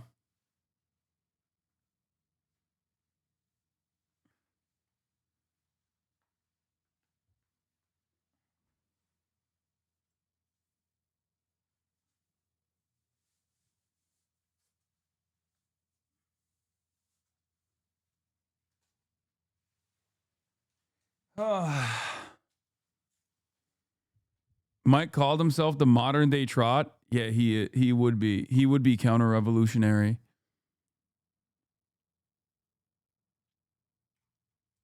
Enforcement official to draw a conclusion about an event where the scene was still being processed. Generally speaking, law enforcement would recognize that a life was lost, that families are changed forever, the shooter's life will change forever. We're collecting video. We're trying to assess the situation. Why did you not wait for an investigation before making your comments? Well, everything that I've said has been proven to be factual and the truth. This administration wants to operate in transparency. I have the responsibility as the Secretary of Homeland Security to know this information as soon as possible. Had just been in Minneapolis the day before, had already had conversations with officers on the ground and supervisors, and knew the facts, and decided that the department and the people of this country deserve to know the truth of the situation of what had unfolded in Minneapolis. Well, with all due respect, Secretary, the first thing... The puppy murderer, Kristi Noem, that virtually every single person that comes in here to be like, Hasan, where's your dog? Did you kill him? Loves, by the way.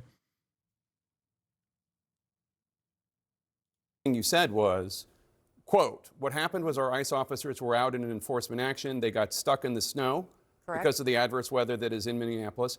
They were attempting to push out their vehicle, and a woman attacked them and those surrounding them and attempted to run them over and rammed them with her vehicle. That's not what happened. We all saw what happened. It absolutely is what happened. Oh, I mean, great. Great.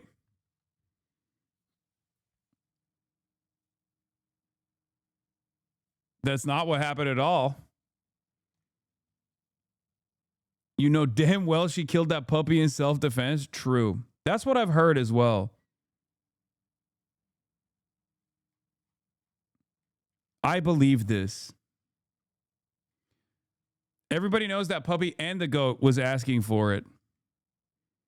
Yeah, what if guess what? What if that puppy ran her over? What if that puppy actually commanded a vehicle and ran her over? She had to shoot it in the head. Yeah, what now, libtards? I guess you got owned. Those officers had been out in enforcement action. A vehicle had been stuck. They had come to help get that vehicle out. That's when this individual started blocking traffic for minutes and minutes. You said that the woman attacked them and surrounded them and attempted to run them over and ram them with her vehicle.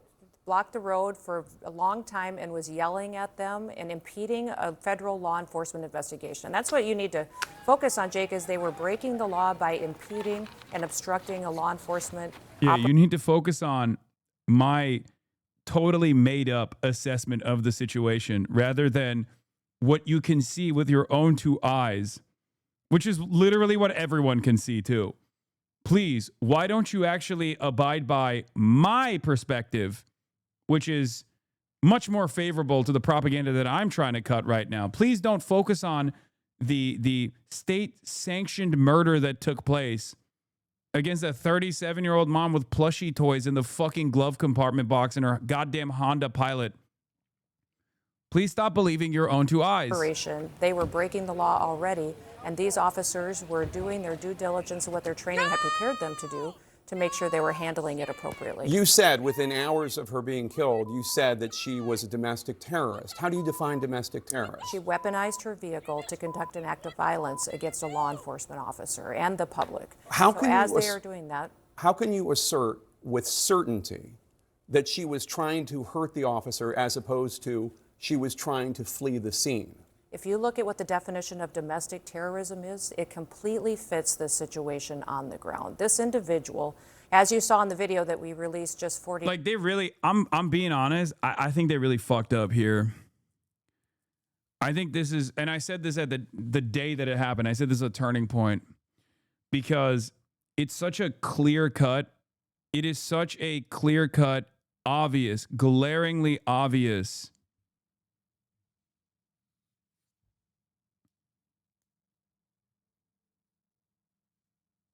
It is such a clear-cut, glaringly obvious instance of wrongdoing, the most obvious instance of wrongdoing, especially to a victim that most people can like identify as a member of their own communities because she's a white woman.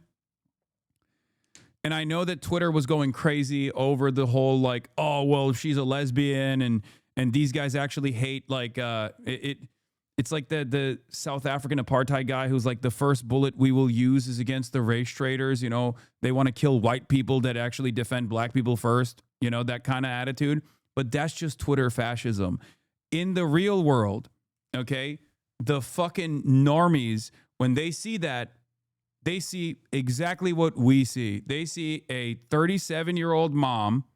Doesn't matter if she's bisexual or lesbian. That doesn't matter at all. They see a 37-year-old white mother with plushies in the glove compartment, assassinated in broad daylight by a fucking dickhead ICE agent who was having an ego trip. Okay? That's what they saw. And sure, the other side's argument goes a long way on the internet, okay? Especially with Elon Musk's Twitter. But I promise you, this shit looks repulsive to the average person. Okay? Repulsive to the average person. And the administration should have, in this circumstance, done what they normally do, what they've done in the past. This is a bad apple. This is an unfortunate mishap. We will make sure that we go through the proper steps, investigate it, and we will let the law decide. But they doubled down. Okay? They fucking doubled down. They released the personal recording where he fucking calls her, where he calls Renee Good a fucking bitch. Renee Good's last words were, "I'm not even mad at you, dude." His words after shooting and killing her was fucking bitch.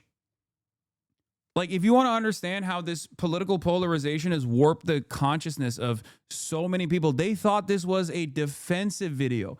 They released it to a right-wing blog thinking this would actually absolve the shooter. That's how fucking insane they are. They've lost their damn minds, brother. They're completely psychotic. They don't recognize it at all. If they had said, oh my God, this is so unfortunate, whatever, and did the normal thing that they did, people would still be upset. But there would be far less independents and normies that would be also horrified at the repulsive nature of this administration. It's the same thing that I said after Rob Reiner, and many of you didn't believe me. I said Rob Reiner was an American citizen who made a bunch of awesome movies, and when he was literally murdered by his son in the most gruesome fashion, Trump's response was going to come across as insane and repulsive. And sure, there's always that 20%, not 30, but 20% of the cult that will go, nah, that's right, Rob deserved it. He was libtarded or whatever the fuck. Okay? But most people that are in the margins Most people in the margins saw that and were horrified because they were like, the fuck do you mean? This guy's just like a regular ass dude. Sure, he was liberal, but like, who cares? I watched his movies. I loved it.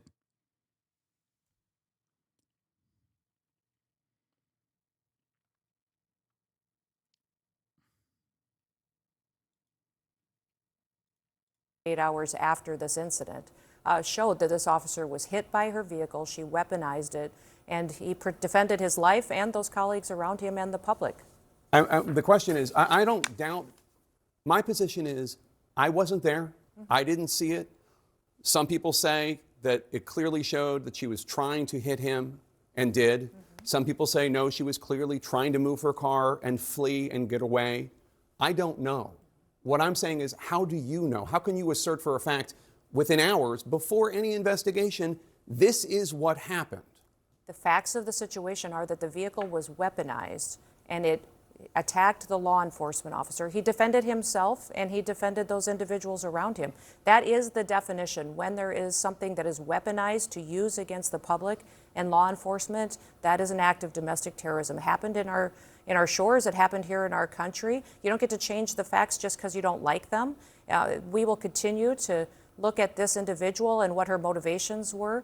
We know that there was, throughout that morning, she had harassed and impeded law enforcement operations. That raises the suspicion level with all of these law enforcement officers as far as paying attention to what her capacity is. And as you see on the videos, and they've proven out, that this law enforcement officer took the action that his training prepared him for, and he worked to make sure that he could save his own life and those around him. How can you assert that there's no ambiguity in this before any investigation has taken place? I had just been in Minneapolis and had been with those officers, had seen what they were facing on the streets every day, and had talked to their supervisors as soon as the incident happened and had gotten the facts and seen videos before I ever went to talk at that press conference. Kaya status, Kirsty Noem, the Department of Homeland Security Secretary, killed Kaya in a lawful act of self-defense. Conference. And the Trump administration and President Trump is the most transparent and open government that we've ever had. Give the public the information, give them what they need to know about a situation. Kirsty Noem then called her ISIS after dumping her body in a ditch. Yeah. She said Kaya is a domestic terrorist.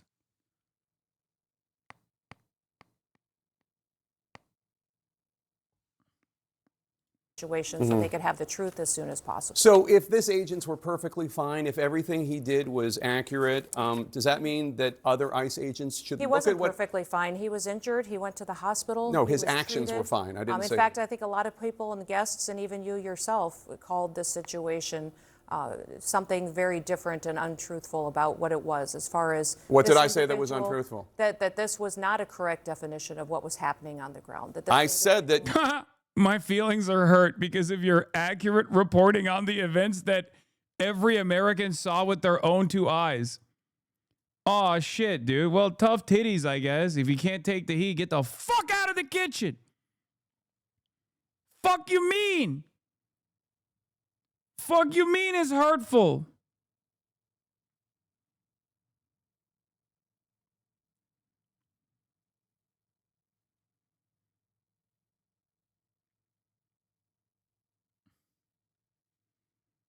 Another L moment live in live TV. Oh, I'm going to get to that. Don't worry. The former spokesperson for former Ocasio-Cortez comms director, Corbin Trent, my fucking goat.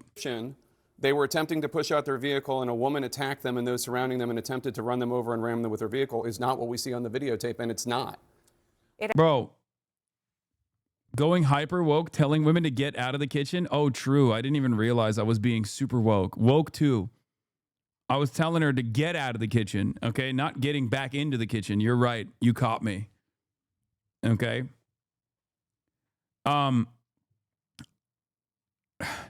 Yeah, don't be ableist. Not everyone has two eyes. I'm going to be honest with you. I am being ableist when I talk about Kirsty Noem because she is dumber than dirt, okay? She has nothing going on up there. It is so crazy to me how bad she is at her fucking job. Like, what a what an insane administration this is, man. Trump is just like, oh, are you like, do you have a serious intellectual disability? It's fine. As long as you demonstrate absolute fealty to me, we're good. As I like to say, she is a medically stupid person, okay? Needs constant medical supervision 24/7. Absolutely is the facts of what happened on the ground that day. They No, were there pushing out a vehicle earlier. They had helped each other. But that's not do what that. you said. That's not what you said. Yes, they were pushing out a absolutely vehicle. what I said. There's not one thing. We all have seen the video. I don't need to relitigate it. We've all seen the video. She is blocking the street. They approach her. You haven't seen the video of the entire morning and the previous encounters with this individual. Oh, we Yes. have aired it.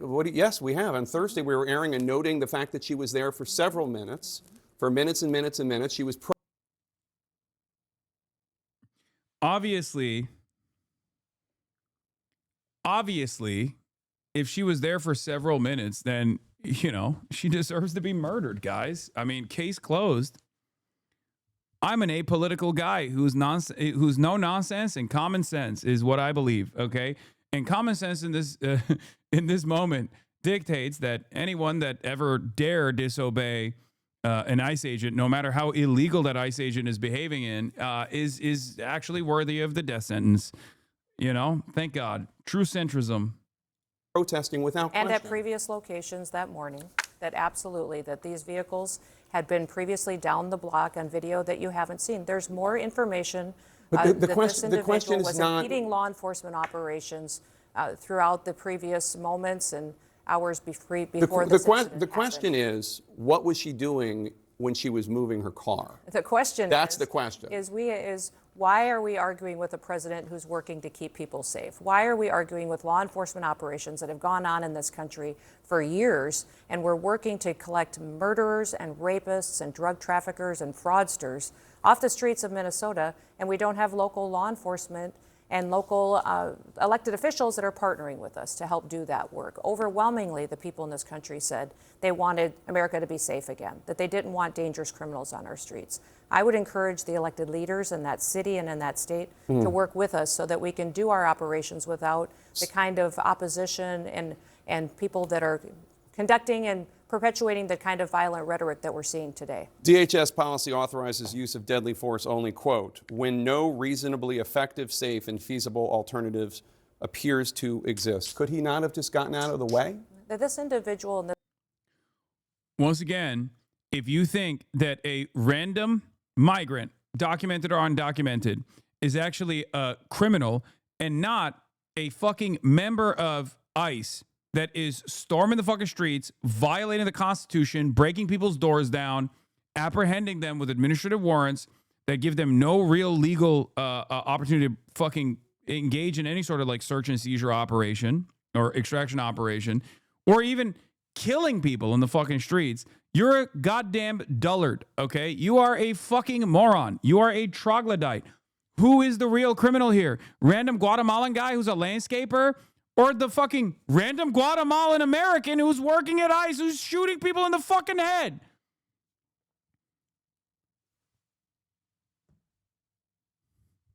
No disrespect to the Guatemalans, but let's be real. A lot of the ICE guys are, 52% of Customs and Border Patrol is Hispanic, okay? I think ICE are the real criminals, okay?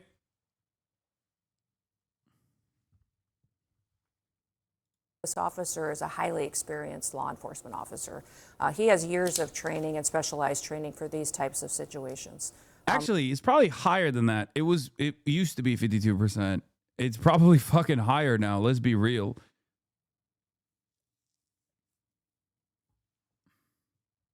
We're grateful that he's alive. It's a tragic situation, and we're going to continue to work on the investigation into the individual and find out what the motivation. My cousin was Border Patrol. He's darker than me. Yeah, I mean, a literal Papers, Please society. That's where we're heading. I mean, that is where we're at. That's not where we're heading. That's where we're at. Actions that day. We're grateful that that he's alive too. I want to play this moment from the officer's cell phone video. Get out of the car.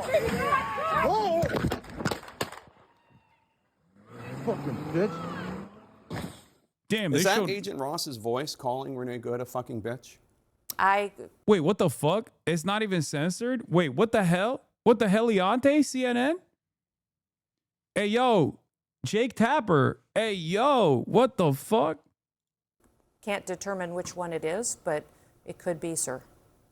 In June of last year, Agent Ross had his arm... Why is Jake Tapper asking real questions? I mean, he did this last time, too. When enough liberals fucking turn on the admin, when it becomes favorable and fashionable to shit on Trump, he will do it. He did it pretty aggressively last time, too. The only difference as to why CNN didn't do it this time around from the start is because they were pivoting to the right as well. And they miscalculated, in my opinion. I think a lot of people, in my opinion, miscalculated. They thought that there was a real popular mandate for Trump because they're fucking stupid. They didn't realize it was an economy election with a decrepit administration run by a carcass, and that people were very frustrated with that shit. And even then, Donald Trump won by marginal votes. He did not win this like Reagan-style sweep at all. But these fucking dumbasses thought that this meant something, that this meant like a true sea change. And what did I say? What did I fucking say? The reason why a lot of young people voted for Trump was because they were too fucking young to remember all the way up until 2020. Okay? They were too young. They also, for some weird reason, decided to claim all of like the COVID lockdowns with Democrats in general. Okay, so the only like restriction of movement that they encountered at the time, even if it was for good reason, whether it be mask mandates or whether it be mass inoculation campaigns or whether it be lockdowns, was seen as like what the Democrats are doing, even though most of that shit happened under Trump, ironically enough. And they only knew Biden as the guy who fucked up the economy, who didn't actually make the necessary changes. And they were dumb enough, especially the youth, were dumb enough to take a shot in the dark with Donald Trump. That's why Donald Trump won the low propensity voters. Okay? But what did I say? The moment that they actually get into the Trump administration and realize none of these changes are coming, and it's only going to be dumb shit like,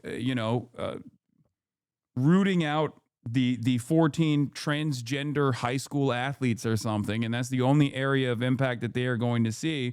And when that doesn't fucking translate to any real difference in their lives, any material changes that they can experience, they're going to fucking experience buyer's remorse. And that's precisely what has happened. Just like I said, people who think that they wanted mass deportations because they thought every single migrant was a criminal are going to realize that their neighbors are getting deported, and they don't like that. They're going to go, these guys are the good guys. What the fuck is happening? These are the good migrants. Why are they not making this distinction between the good migrants and the bad migrants? And once again, that is what's happening as well. There's buyer's remorse in that regard as well. I told you that this is what was going to happen. Here's you saying the exact same thing in October 24th. This is another glaringly obvious example where people think they want mass deportations and concentration camps, but if it happens, they're going to be like, oh my God, this is actually kind of fucked up. This happens very frequently, okay? This happens very frequently. Now, that's one aspect of this, okay? People do not understand the impact of the legislation that they're advocating for. When this is October 24th, 2024, Harris Town Hall, Rishi Torres, Ben Shapiro, Jubilee, Ethan Drama, LSF. Look at that. Faced with the actual impact of the legislation that they're advocating. The only difference is I was way more fucking tan. Look at how pasty I am now. Devastating. They go, oh, that's not what's going to happen. Come on.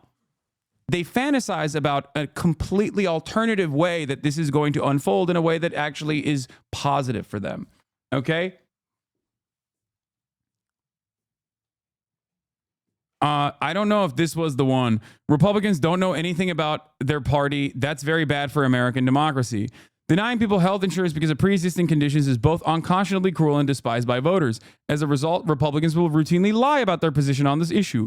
The most outrageous instance of this is when former Senator Cory Gardner cut an ad with his mom, a cancer survivor, saying he was fighting to protect those with pre-existing conditions. There are certainly efforts to fact check, but as this result suggests, the effects of these efforts may be limited.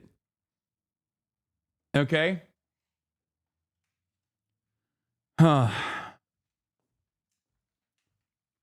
If Republicans were full tilt, and if Republicans were, unimaginably anti-immigrant, then, like, if they were across the board or if they were across the board, like, for certain policies, they would not vote against those policies when it is presented to them in clear-cut, direct ballot measures that they vote for.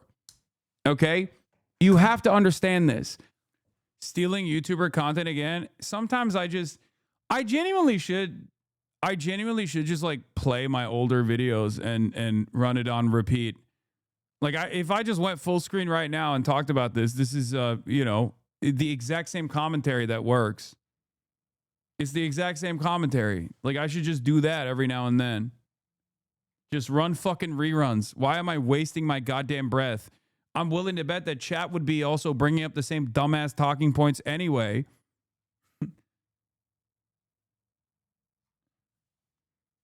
Ugh. Smells terrible.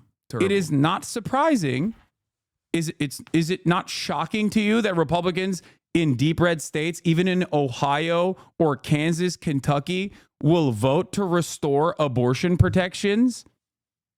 But they vote for Republicans that end up taking away abortion access from them?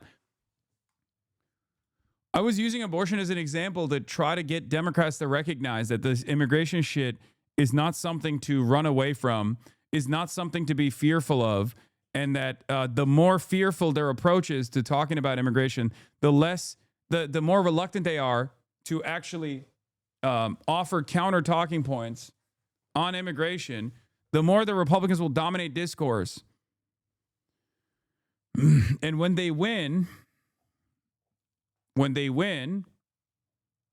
would be able to do all of these like horrifying things in relation to immigration. And then once they actually, what is this? Illegal means illegal. They could be the best people, but the law should be enforced. I just don't get the point of enforcing immigration laws. Yeah, great question.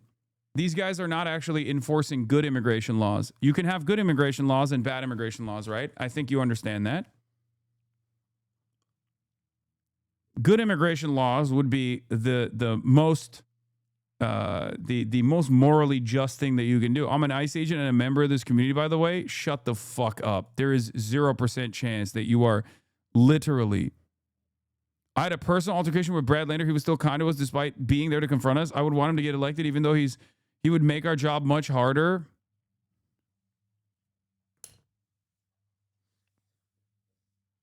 Brother, what could you possibly be getting out of being a part of this community? I genuinely don't understand. Quit your job right now, okay? Quit your fucking job right now.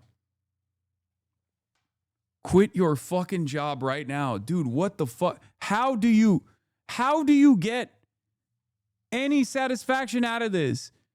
How can you get... I call you motherfuckers Gestapo every day. How is that possible? You're not enforcing immigration laws, dumbass. You're just basically harassing random people. The entire point of immigration, like if Donald Trump's presented argument was correct, that like these undocumented migrants were actually an ever-present danger to regular American citizens, then it would be justifiable to actually apprehend them as long as you follow due process. But that's not the fucking case.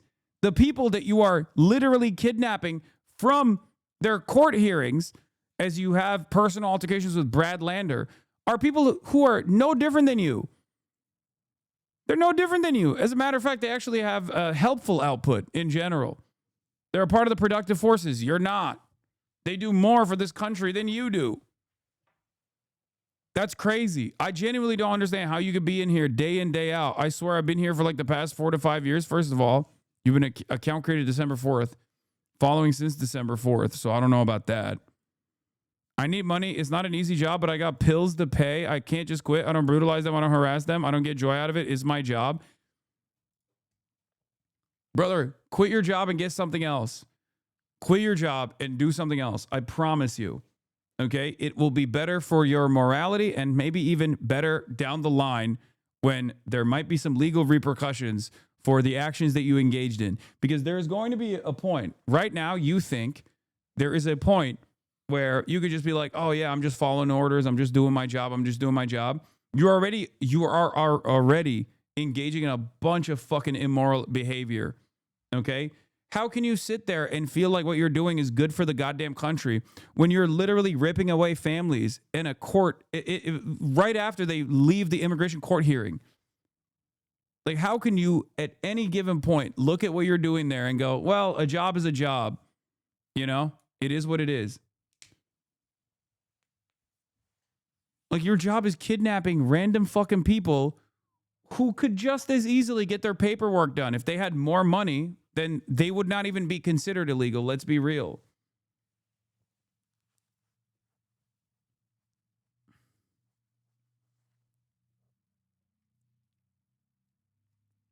That's the exact same thing that Nazis said, by the way. I'm just following orders. That's what they said. And that's what you're doing right now. If you've genuinely been in this community for fucking every day at 26 Federal Plaza, we have a list of people with criminal offenses who will get their cases dismissed. We don't take anybody. We take specific people. Dude, we just showed that your own ICE data shows that the largest group of immigrants that are being detained right now, the largest growth in immigrants being detained, have no criminal background whatsoever. What are you talking about? No, you don't take specific people. That's ridiculous.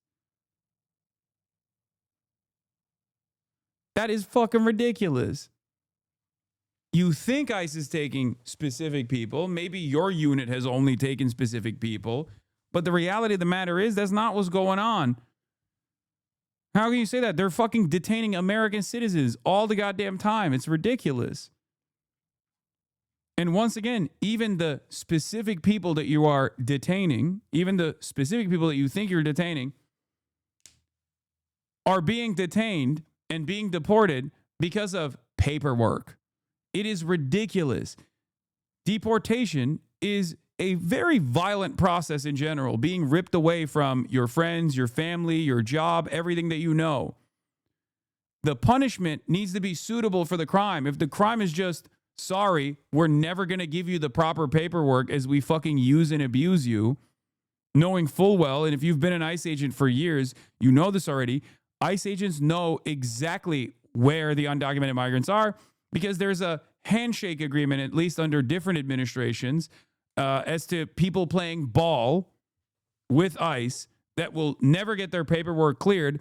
But everybody knows exactly where they are. Everybody knows that they're not like violating the fucking laws in an egregious manner. At most, it's like unpaid bills or traffic violations or moving violations or whatever the fuck. Okay? You're out here making it seem like you got people with criminal offenses like fucking rapists and baby decapitators or some shit. You either are gaslighting yourself into believing that because the facts don't actually bear that out at all. The data doesn't include crimes like DUI. DUI is a big part of people we target right now. And trust me, we do take specific people. I can't talk for ERO New York. I can talk for ERO New York, but can't for the entire country, but yes.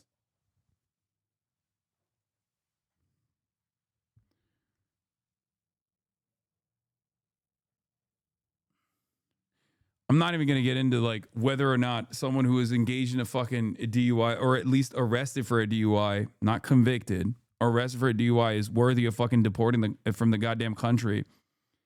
Defense attorney here, ICE is literally notorious in courts here for literally just sitting in courtrooms and seeing if anyone has an immigration issue and then just fucking taking them. It's not specific people. They would literally just go to court and listen for people to deport. Exactly.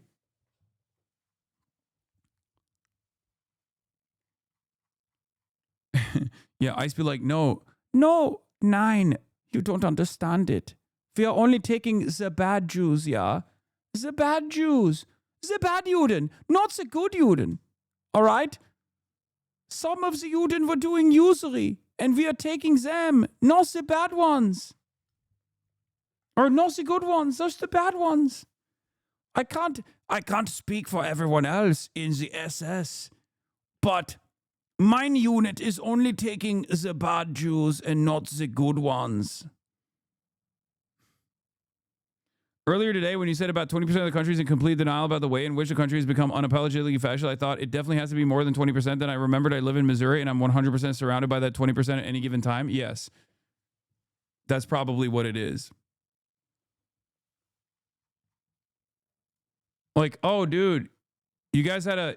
Before I lose your attention, I need you to ask something. You always say we need to give amnesty to people. Even if we did, wouldn't we then have to enforce immigration laws? Yes, there is a point where immigration laws can be enforced, but that process is paperwork. You realize that you are fucking apprehending and deporting people for paperwork problems, right? At the end of the day, that's all this is. The punishment for a DUI is a punishment for a DUI, okay? The punishment for a DUI on top of paperwork issues should not mean that someone gets fucking lasered out and shipped off to CCOT in El Salvador into a slave labor camp. What the fuck? It's a troll. I don't even think this is a troll because, I mean, either this is the most elaborate bit because he was in here talking about Brad Lander and he's talking about New York ERO. What I'm doing is enforcing laws that the Congress passed. How come Congress people don't get any smoke, but I get screamed at every day? Brother, because you're the one who's doing the enforcement. Fuck the Congress people. You think we like the Congress people? If you've been in here for 4 to 5 years, who the fuck do you think I like in Congress? What are you, crazy? Go deport them. I think the American government, the American people would celebrate you for doing that instead of deporting random fucking landscapers. What the fuck? That's the whole point. No one who's actually worthy of any sort of serious scrutiny, serious cruelty ever gets the fucking receiving end of said punishment. It's always random vulnerable people that haven't actually done anything. And it's all just people justifying why they have to do this all the way down. Ridiculous. Kaya, please. Ice Agent on Twitch? I don't believe it. I do believe it. He probably got banned in a previous account. That's why he's in here in a sock account. If he's been in here for 4 to 5 years, it does make sense. Not this community, but people recording raids yell Nazi SS scum all the time, but no one gets to Congress and yells at them. Well, yes, they do. Also, Congresspersons are not as accessible as an ICE agent who is doing the fucking deportation in that moment. This doesn't mean that they're not criminal scumbags either. And in opportune moments, when they are in broad daylight in public, people do that same exact thing. They're just not in public as frequently as a fucking ICE agent is. Ask me specific questions if you don't believe me, but I have a different account, but I just didn't want to dox the account I always use. Oh my God, this is like... That's crazy. That's crazy. I always wondered, like, are there any cops in here? Because I shit on cops so much. But it turns out there's ICE agents, so there might as well be fucking cops in here too. How the fuck does that even work? Like, I get why there are veterans in this community, because I do actually consistently talk about, you know, how brainwashed every American citizen is. But like maybe a former cop. Maybe a former cop or something. I was shocked when there was a British cop that actually approached me and told me he was a fucking fan. But I guess they're British, so they were just like thinking I'm only shitting on American cops or something. I don't know.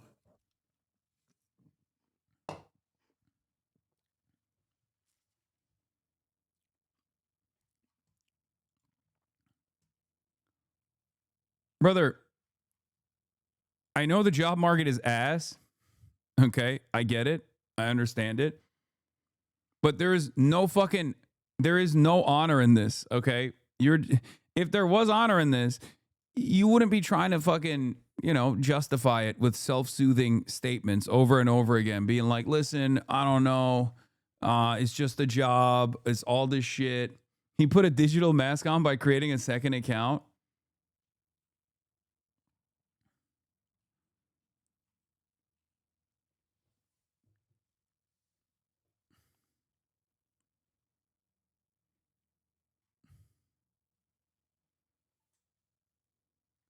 Because, like, at the end of the day, you know how I always say cops need to do their jobs, like, and they're not doing their jobs. And there's also like detectives and shit too, obviously. Like there is a valid purpose for it. Okay. But there is no valid purpose for ICE. It's not defending the American borders. It's not defending anything at all. There's a valid for customs. There's a valid for border patrol. There's a valid reason for border patrol to exist. There's a valid reason for INS to exist.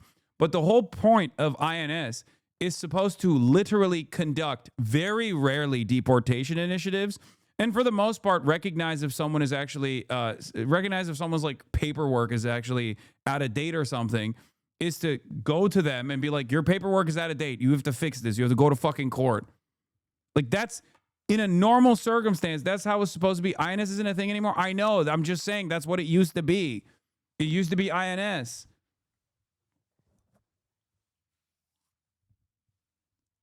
That is what it's supposed to work. That's how it's supposed to work in this situation.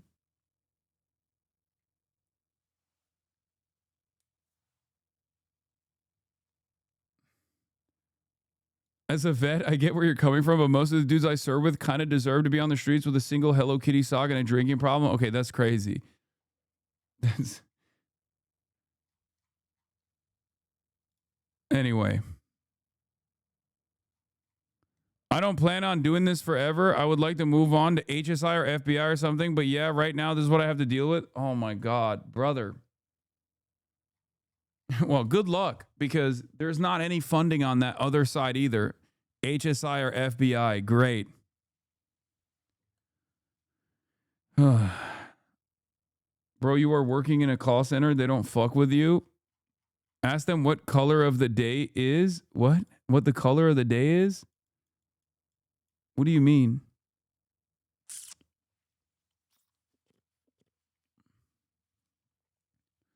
Politicians are hearing about it. Congressional Republicans.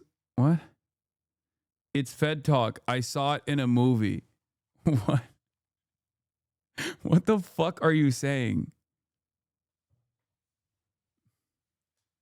Bro, you have to quit your job. I'm serious. You have to quit your job and also leak all of the fucked up shit that they've done to a journalist immediately. Maybe even you can write a book about it if you want, but that's crazy. Color of the day for random drug testing? Oh.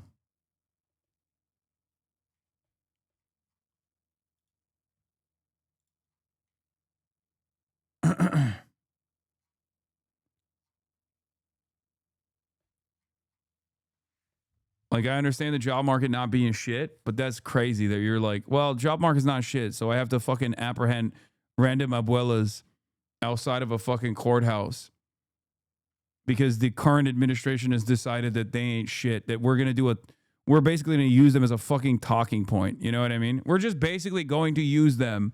We're going to use these people that we have abused for years and years as a way to make 20% of the population feel superior and not recognize how hard they're getting ass fucked too. Because everyone's getting fucked in this situation except for the 1%. And basically all these guys are doing is like throwing red meat in front of people, and that red meat happens to be the deportation and apprehension of some of the most vulnerable people in American society that have done nothing really.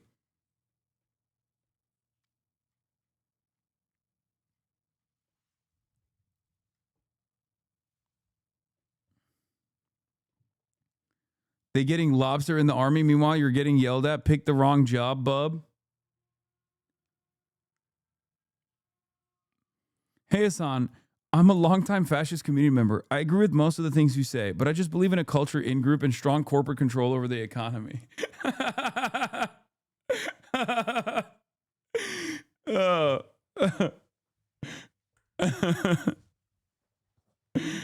ay, ay. You shouldn't join the military either, okay? You should not join the military either. Don't do this, okay?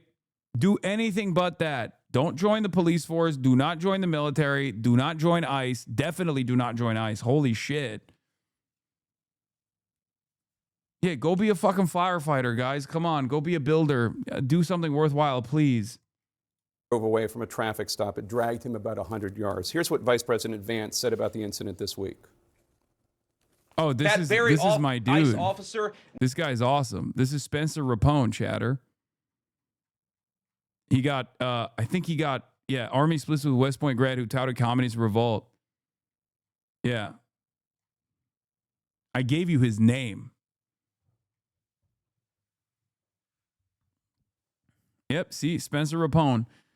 June 15th, 2018 photo. West Point graduate Spencer Rapone leans into his motorcycle at a park in Watertown, New York as a part of the Army with other than honorable discharge for conduct unbecoming of an officer, including his online activities of promoting communism and disparaging top U.S. officials.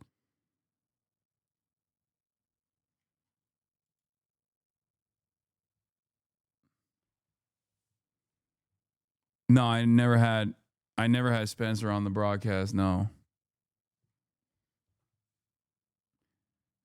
Golden, yeah, but Nazi symbols are okay. Yeah, obviously, because, you know, it's the number one, the primary enemy here is the communists, obviously.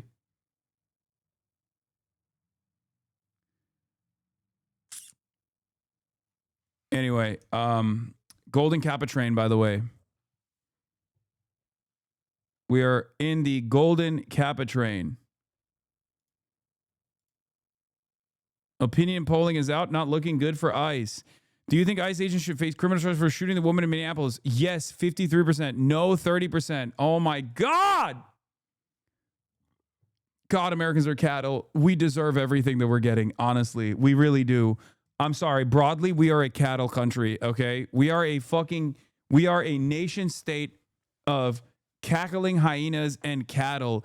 Are you fucking kidding me? 30% no? Holy fuck.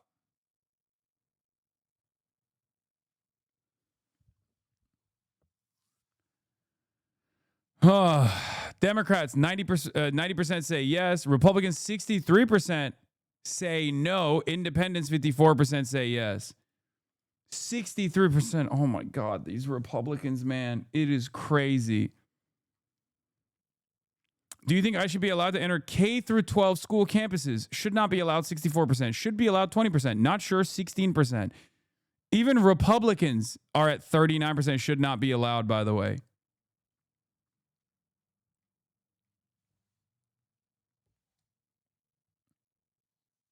As someone who's been living here in the Twin Cities for a couple of years, I can confirm these people exist. I know. We are a nation of lobotomy patients, dude.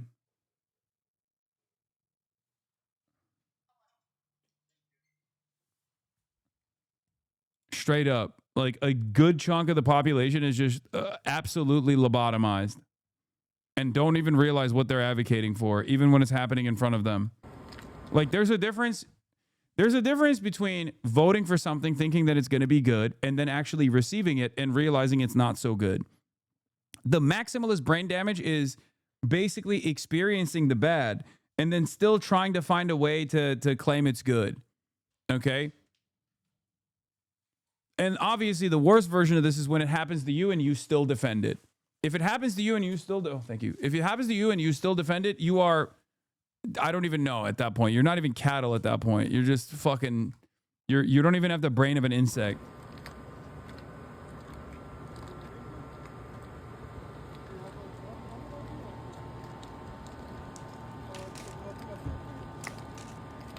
There's got to be at least a couple liberals in here, though, that were previously like, Hasan, I didn't really fully understand what you were talking about. I was scared about the whole like re-education camp shit.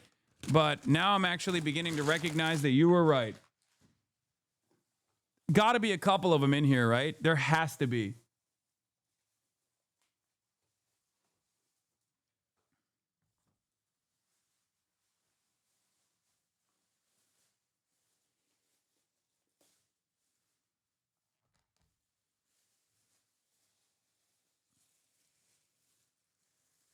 For years and years, people yelled at me and said I was so fucking crazy.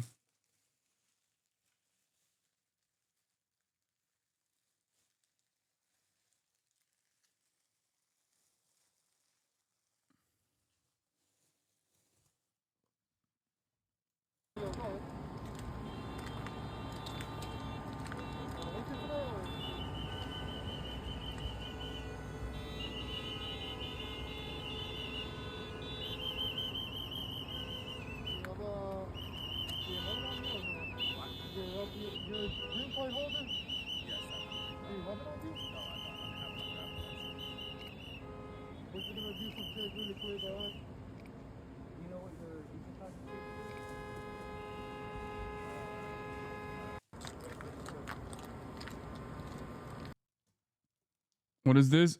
China's CR-450 is now the world's fastest high-speed rail. Oh, stop, dude. Stop showing me this. Nearly had his life ended, dragged by a car. We're watching the American fascist collapse unfold, and you're showing me fucking China flexing on us. It's what do you want me to kill myself, dude? What do you want me to do? Die? Do you want me to just be the first person that has died from heartache? 6 months ago, 33 stitches in his leg. So you think maybe he's a little bit sensitive about... Oh, he was sensitive. Maybe you should get off the fucking job then. The fuck do you mean he was sensitive? That was the dumbest argument. The infantilization of a fucking Gestapo officer is so crazy to me. Okay? Oh, he was sensy. Oh, shit, dude. He was sensitive. I guess he should fuck my mom and kill my family then. If he's sensitive. Oh, wow. I didn't even think about that. Why didn't I factor the fucking feelings of the assassination guy? Why didn't I factor in the feelings of the fucking ICE agent? Somebody ramming him with an automobile. If this is relevant, first of all, it's horrible that that happened. If it's relevant, which the vice president seems to think it is, do you think this understandably very traumatic event that this officer went through last June might have influenced, as the vice president is suggesting happened, how he responded? Now, there's no indication to that, but the facts is that we've seen vehicles weaponized over 100 times in the last several months against our law enforcement officers. So they definitely know that the threat is real, that individuals who are trained by activists to go out and to impede their law enforcement operations will weaponize their vehicles and try to run them over and drag them and not stop. So they certainly go into these situations with that knowledge that that could happen, and that's what their training prepares them for. What evidence are you looking at that so many other... That's what their training prepares them for? What, killing people? That's not the training. People around the country look at, and they say, it looked to me, her tires were turned to the right, she was moving her car, and they see a woman trying to flee. You say she was trying to kill the officer. No investigation has happened. Why are you so certain that your interpretation is the truth when an investigation hasn't even happened? Jake, I'm watching the videos. Other people I'm are watching talking to the officers. videos I'm getting and the coming facts. to a different conclusion. Everything that we've stated as the Department of Homeland Security and this administration has been factual. And I wish we would talk factually about what we see every day from these protesters, what they do, what they say, how they chant over and over, kill ICE, attack law enforcement, how they're trained to perpetuate violence against them and to stop the work that they do every day. Each of these law enforcement officers takes an oath to protect this country and uphold the law. They go out every day and enforce the laws of this country to keep people safe. So these individuals that are out there harassing them while they do that work, doxing their identities, threatening them and their families, it's unacceptable. And that's why President Trump is so strong in supporting their operations in all of these cities. The officer appeared to have fired 3 shots, the first one through the front windshield, the second and third through the side window. What is the justification for the second and third, given that the officer was out of harm's way? You're watching the same videos that I am, correct? Yeah. Yeah, you're watching the same ones. So you see how quickly the situation unfolded, how the officer was in front of the vehicle when she sped off, how she ran into him, and how he had to take quick action based on his training to defend himself and his colleagues around him. Once he's out of harm's That's very way. clear and factual from the videos that you can see. It's nobody's interpretation. We don't get to change it because we can see it with our eyes and we can build on the evidence that we have on the ground. This morning, a man is in custody after driving this U-Haul into... Fox still doing what? The villainize the white women tag villain news network? Oh yeah, I saw that. Organized gangs of wine moms. Do you even hear yourselves?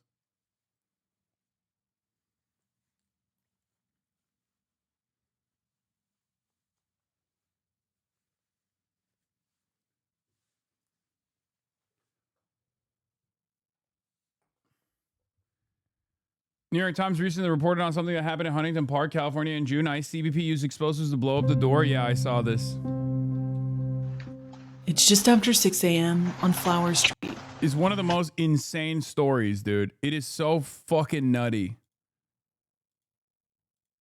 Amid the morning calm, a security camera Wait, captured. why don't you just send me the YouTube link, actually? Why the fuck are we watching it like this on TikTok?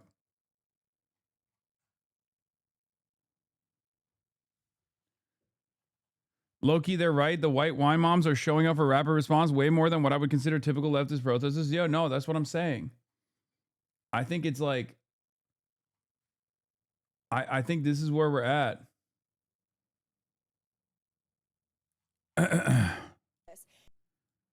I think the white moms, the white wine moms are radicalized. About this case from the very beginning, and they have had to change their story and their narrative, because at first you heard Democrats, including the mayor of Minneapolis, saying that the car never struck the officer and the lethal force was unjustified. Now, of course, there is plentiful video evidence to show that the officer was struck by the car, that this deranged lunatic woman was trying to ram him over with her vehicle and was using that vehicle as a weapon, which justifies domestic terrorism. And unfortunately, we are seeing these instances play out in American communities across the country, where you have these organized, paid antagonists who are part of these groups that are actively, unlawfully impeding lawful law enforcement operations. They are harassing and targeting ICE agents, trying to make it impossible, again, for them to carry out their duties. That's what was happening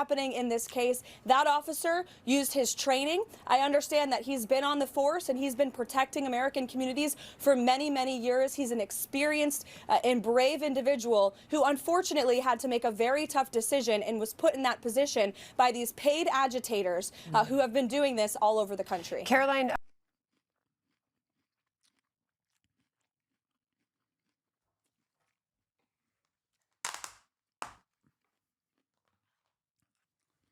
We have no nation, man. We don't have a country. Like, this is the American government talking about an American taxpaying citizen that was fucking assassinated.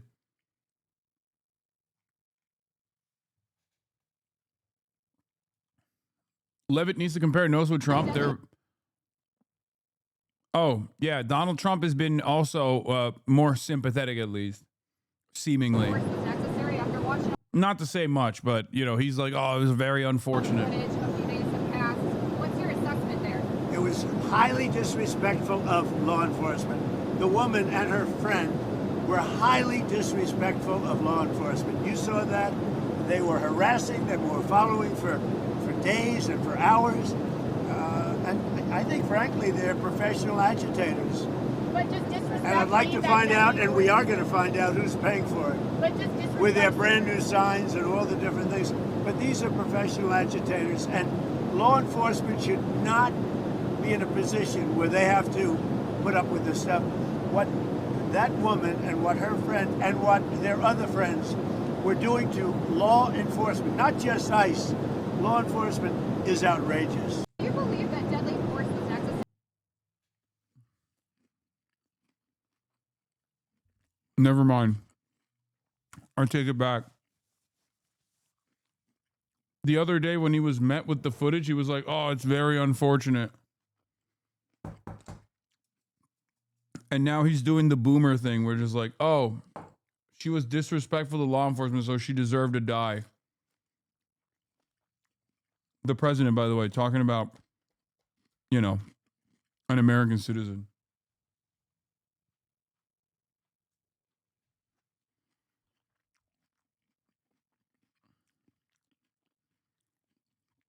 I was wrong to assume consistency.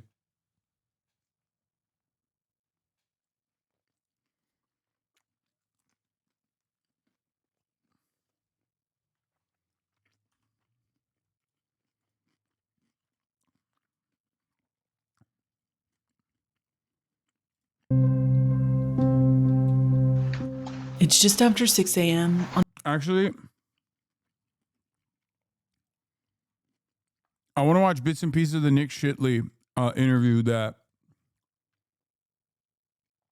Channel 5 conducted, because I've seen some viral pieces of it, and I know a lot of people are going to get mad and be like, oh, why you're watching Channel 5 or whatever, but it's a fairly viral video, and it's not about Andrew, but more so about Nick Shirley.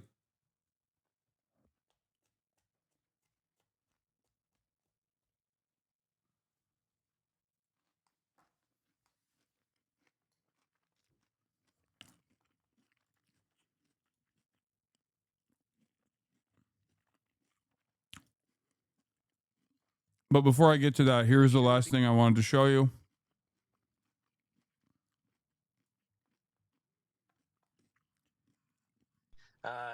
So what's funny to me is when is violence, when is protest, when is this all acceptable? But isn't that the same though?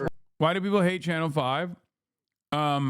It's because of what the person that runs Channel 5 did.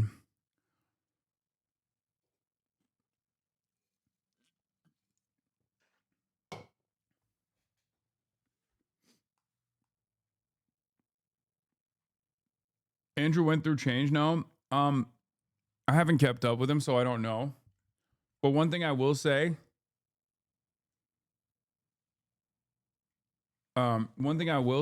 is that despite of the criminal acts, in my opinion, and even the initial response that came from him, he could have very easily pivoted to the right, and he weirdly enough did not. This isn't to like undermine victims or anything like that.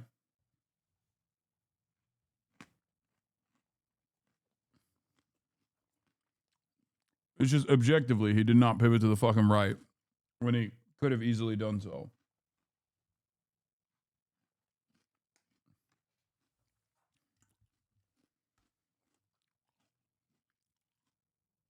He's deeply remorseful, apologized, and has made strides to learn and improve.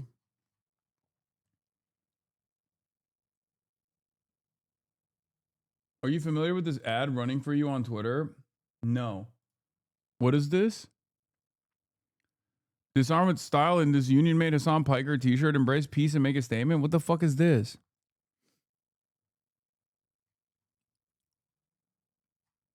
No, I don't know what the fuck this is. Is it like AI or something? Hold on. Let me click on it. No, it goes... Wait, what? Shop? Where does this go? Shop.app products? Is this actually my own? I got those too? The fuck is this? I've seen these on YouTube. Oh, it's the Shopify aggregator.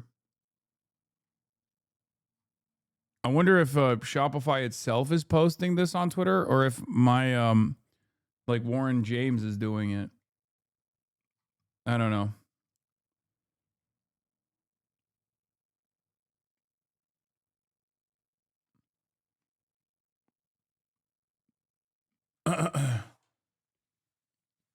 They're saying you paid to have them put up.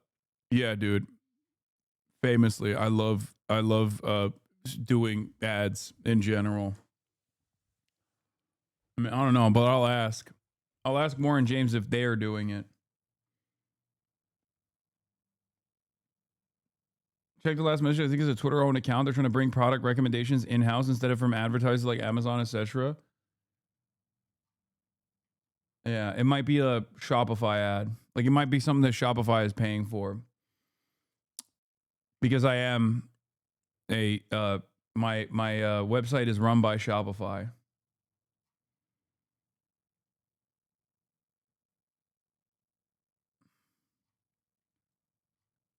What was I going to look at?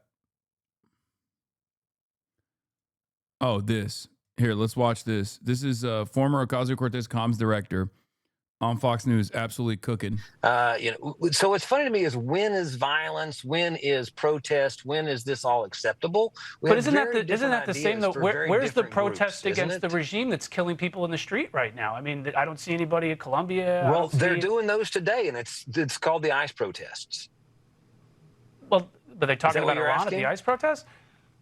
No, I think they're talking about the regime that's shooting people in the face. I mean, I think it's a very American idea to not want police forces to be able to shoot Americans indiscriminately. And the idea that J.D. Vance says is that they should have absolute immunity.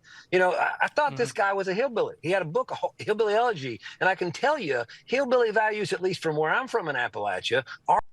Corbin's my former boss, and he's a complete fucking asshole. Well... Don't know him personally, but he's cooking here. That the government ought not be able to have absolute immunity when they shoot you in the face. But maybe we came from a different Appalachia. Okay, Corbin.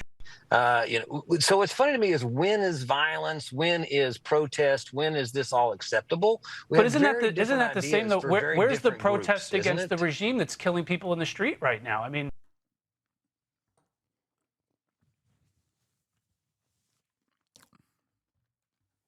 He absolutely fucking cooked him.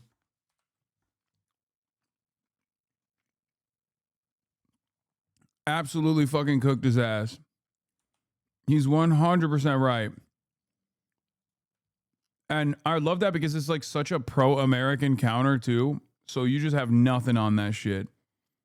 It is the most pro-American counter of all time. Like, what can you say to that? If you're Fox News, to be like, well, why don't you worry about Iran? Why don't we talk about Iran? And it's like, brother, what do you mean? Like, the current regime in the United States of America is fucking killing American citizens. I thought this was an American news station.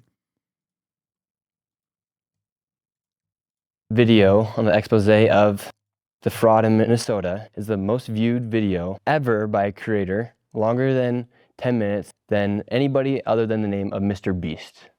Altogether, it did around 500 million views.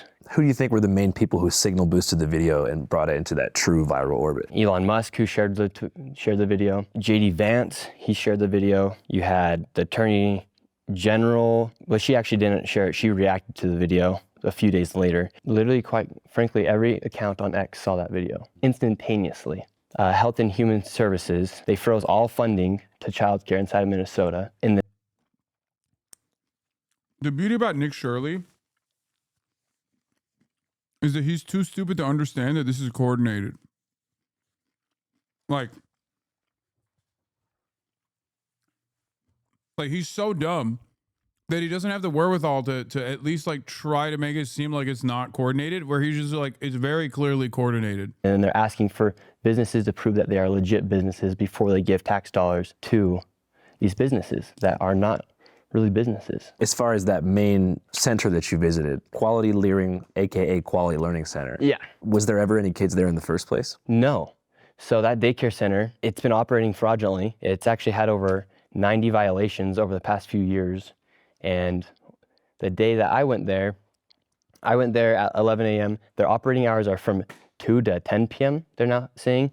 And that's actually not legal. So you said you went there at 11? What? Fuck you mean they're not that's not legal? What? 9 o'clock in the morning? Yes. And their operating hours are between 2 and 10 p.m.? Allegedly. But if that is true, would it have made sense that you didn't see any kids there? Yeah, it would have made sense if I didn't see children there. Either way, whether I was there when kids were supposed to be there or not, why are all the windows boarded up? Or why are all the windows blacked out? Why is there no phone number that leads to anywhere? These businesses are supposed to be operating to serve children. People should be able to check in their child there and their children into these daycares. It's literally impossible. Did you see some of the footage released by CBS Minnesota affiliate station that showed kids entering and exiting the facility? Yeah, the one on the ABC. Mm-hmm. Yeah, so that one received over $1 million. It's licensed for 40 children. CBS, I believe, they go in there the day after I had posted my video. Obviously, they're gonna have children there when they're getting all this heat. I take my kids here, 2 o'clock to 10. Yeah, there's a lot of kids inside. And same thing at that daycare. Why are all of the windows blacked out? This is a daycare. Why can't a lady just give me a paper to enroll a child? This door is locked. This facility is licensed for 40 children. Well, I guess maybe I'm just trying to think from all perspectives and help you clear up some misconceptions. Yeah. I mean, I figure like if you're going with a camera and like 3 or 4 dudes, some of whom were like larger security looking guys, some had face gaiters on, maybe there's a fear that there's like something weird going on or it just seems unfamiliar and they feel like they don't want to let you in. Yeah, they might feel that fear, but if they're operating legally, why would they have anything to fear? And the neighbors around it said they have not seen a child. Bro. I think he's legit too stupid.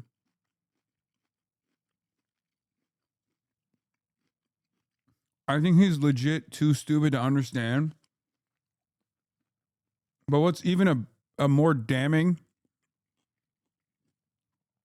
situation for broader society is that we are too stupid, broadly, to recognize how stupid he is. Because this guy is like a regular old idiot, right? He's slow. I mean, let's be real. He is a fucking slow person, right?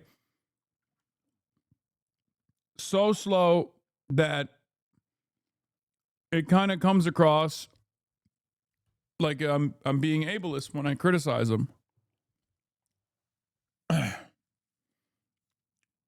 But the problem is, like, he's very clearly responding to these questions like a stupid person would. Like, oh, why isn't there people? Why wouldn't they open the door for me? It's like, yeah, dude, because you're a fucking random stranger. Like, what? Of course. Quick question. No, hey, can you explain why he's stupid instead of saying he is? Yes, 2 minutes and 42 seconds in, he literally is asked, well, don't you think it's reasonable to not see children if you go to a fucking daycare facility outside of regular business hours? And he goes, yeah, that's, I guess, is kind of true. And then he says, the what daycare facility is open from 2 to 10 p.m. That's illegal. That's not, okay? That's not the case. You just made that up, okay? You just lied. Clearly, that's not the case. And he just doesn't understand it. Like, he's too dumb to comprehend why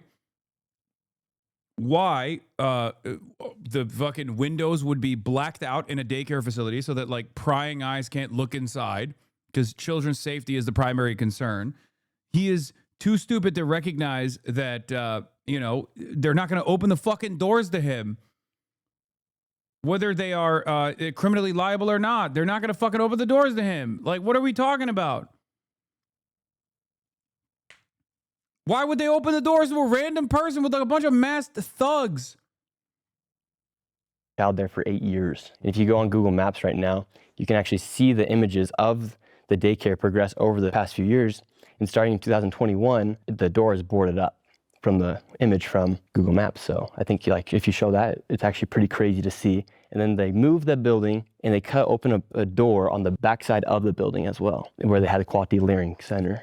One man's been living there since 2017, hasn't seen a single child. And when I go and post my video on X, a lot of people were saying, well, Nick, you went during winter break. Well, actually, I went December 16th. School was still in session, so kids should still be going to daycare. The following days after the video then goes viral and gets over 100 million views, they have a person come out and he says, no, we're open. I'm the manager. I'm the son of the owners. We're open. At that same time, simultaneously, the lady who's in charge, the Commissioner of Children of Minnesota, says the daycare closed a week ago. Quality Learning Center, which Brown says permanently closed last week. While we have questions about some of the methods that were used in the video, we do take the concerns that the video raises about fraud very seriously. So I filmed my video, daycare is allegedly open. Then, a few days later, the lady says that the daycare was closed, while that guy is outside telling people that the daycare is open. I mean, it seems like that learning center has had a serious history of violations. Quality learning center, yes. Yeah, going back to 2020.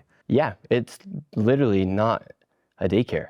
But how could they have violations related to childcare if there was no kids there? Yeah, the way they're operating inside of there, they had the violations. Those people are not able, they were operating fraudulently inside that daycare. But fraud would mean there's no kids, but the violations relate to like poor safety conditions that put the kids in danger. And so why would they be operating, and why would Minnesota continue? Again, he is too stupid. Bro. This is a unique instance where someone is too dumb to get owned in a conversation. I'm not kidding when I say he's medically stupid. Like, you can't have a normal conversation with this guy because he can't even understand the words that are coming out of your mouth. And even worse, he doesn't understand the words coming out of his mouth.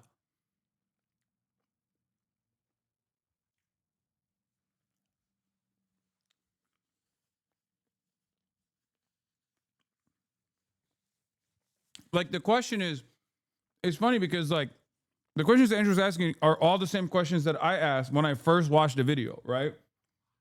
Where I was like, when we were looking through the Department of Human Services licensing reports, and we found that, like, every single one of these daycares have been audited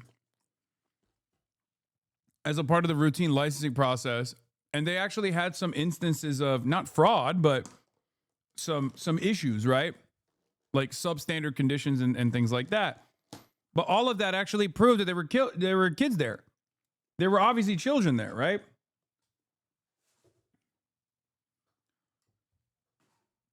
But I guess the very same people that looked at my commentary at the time,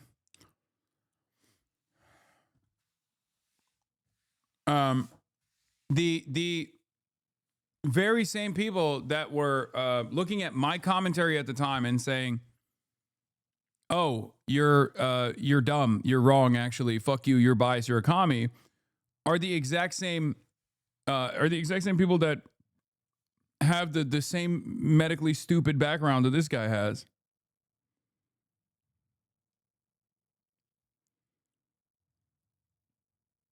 Continue to be giving them millions of dollars if they're receiving all these violations. That seems like a really valid question.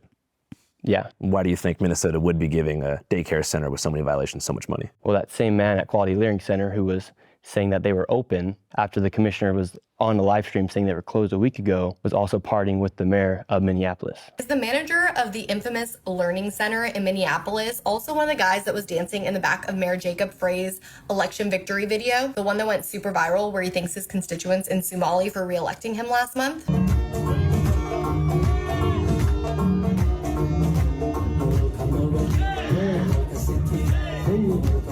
So you feel like there's kind of like some nonprofit industrial complex type of deal happening? For sure. And the agenda is just for people to leech off the government and get free stuff? 81%. New conspiracy theory. He latched onto the Learning Center shit because he thinks it proves that he can read. He can't. Someone told him about it. I fucking love that, dude. I love that. That's real. That's real. That's my head. That's in my head canon too now. Chatter. Oh my God, you're right. Oh my God. Someone was like, "Hey, do you know what that sign is?" And he's like, "I don't know how to read." And the guy was like, "It says quality Learning Center." And he was like, "What's wrong with Leering?"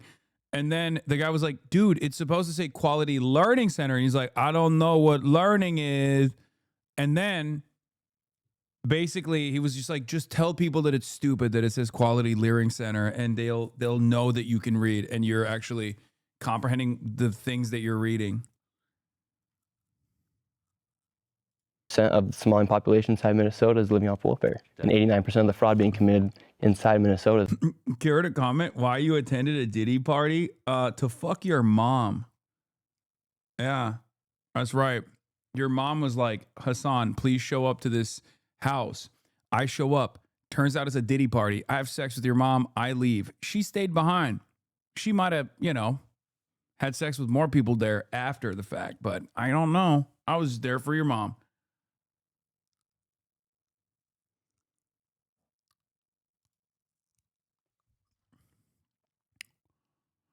What happened to your hand?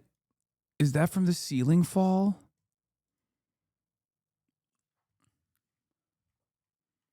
You're my favorite. I love this new meta of just like pulling Asmongold chatters.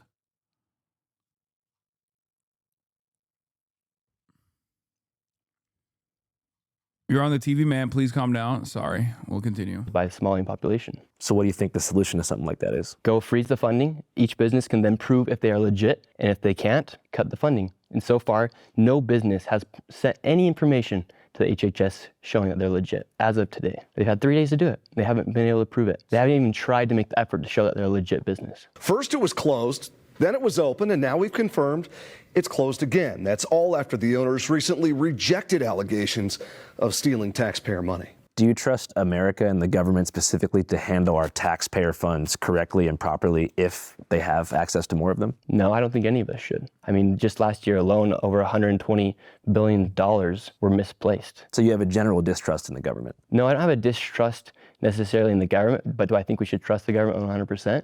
No. It's kind of like having faith. Like, what? Bro, I'm telling you, this is fucked up.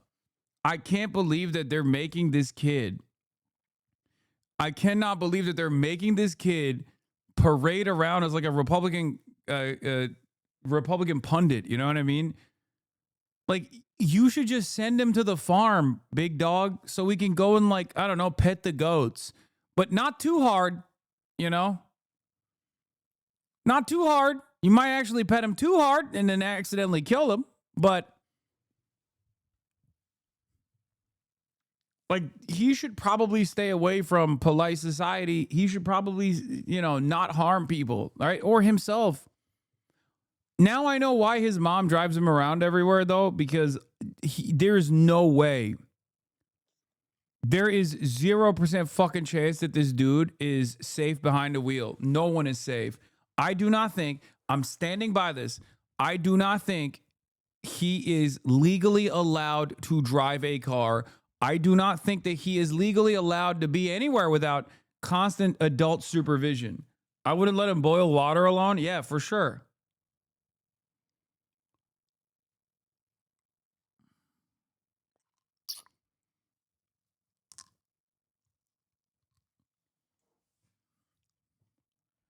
It's kind of crazy because, like, it really does show that the Republican side is desperate for genuinely a dumbass, right?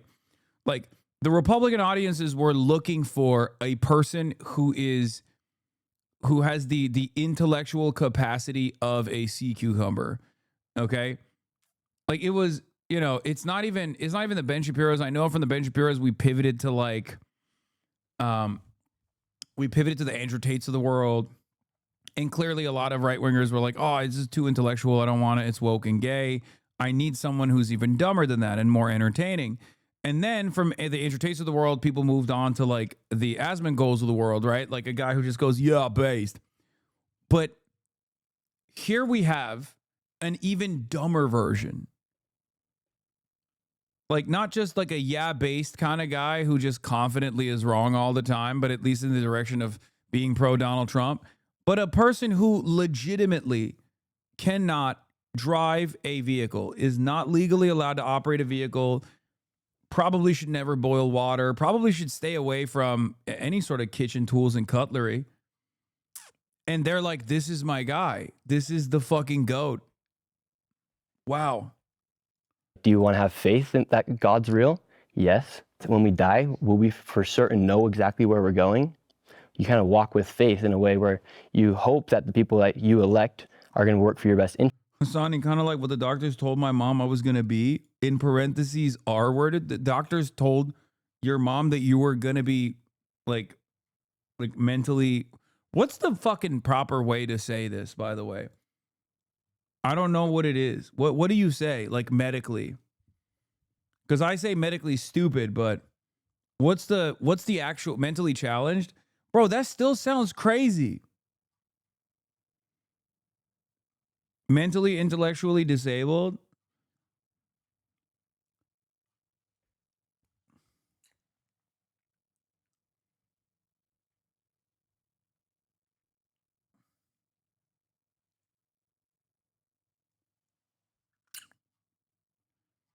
Cognitively impaired? Okay, that sounds more woke. Interest. Do you know for... I would just say Republican since birth, honestly. Like, if I was a doctor and I found out that there was like any sort of cognitive impairment, I'd be like, I'm sorry, ma'am. You're gonna have a wonderful son, but he's gonna be a lifelong Republican voter. Yeah. Yeah, it's a real bad case of RSB, Republican since birth syndrome. It's very fucked up. Many such cases. Kind of feels like you did not consume enough Tylenol during the pregnancy, and these are the results. This is why we kept telling you, you need more Tylenol in your system. But he will have a wonderful career as a YouTuber ahead of him when he becomes of age. You'll have to drive him everywhere. You'll have to keep him away from cutlery. But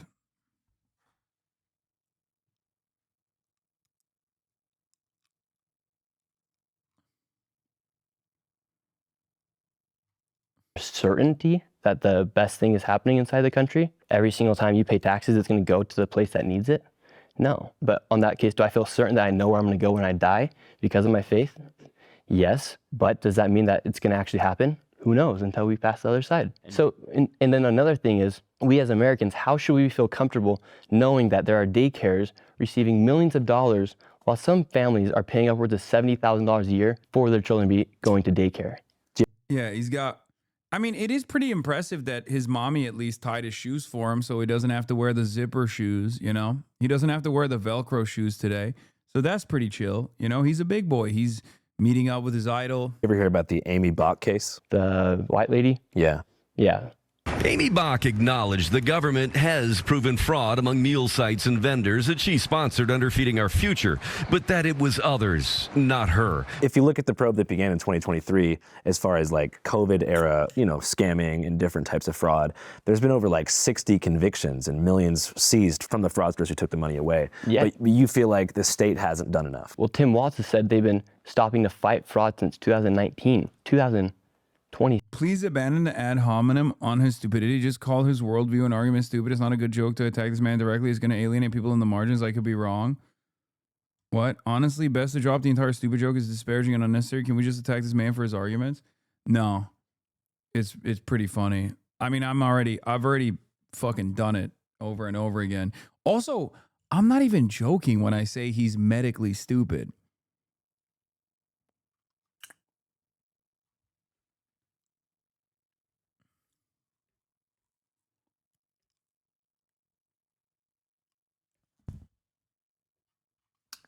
I don't think it's like, I think it's gotten to a point where because everyone is also just as stupid as this guy is, it kind of doesn't matter.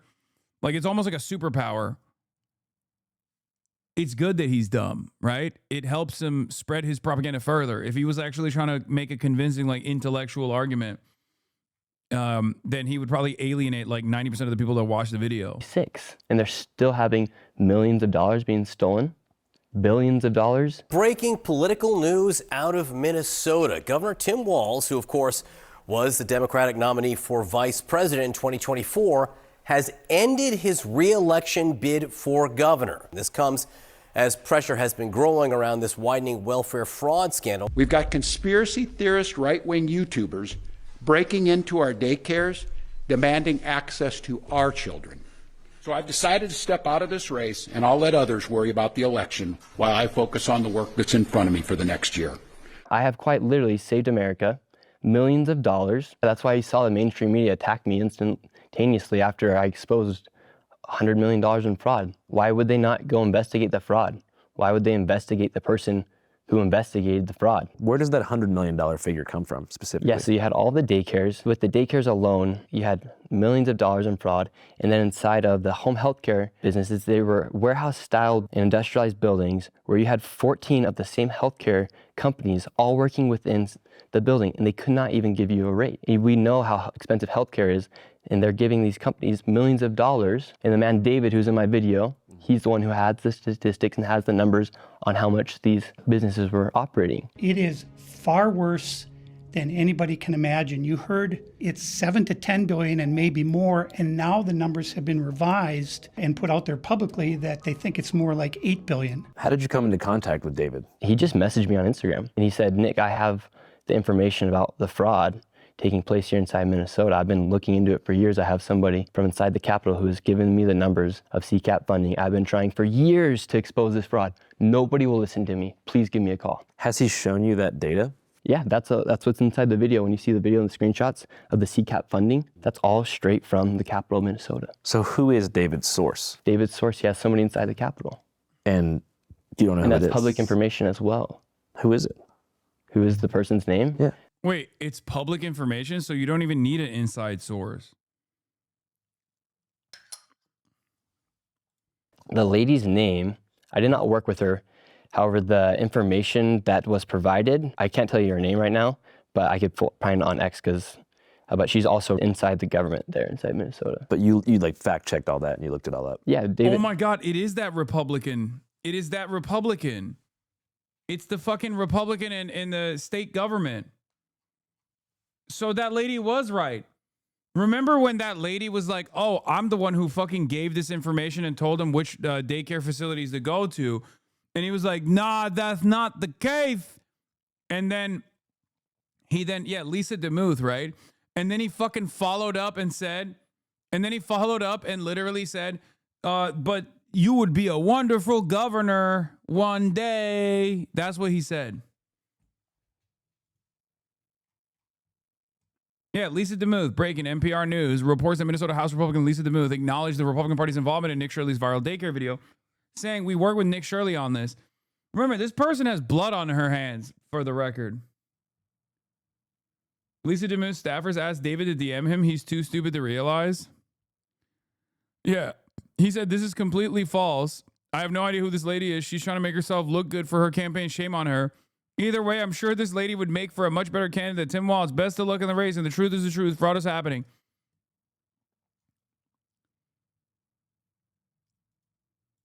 All those numbers are straight from the Capitol. So a couple days ago, Minnesota State Representative Lisa DeMuth said that her Republican caucus. Nick Shirley is a hero. He opened someone's eyes to the fraud happening in Minnesota, and you should be grateful for his journalism. Anyone who thinks he's a mentally challenged dumbass is correct.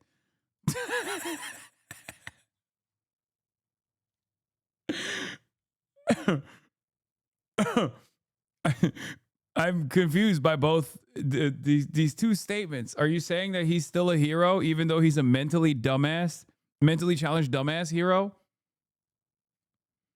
who accidentally stepped on the greatest discovery of fraud taking place? No, he's a dumbass. I'm rage baiting. Oh. Had been, quote, working with you ahead of your coverage. How do you respond to that? Yeah, I had no idea who she was. Our caucus has been working to expose fraud for years, including working with Nick Shirley. Minnesota House GOP leaders say they provided the YouTuber with information in the now viral video. So you feel like she's just clout chasing? Yeah, that's what I literally put in the reply in the tweet. Her campaign freaked out when I tweeted that. That's the lady who I was referring to earlier in this interview. So her. Oh, so she did help. Okay. But you're too stupid. Dude. So what's funny about it is that, so yes, the lady was actually not even clout chasing. She actually did literally direct you to go to these places. But because you're so fucking stupid and confused, you didn't realize. This is what I mean, bro. This guy would be the best spy. This is like Mr. Bean shit, okay? Like you can't put this guy on a lie detector test because he's too stupid to know the truth. You could ask him what he had for breakfast, and you know full well what he had for breakfast, and he could straight up lie to you because he forgot what it was, and it would not read on the detector test. This is hilarious. This is awesome. Just a guy who's stumbling in to all this stuff. I'm telling you, dunking on. I know. I've been saying this.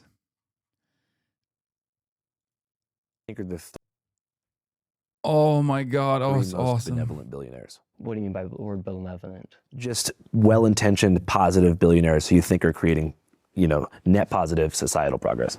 Trump, our president. I think he. Who do you think are?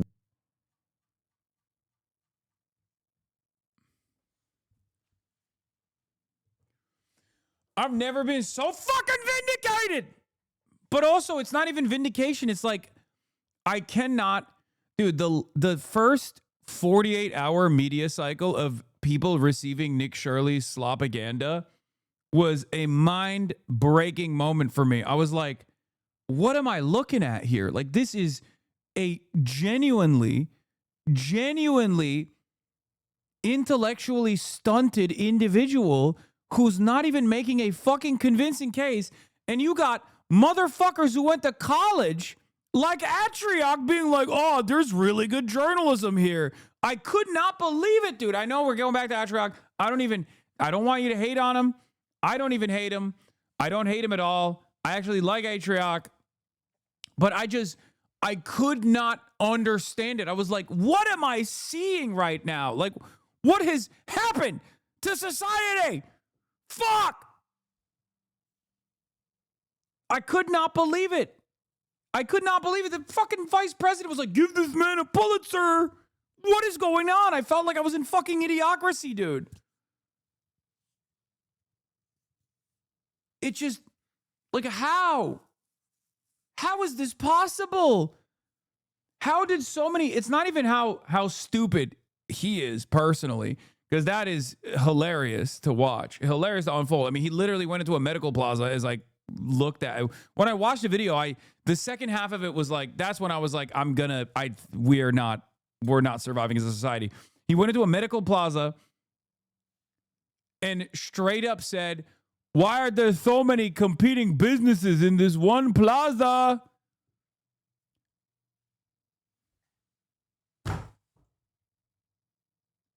Like a guy who doesn't understand the concept of a mall. Okay? Like, think about that. Like, that's a new guy. That's a guy that has not existed yet.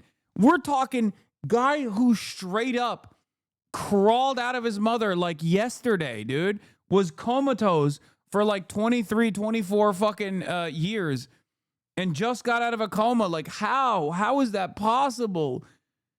Guy who doesn't understand the concept of a mall is a new guy in America. If we got one thing, we got malls, baby. That's the one thing that every American understands from birth. Guy who walks outside of P.F. Chang's and gets scared because he sees like the towering, massive horse riders. Okay, he's like, whoa, whoa, why is nobody seeing this? Look at how big those guys are. I've never seen an animal that size before. It's gonna trample on me. Whoa, giant horse.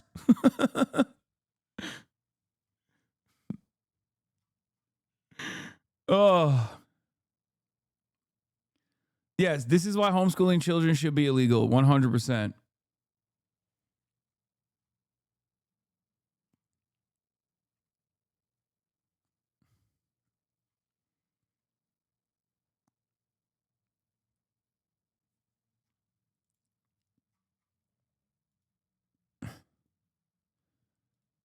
Her staff was the people that David had received the information from because David. Brother, people saying don't do the accent. He literally said, "What does benevolent?" Okay, what do you want me to do? I don't know how to do his voice. Like, what do you mean by the word benevolent?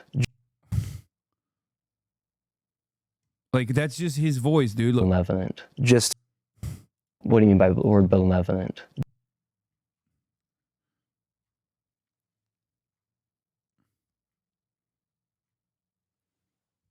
What do you mean by Read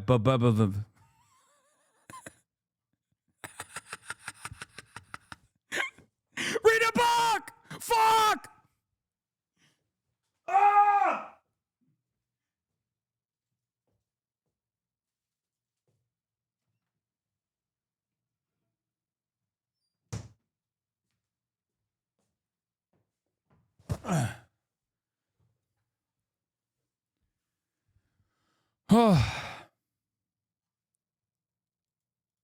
Just well-intentioned. Benevolent. Just the word benevolent. Just.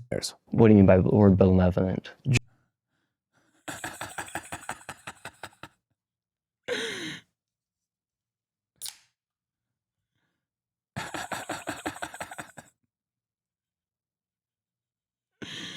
Oh, Jesus Christ. The stupid in here is uncomprehendable. What do you mean by uncomprehendable?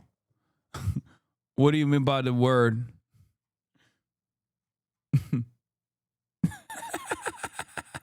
Reached out and she works inside the government, so she did actually a good job by doing what she's supposed to do by serving the people and giving that information. Yeah, it says that Harry Niska, a Republican representative who's a staffer for her, was the one who gave the intel to David. Yeah, that probably sounds about right, but good on.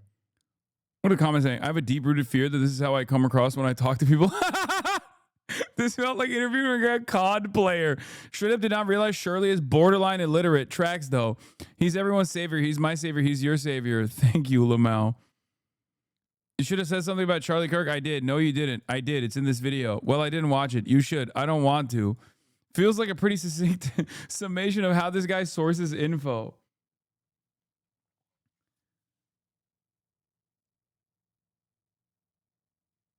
Oh, my God. I just want to point out he's not wearing shoelaces. He's wearing those laces kids get. They can't tie their shoes, by the way. Wait, really? Actually caring about I think his mommy actually tied his shoes. I know he can't tie his shoes. Let's be real. But I know his ass can't tie his shoes. but I just assumed his mommy tied it for him. No, it's not Velcro. Fraud. I looked. Fraud's been taking place for that was the first thing I looked at, chat. Come on, let's be real. years. And it's really affected the city on that big of a level. Wait.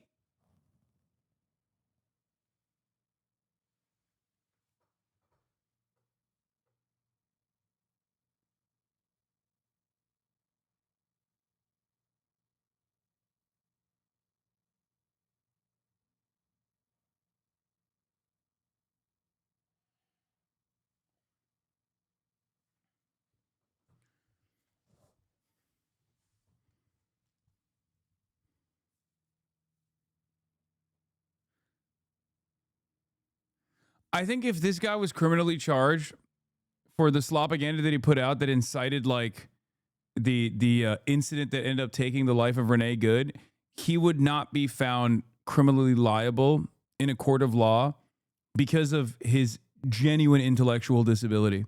I think a jury of his peers, well, not his peers, but you know what I mean, would not be able to find him criminally liable, okay? There is no way they would be like, no, he does not know what he's doing.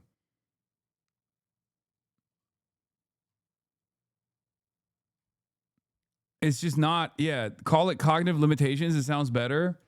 No, they would just straight up say he's mentally incompetent. He doesn't know what he's doing. So it wasn't his fault. If anything, the handlers around him are probably more liable for sending his ass around. The point where people like David are feeling it.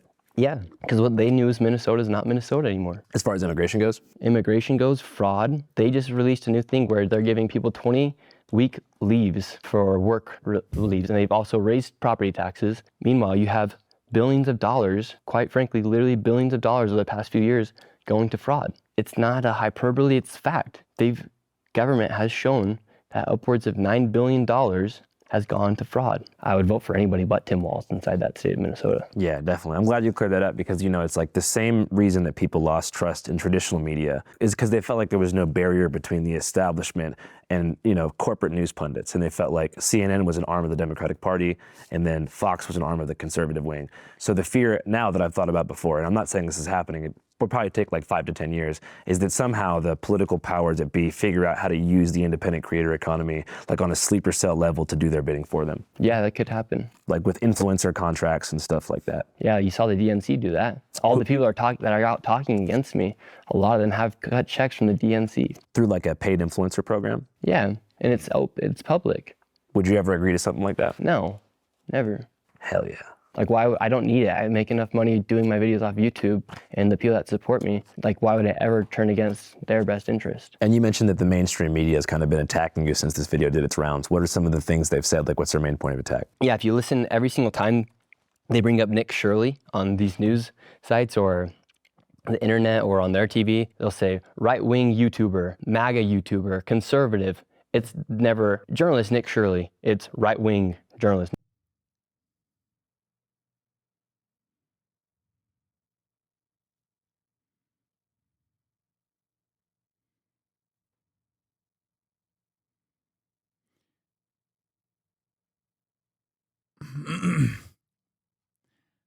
I mean, yeah, I wonder why, dude.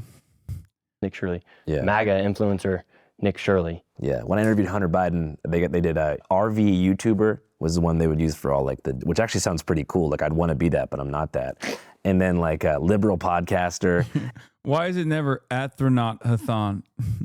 Yeah, exactly. They always say progressive mind and MAGA body, never astronaut. Firefighter. I want to be known as firefighter. Why no astronaut? And that in the Atlantic said Gen Z influencer. So yeah, it's just like they're so mad that we have the opportunity, people like me and you, to upload a video and to get more views than them. Essentially, we're a threat to their entire industry. That's why they hate us. That's why they will never give us credit. And so when they see me doing what I'm doing, when they see me get more views than they will get onto their website for the whole entire year on one single video, yeah, it's going to make a lot of people mad. So-called evidence comes from a man who has posted anti-Muslim and anti-immigrant content in the past. CNN's Whitney Wild speaks to the man behind that video and takes a look at his claims. We're from CNN. Can we talk to you?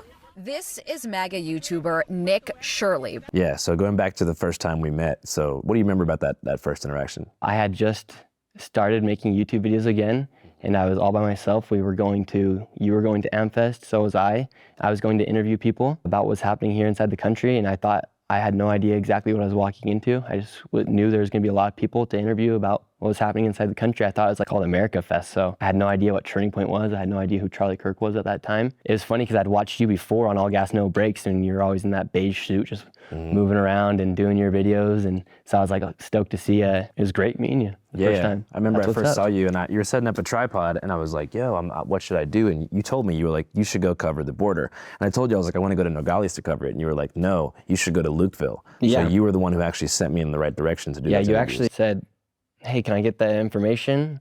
I'd love to do something with you. I sent you the information, and ghosted me right after. Well, now the whole world's going to know that there wouldn't have been a border video without my guy Nick right here. It's the truth. It's the truth. Was that, so you said you had just started making videos in 2023, but had you done interviews before that? Yeah, so I had actually started, I've been doing YouTube since 2017 when I was a sophomore in high school. I started just wanting to have fun with my friends, and I started watching YouTubers, and I saw kind of like the lifestyle they lived, and I was like, oh, I'm fun. I like to have fun. I'm creative. I can be entertaining. I could do YouTube. Like a lot of us think when we're in high school, like how many discussions have you had with your friends where you're just like, bro, that could be us. You know, most YouTubers wouldn't come in here and capture this because of political stuff. You know what? I don't care. We're out here, baby. Like and subscribe. Let's go back to the young Nick Shirley. Where'd you grow up? Yeah, so I was born here in Utah, spending a lot of time with my family, friends, playing football, basketball, soccer, track, you name it. Sports was my entire life when I was younger. True American life. Yeah, true American life, going to church. Ban Tylenol? Bro, he didn't eat enough Tylenol, brother. Come on. This is the opposite. He didn't get enough Tylenol. Decent grades, having fun, hanging out with friends. Jesus Christ, such a dickhead sometimes. He's still trying to figure out adjectives. Dude, you're right. I'm sorry.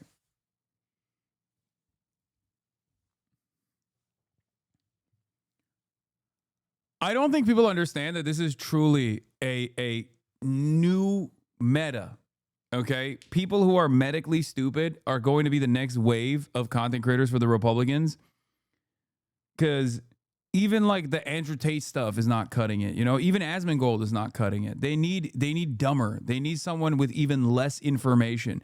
They need someone who can't even speak one language. You know, you had the monolinguists, the monolingual cucks, okay, who were cucked by one language.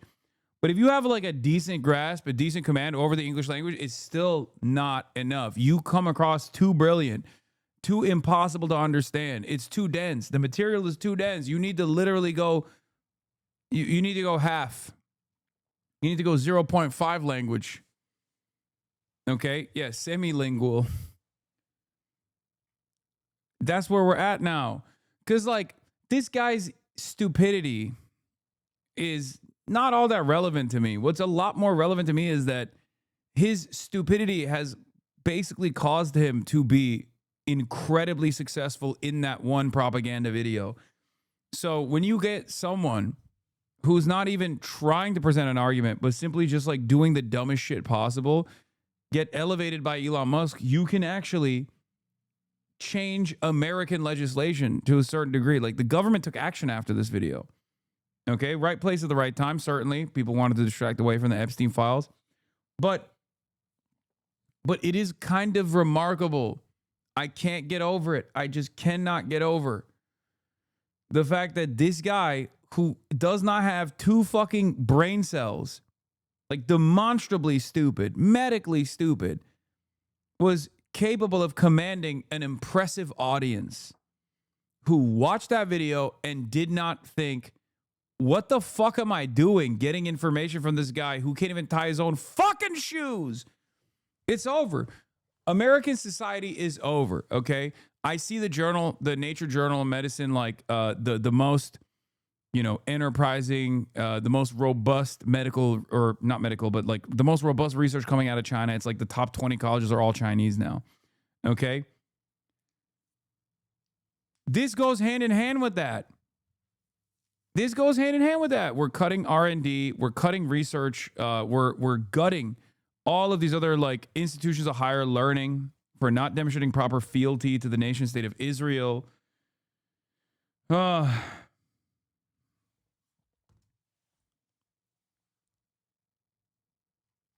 It's over. America is committing suicide, a national suicide.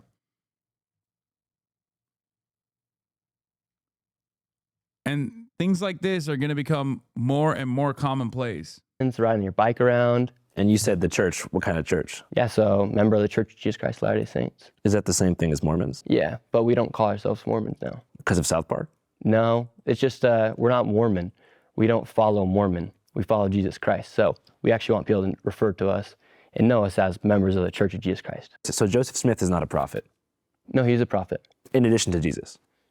Jesus is a savior. Oh, okay. He's also a prophet, but he's also our savior. He's your savior, he's my savior, he's everyone's savior. Thank you. So what do you think is the main thing people get wrong about LDS? We're Christians. We're just people who love God and love Jesus. And yeah, we do follow higher standards. No drinking, no smoking, no sex before marriage. Go to church on Sunday, follow the 10 Commandments. Follow the Bible. We follow the Bible. One of your earliest videos that you now deleted was about some of those loopholes. Oh yes, about soaking. Have you ever thought about soaking here at BYU? No. Because there's a lot of misconceptions on that, and that's not right. Soaking's not right. Is it real though? I interviewed people at BYU, and they might have said it was. So you think it counts? Yeah, 100%. 100%. Wow, the rumors are true. Kids here at BYU actually do soak. They soak and they hump. Definitely. I think that's like my biggest advantage, that I don't really have many vices, whether it be pornography, whether it be alcohol, whether it be cigarettes, whether it be vapes, whether it be nicotine. That stuff doesn't tempt me. And you feel like living a clean life that way gives you like a journalistic superpower that allows laser focus so you can just become a content machine? No. It's kind of what you're doing.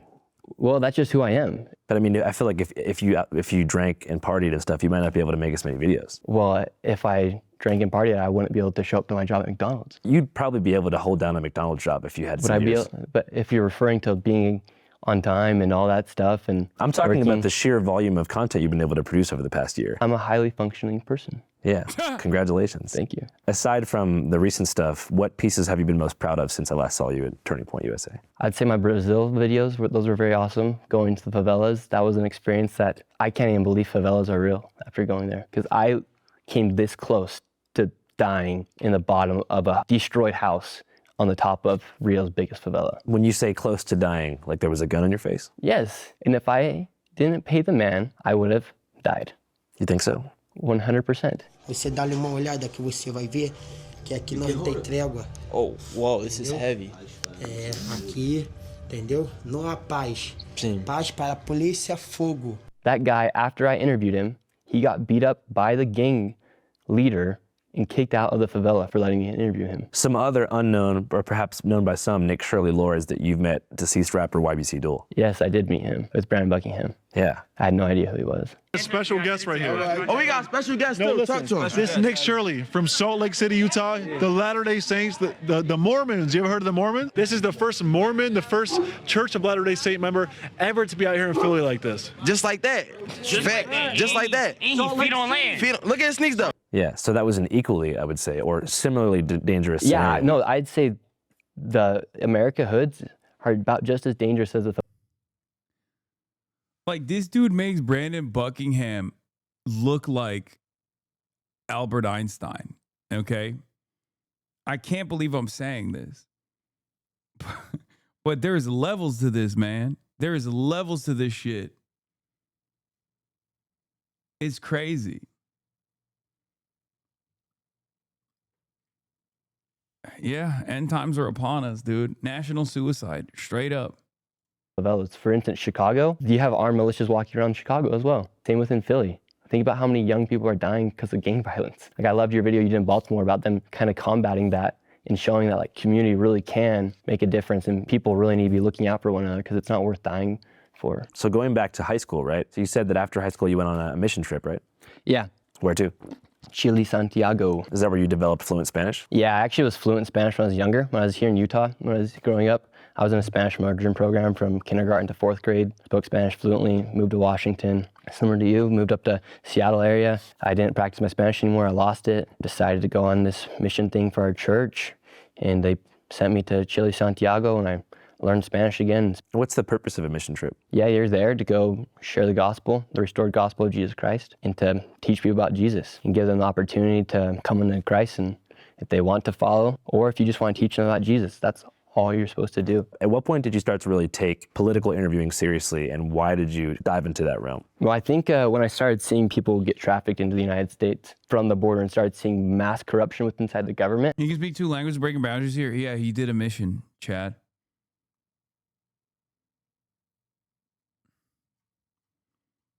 That's why he can speak Spanish. Which, judging by his English, I doubt his Spanish is that good.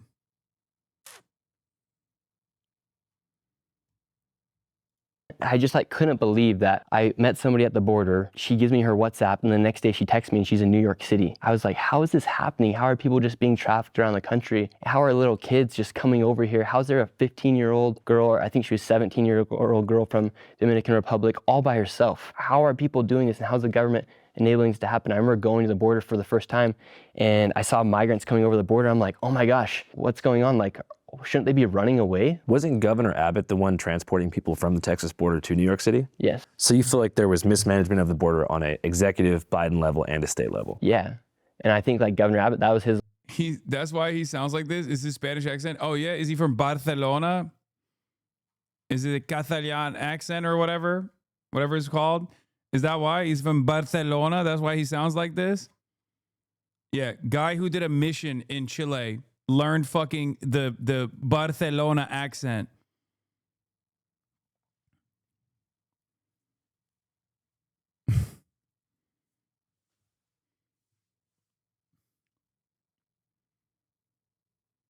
Not lying when I say this guy speaks Spanish better than he speaks English.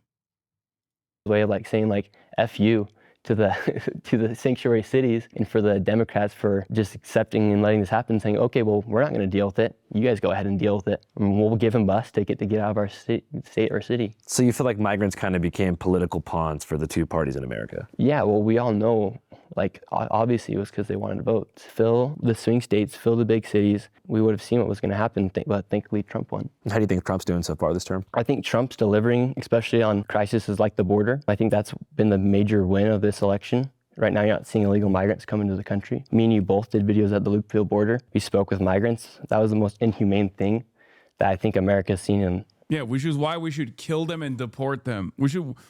Yeah, it's so inhumane how these migrants come into the country, which is why we need to send them to El Salvador, to a fucking slave labor colony.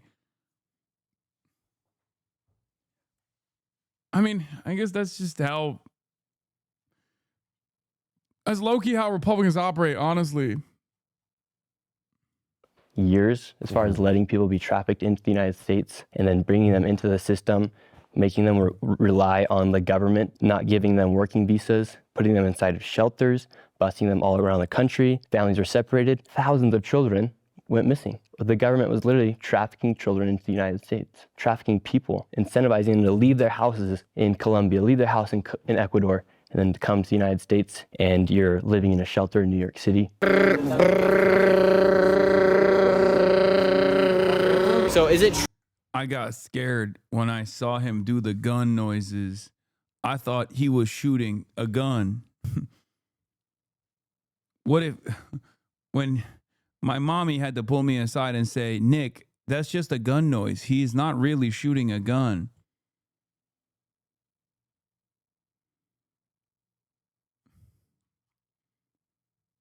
true that gangs are inside of the Roosevelt Hotel? I don't think he'd been to a clinic before making that video. Yeah. I did not realize that Nick Shirley walked to a healthcare provider waiting room, saw patients there, asked the receptionist what their healthcare rates are, posted that video as a part of their evidence of fraud, and was celebrated for his journalism. This is Ollie G level. Yeah. Yeah.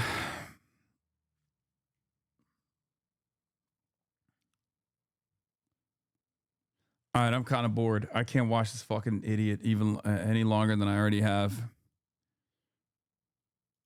The Sean Ryan video was good too. Anyway, let's talk about Iran. Iran, ladies and gentlemen, the story that everyone has been waiting for, okay? Obviously, this is something that took place in Los Angeles where a U-Haul driver, possibly an MEK supporter, drove his van, his U-Haul van, into a crowd of Shah supporters. So the diaspora is fighting amongst itself. You know, blood is in the water. But this, of course, comes after days of a fuck ton of protests exploding all over Iran, and the government shutting off access to the internet as they usually do in times like this, only to stamp out these protests in the most violent and repressive ways possible. The protests have been going on for 11 days at this point. And they have been incredibly bloody. Both the government security forces killing a bunch of protesters, including like random innocent civilians, as far as we understand. But also the security forces killing a bunch of protesters, and the protests themselves that have actually killed a bunch of members of the police.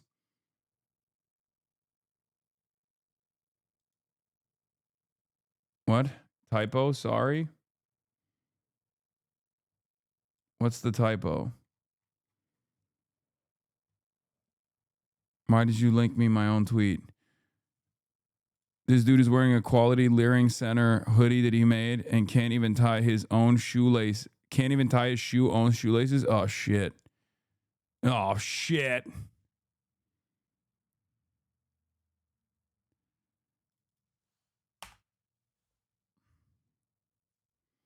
Oh, shit. Positive billionaires who you think are creating. All right, well, I edited it.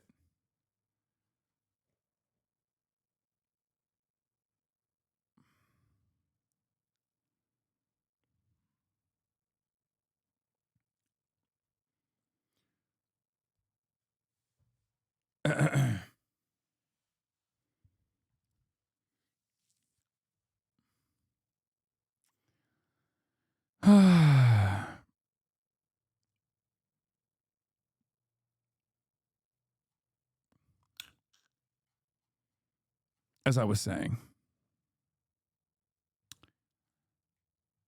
where was I? I was talking about Iran.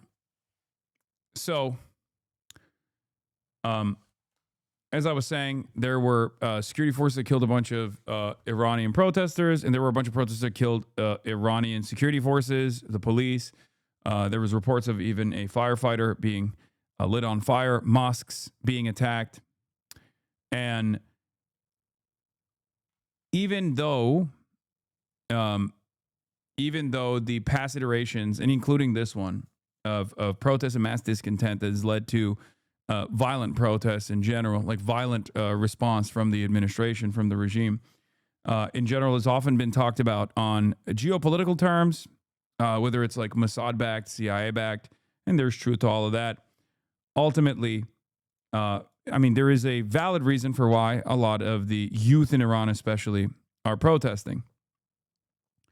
As I've said over and over again, in as far as how these things go, the American government is obviously very impactful as far as destroying the Iranian economy, and the Iranian economy has been thoroughly destroyed. The inception point for these protests came from the rial losing almost all of its worth, and shopkeepers not being able to stock their own stores. That initially started off as a smaller protest on the economy has exploded into this massive thing. Okay? And there are obviously numerous reasons for it, as I've talked about over and over again. One of the major factors, of course, is the sanctions that are specifically designed to destroy the Iranian economy so that Iranians mobilize against the administration. So in that regard, there is a lot of Western involvement. Having said that, however, to say that the administration's own responsibility here in terms of not, leaning into any reforms or whatsoever, is not playing a major role in the discontent would be silly. Okay? Let's be real. This is something I've talked about before as well, over and over again. One of the biggest issues with the Islamic Republic is the repressive nature of the regime. Iran, contrary to what people think about it, contrary to what people know about it, is actually an incredibly educated and somewhat very woke society. And by that, I mean the Iranian population is very woke and very educated. Okay? I mean, they have, I think I saw one of these guys who's not like exactly aligned with me. I forget what his name is, but I saw a post about like how people misunderstand how the Iranian society operates, how Iranian people operate, that basically said, you know, the Islamic Republic wants women to wear the hijab, but they want the hijabis to build the rockets. And I think that's a pretty solid way to summarize the situation, where they want female engineers. They just want the female engineers to be hijabi, right? And of course, there are a lot of people who don't want that. A lot of people in Iran that don't find that to be, that find that level of repression to be unacceptable. And as far as, oh yeah, this is it. People don't here. This was the take. People don't understand the mindset of the Islamic Republican in the slightest. They are not looking for personal enrichment, Assad. They are not a sponsored state like North Korea. They're not a foreign clan ruling over an occupied country. They are a homegrown ideological movement with a large base of support. Exactly. Approximately 1/4 of the country is firmly committed to this support. Okay? They're firmly committed to this ideological movement. This is why it's a little different. Okay? They are motivated by nationalism, anti-Westernism. These first two draw their leftist and secular supporters inside of Iran. This person is not talking about outside of Iran. He's talking about people inside of Iran that still find themselves in support of the current administration in Iran, and a desire to cultivate a society that is both modern and Islamic. This last part is where most people get lost. They can imagine that Iranians want true sovereignty, or that they hate the West like other global Southerners. It's hard for Westerners to understand that Iranians are not the Taliban. They don't want to deprive women of education. They want a hijabi to design the missiles. Okay? This is why Qasem Soleimani was to Ardeshir Zahedi a soldier of Iran, nationalism, to third worldists and anti-imperialists, and to people in Iran fighting for values. This is the reality. Iran is an incredibly, incredibly complex and incredibly diverse country, okay? Many different sects, different religions, and many different ethnic groups exist under one nation's boundaries. A nation that is built around thousands and thousands of years of shared history. Okay? Perish. What?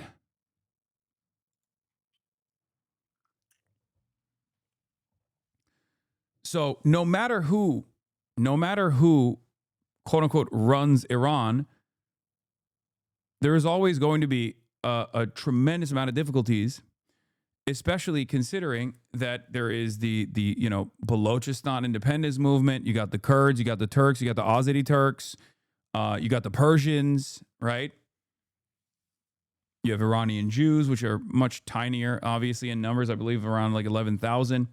But ultimately, this is the reason why it's a very difficult country to, and Arabs, Uzbeks, yes. This is ultimately the reason why it has had a very, bro, that tweet is obviously pro IR. No, this person is not pro Islamic Republic, brother. Actually, that's the reason why I said he's not, he probably doesn't align with me on some of the things. Like, I mean, I'm not pro Islamic Republic either, but I am pro Iranian sovereignty. I'm sure you can get Sharkzadeh to clarify his take. He's a great content creator, but you're obviously misinterpreting it, if I'm understanding you correctly.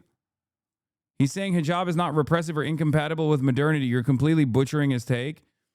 No, I personally think not that hijab is incompatible with modernity, but I personally think that for those who are devoid of choice does become repressive. Okay? His take there is simply stating that people see the hijab and they think, oh, this is just like the Taliban. Women can't fucking read. Women are not allowed to read. That's not the case. That's the juxtaposition. That's what he's actually highlighting here. Okay? I'm saying that some of the reasons as to why the Islamic Republic is seen in a very negative light, despite the fact that initially in the revolution it was seen as the most viable outcome and the most viable popular support receiving faction that would deliver Iranian sovereignty. Years since the Iranian Revolution has been met with tremendous scrutiny over time. Part of the reason why they have received this scrutiny is because of the repressive elements of the state. There's also obviously some speculation surrounding corruption. But ultimately, the major force here is the economy. And the reason why the economy is the way it is because of the United States of America. Having said that, the way I've always interpreted it is, as a Muslim, this is just ridiculous. The talking point should not be about the hijab. It's not.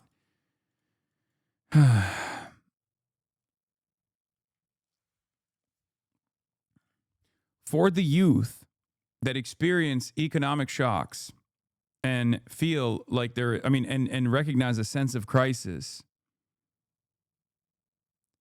that then on top of that experience repression from a very powerful regional actor that is consistently at battle with America's vassal state, Israel, in the region, that is desperately trying to maintain sovereignty. They both derive their power, they both derive their legitimacy from being anti-Western, and they also need to maintain their legitimacy within their base. And in order to do so, they refuse to let up from they refuse to liberalize certain aspects of their governance, especially when it comes to the Ayatollah. Okay?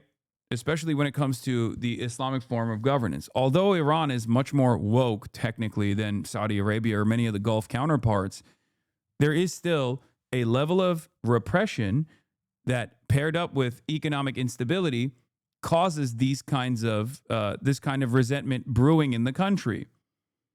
Now, do I think personally that if the led by the reformist presidents that have come and gone in the past, if they were able to successfully liberalize certain aspects of Iranian existence, would that have actually been successful in terms of keeping the population at bay, not frustrating them, and also refuse or also push back against any sort of intervention from the West?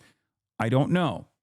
But from what I can see, this is a part of the problem. Beyond the economic instability, there is a real element within Iranian society, specifically the Iranian youth, that don't like the Islamic Republic for a multitude of different reasons. And especially for the youth, a big part of the reason is the repression. I feel like you overblow that aspect. There are far more people pro whatever social norms the IRGC imposes than those against it. It's a Muslim country. The major cities are already relaxed. It's usually diaspora members or paid agitators or politically naive youth who are the biggest proponents. I agree the economy is a major factor. I don't think you're right about that. Like, I think that I don't think you're right about that at all. I think that there are people who are even normally supposed to be a part of the base that have said enough is enough about the sanctions and its impact. But then there are also plenty of people who are not a part of the base of support for the Islamic Republic that are very frustrated about the repressive elements. Okay? And then also add on to the pile the obvious paid agitation, Western intervention, both from the diaspora communities, but certainly from the CIA and also Israel, and you create a powder keg.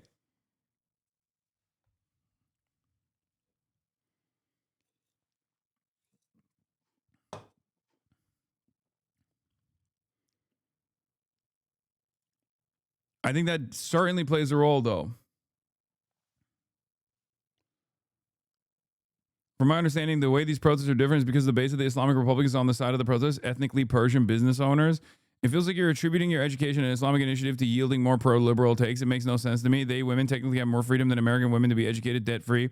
Even if they liberalized, you'd have the same problems of instability down the line. No, I don't think so.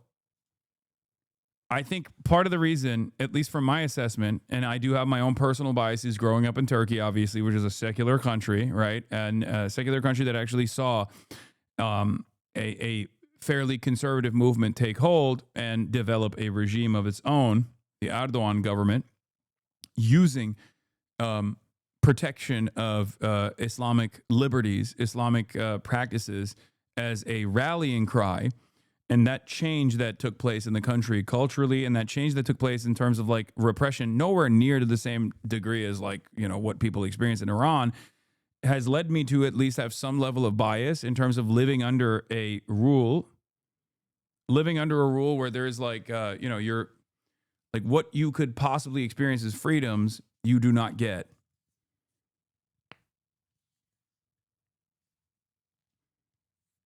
I think you're not recognizing how much that plays a role for especially a lot of young people. And simply discarding that as, or casting that aside as the silliness of youth is not correct. Okay? But to what end? Do you want them to become like France? No, that's not what I said at all. What I said simply was giving people it's already happened in bigger cities. Like the liberalization has already happened in bigger cities. Just do it across the board. It's that simple. That's it. And not only after like massive fucking discontent and massive protests, but do it as a mechanism of survival. That's it. But I do think that because the Islamic Republic derives its legitimacy from being anti-West, and in that side of the world, the most effective way to showcase your anti-Western bona fides is by being Islamist. Like, that is the most uncorruptible force. That's the way it's seen. Okay, any sort of giving up on that mentality will be met with resistance from your base. And that's basically what I'm trying to explain, which is they're stuck between a rock and a hard place in many instances, where if they were to let up on that, they could potentially lose some of their own base, and then they couldn't justify their existence any longer. As a matter of fact, this is part of the problem right now, because the economic situation has gotten so bad that they're actually losing their own fucking base of support. This is, I believe, the major reason as to why Trump and Israel didn't strike Iran this time around, because they entertained it, they talked about it, but I felt like if they were to actually strike Iran in the midst of these fucking protests, it would have actually whipped up public support back in the direction of the administration, because that is what happened last time around. Because it's not like the Iranian people are oblivious to Western intervention. They're very aware of it.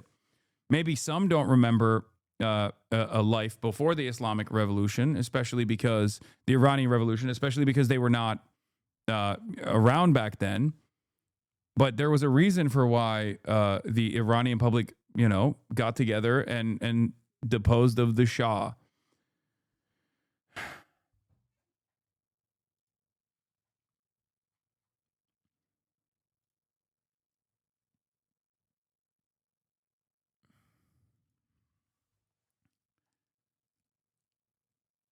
Yeah, also, for the record, another fact about Iran that a lot of people don't understand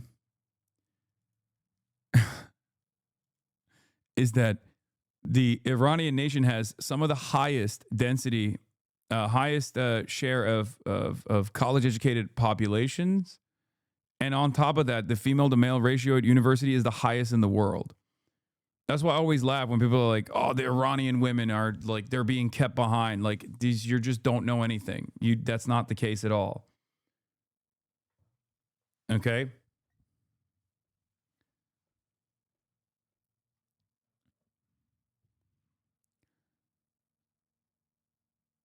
So,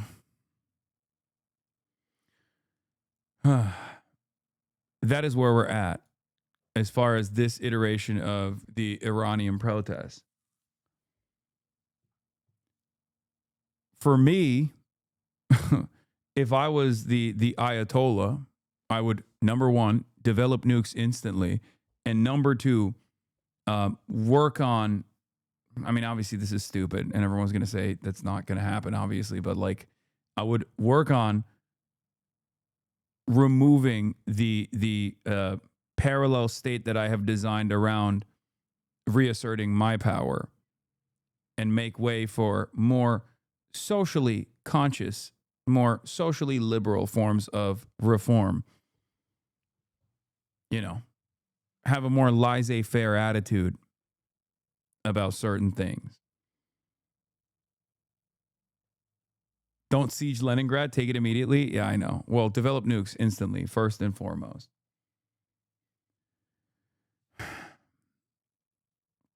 And I think this is a real, I think there is also a real issue with what the government has also consistently seen as like the number one ideological enemies, or at least the most threatening ideological enemies. And some might say, oh, it's because it's the socialists, but the socialists were, aligning with Iraq, and that's the reason, or MEK. But that's not the reason. There are plenty of very progressive, leftist, socialist, communist Iranian writers, academics, organizers, and people that have existed throughout time. As a matter of fact, they played a formative role in the Iranian Revolution alongside the Ayatollah. And yet, they were cast aside, persecuted, subjugated. And of course, from an anti-imperialist perspective, while that is, that was a spectacular failure with long-term consequences, such as the only alternatives or the only options being for the Iranians, like leaning into Israel or fucking CIA or some shit. Like the Shah, people who want to bring back the Shah, or people who want MEK to take over the Iranian government, which is neither of which are going to happen. The main ops have always been leftists. Bro, do you know anything? What the fuck? What are you saying? If you were the Ayatollah, this is such pro-Islamic regime shit. Yes, you're right. Yes. Me saying that Iranian sovereignty is being threatened when there is internal instability born out of the repressive forces of the Islamic Republic is me being pro-Ayatollah, because you don't fucking understand the English language.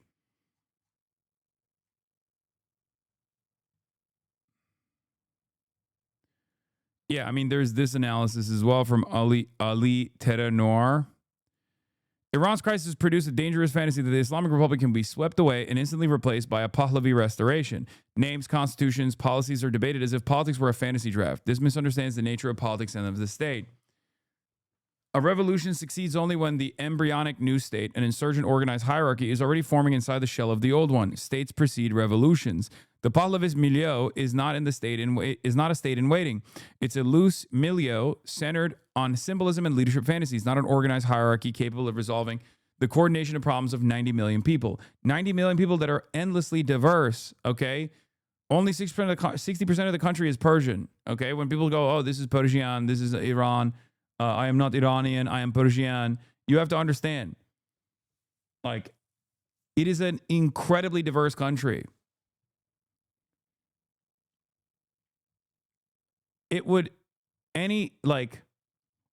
as far as things goes, while there is very real interest in changing things inside of Iran, the reality of the matter is, especially if it was born out of any sort of significant Western intervention, the state, I presume, would collapse into a balkanized unit, or maybe like warring factions and numerous different smaller failed states. Now, of course, that might not be a fucking problem for America, or certainly for Israel, but that is a very reality if someone is not holding everything together.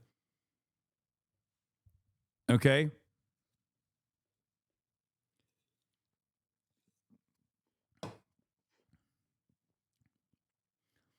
Is 99.4% Muslim? That's a unifying factor? Yeah. Okay.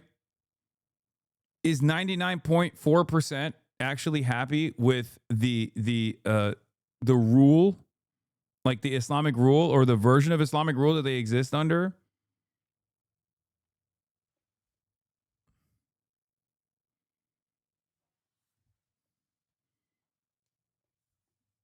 Come on, dude.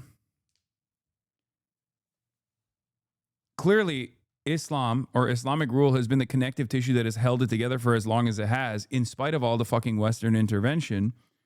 But obviously, with Western intervention, the economic instability born out of sanctions and the rule that is perceived as repressive, especially for younger generations in Iran, it's not working. You can't keep having revolts over and over again and then, you know, putting down hundreds of people, if not thousands of people at a time. It's just not going to work. Eventually, something's got to fucking give.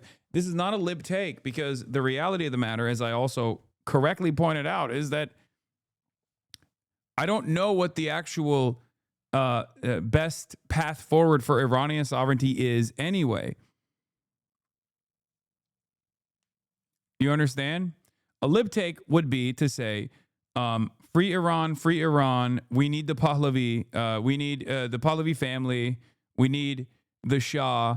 We need the Shah to fucking come back. And I'm going to go and dance in Israel. And then I'm going to first dance in Tel Aviv. And I'm going to dance in fucking Tehran. And Iranians are going to be happy ever after. And we're going to eat Cuba Day. Okay. And I love the CIA and I love the Mossad. And you know, death to the Islamist rule or whatever the fuck. That's not what I'm saying. China still has Hong Kong protests and they're more woke than anyone at this point. They're under imperialist siege. I know that. But I'm not going to discount the people's real fucking discontent. And even with the Hong Kong protests, I talked about it as well. You're saying balkanization is a bad thing? Looks like someone is jealous of balkanization and the good it will bring is true.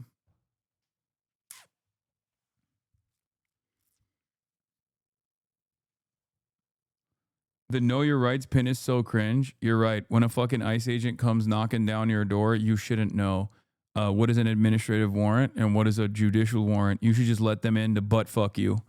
Okay? Don't worry. You can open up your asshole and brace for impact when they come in.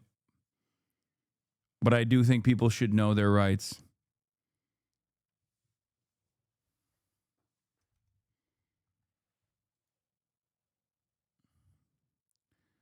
Overwhelming majority of people who face persecution in Iran, some of whom still in prison in Iran, we don't need an outside intervention. Reza Pahlavi sitting in his ass in Maryland. Mr. Trump, please, sir, bomb my country. Please, sir, I'm willing to offer you my wife. Yeah, I mean, it's just, this is the exact same thing that fucking happened. Okay, this is the exact same thing that happened when Israel was bombing Iran. A lot of people in the West were like, oh, the Iranians are welcoming our bombs as liberators. This is going to fully democratize Iran. It didn't. It actually had the opposite impact. It actually had a rallying around the flag effect in Iran, from what I saw, except that obviously didn't last for too long, because eventually the economic conditions set in one more time and people were back to fucking square one.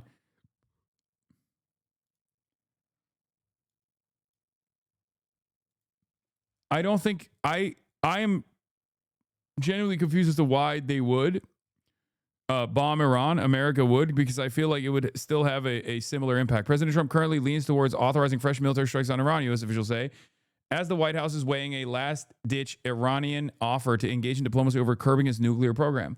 Because, like, the Iranians are very resilient people. They're very stubborn people. They're very proud people. They want their country to have sovereignty.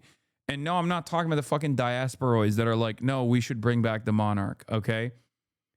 At most, even if there is any call for the Shah to return, it's because they foolishly think that this will actually bring about some kind of liberal revolution or something internally in the country. It's not going to happen. It's not going to work.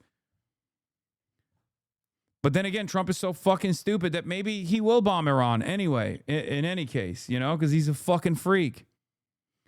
Some senior administration aides, led by Vice President J.D. Vance, are urging Trump to try diplomacy before retaliating against Iran for killing protesters.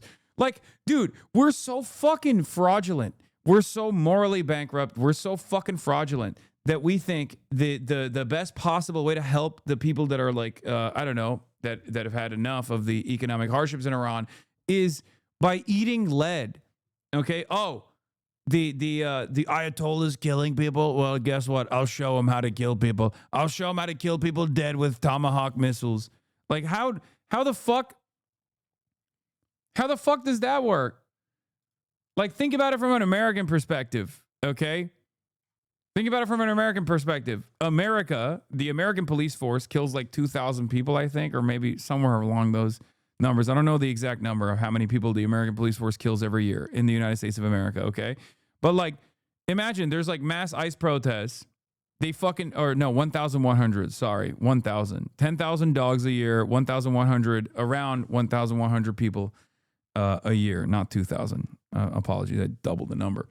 And basically, like, can you imagine if Iran was like, sorry, we're gonna lob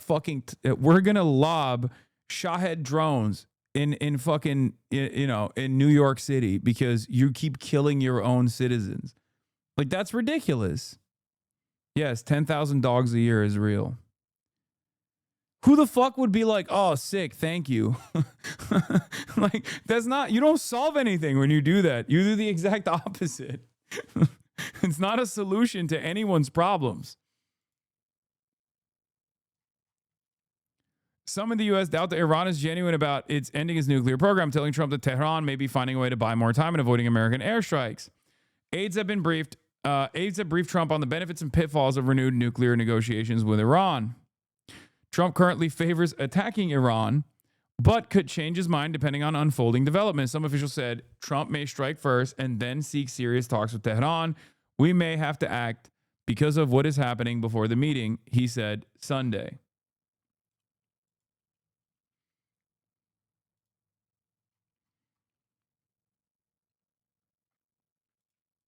Trump is also going to put a 25% tariff on any country that's doing business with Iran. Oh.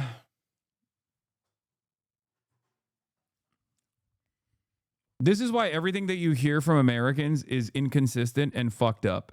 They do not care about Iranian sovereignty. Please, please, please do not fucking fall for this bullshit.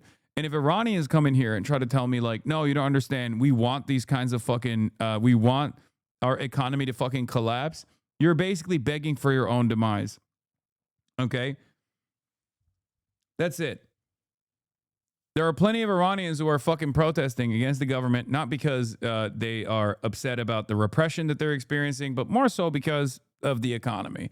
And the economy is the way it is because of America.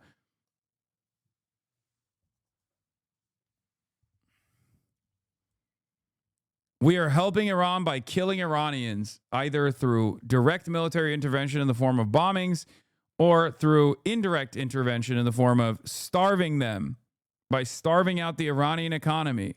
President Trump says he's slapping a 25% tariff on goods from China, the United Arab Emirates, Turkey, India, Russia, Iraq, Pakistan, Oman, Malaysia, Indonesia, Brazil, South Africa, among other countries, because they're doing business with the Islamic Republic of Iran. God, it's so fucking devastating. It's just so fucked.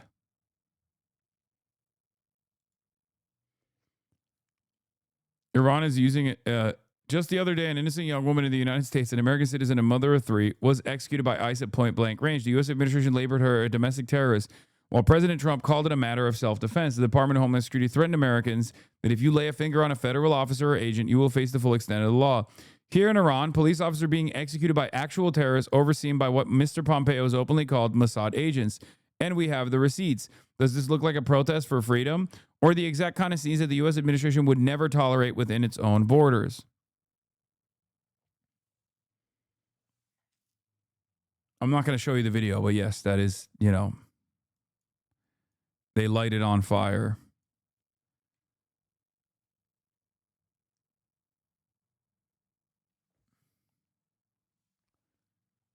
Yeah, sorry, Arakshi, that's a bit of a whataboutism. You're doing the same thing ICE did. Okay, that's not even a fucking whataboutism, okay? it's worse in some ways because obviously they killed a lot more people. Okay, but if a similar situation occurred in America, we would be nuking half of the fucking nation. Okay, there is no world where like American protesters take up arms and start fucking burning like churches and shit, and then the American government doesn't assassinate like tens of thousands of people. Okay, I mean, let's be real. Like, sure, the security forces and the police are an extension of the regime in the eyes of a lot of people. And it's understandable that they are frustrated, and it's understandable that their protest goes beyond and does turn violent. Okay. But make no mistake, the only time that shit ever works is January 6th. Okay.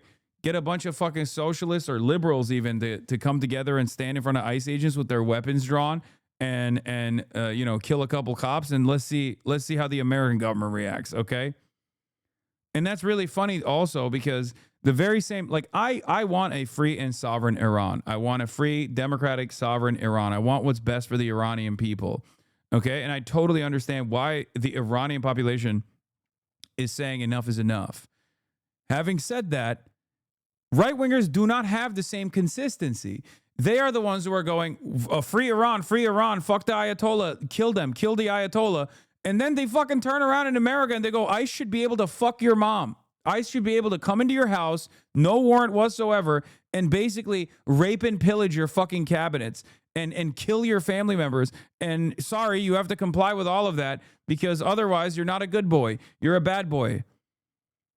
So what the fuck are we doing? Comply or die. It's so ridiculous. All the while, we talk about like freeing Iran, and the reason why they're suffering is because of us. We are causing their suffering. The number one reason, even beyond the Islamic Republic or anything like that, is American sanctions. Okay? It's American intervention. It's specifically American sanctions. We're starving the Iranian population with this purpose. We're starving the Iranian population so they fucking rise up. Okay? And then when they end up rising up, we go, all right, here's our guy. Here's how you should run the country. It's utterly ridiculous. Yeah, I covered the Minneapolis ICE raid where they walked into someone's house with an administrative warrant, which was bullshit.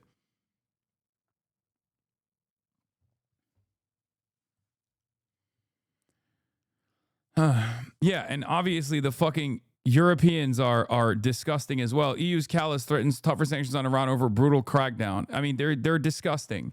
And I'm sorry, but Europe kind of deserves Donald Trump as their leader, okay? They do. We've already seen this inconsistency in the way that they talked about Venezuela versus the way they talked about Greenland. And they kind of deserve being vassalized in this way and being routinely fucking disrespected by our absolutely moronic administration in the most overt ways possible, where it's just like the ways in which Trump communicates with European leaders is kind of like insult to injury all the fucking time. Yeah, they're worse because they still have decent education, no excuse for the evil. Yeah, no, they're doing it for the love of the game. At least we have incompetent morons running our country. These people are not incompetent morons. So it only leads me to believe that they're fucking openly evil. But yeah, as far as the Iranian protest goes, I know that it's like, it's very black and white for a lot of people, especially because like Mossad is openly, in my opinion, greatly overemphasized their level of involvement, even though they are obviously involved, as is usually the case here.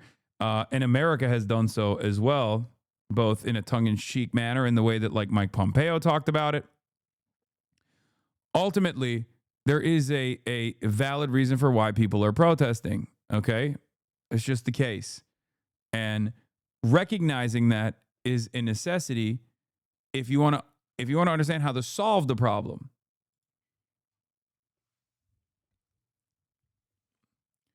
Trita Parsi and many others who are otherwise consistently called like Islamic the Islamic Republic supporters, okay, our regime supporters are all singing a different tune this time around as well. I've never experienced this degree of blackout in Iran, whether during previous protests or Israel's war against Iran, but based on the selective images coming out via Iranian state TV of armed protests and the destruction inflicted, and Khamenei's defiant speech, much indicates that an extremely violent clampdown is in the making or has already started. If the calculations of certain quarters have been that once Tehran clamps down forcefully, pressure on Trump will grow to intervene militarily, I see several factors pointing in the opposite direction. There are pro-government marches too in Iran. It's not like being anti-government is in any way the majority opinion. Yes, because it's like 1/5 of the population. It's 90 million.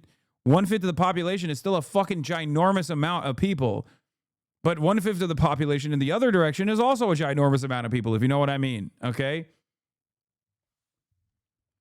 Does that make sense?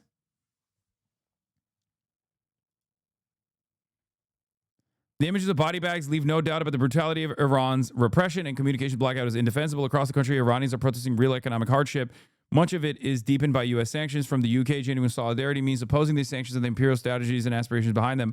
At the same time, this unrest is being cynically exploited by Netanyahu's genocidal government as a pretext for military intervention and regime change, a path that must be firmly rejected. It must be clear, only the Iranian people have the right to decide their own future. No outside power should dictate or interfere. Any serious politics require holding all these truths together.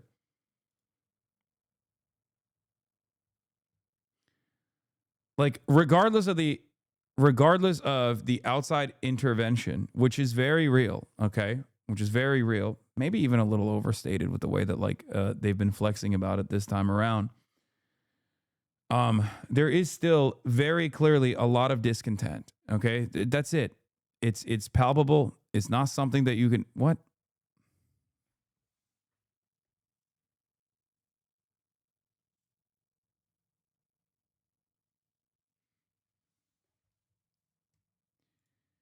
Guy who thinks it's base to kill liberal protesters demands the government kill liberal protesters, talking about times running up when it comes to the Islamic Republic. Okay?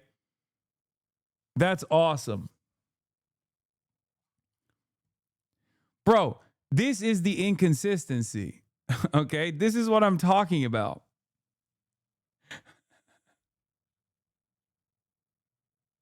This man was literally demanding that the American government kill people in the exact same way that he's criticizing the Iranian government. Like literally 1-to-1. How does nobody see this? He was demanding for the past month that the American government put a bunch of libtards in body bags in an effort to get them to understand that you must never oppose the Trump regime. Okay? I don't understand what his Zach's beef with Iran when his friend is Iranian. You don't understand a lot of things, Taz Kid Noah. Let's be real, okay? Sorry. Taz Kid Noah, I don't think you've encountered like American diaspora of any country, it seems.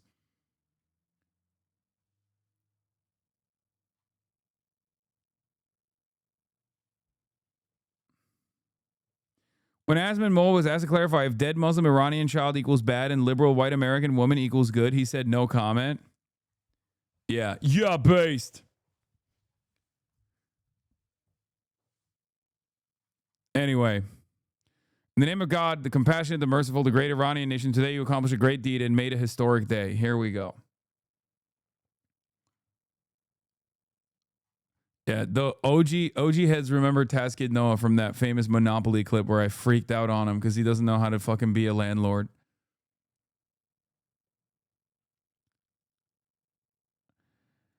Violence in Iran creates messy imagery, and Trump is more inclined to intervene militarily when he sees an easy, smooth, and quick path to victory. When things are messy and challenging, he keeps a distance. In Yemen, against better advice, he went after the Houthis, but quickly changed his mind after the quick victory he was promised never materialized.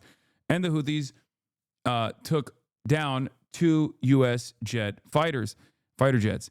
Even if the protesters look like they're winning, Trump will likely wait till the last and safest moment before he intervenes so he can secure credit at minimum cost.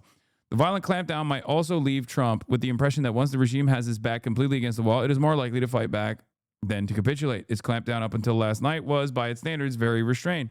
But then it dramatically turned more deadly once the regime believed it fought for its survival. Tehran is likely signaling the same message to Trump. Yes, it has only struck back symbolically against U.S. attacks since 2020, but now it will be different since it sees no exit if the U.S. attacks. Also, a lot of people are not understanding that internally you have the government, you have the Ayatollah, okay, and then you have the IRGC. So there's numerous different factions within the government, and the IRGC works in line with the Ayatollah, even if they might have differences in opinion every now and then. Sometimes they might be even more militant, as a matter of fact. But the IRGC is where the Ayatollah derives his power from, both with its interventions in the region, but also internally as well. So there is that separate reality as well. So even if you were to do like a Maduro, first of all, you can't do a Maduro style thing to the fucking Ayatollah. That would literally cause Iran to lose its fucking mind.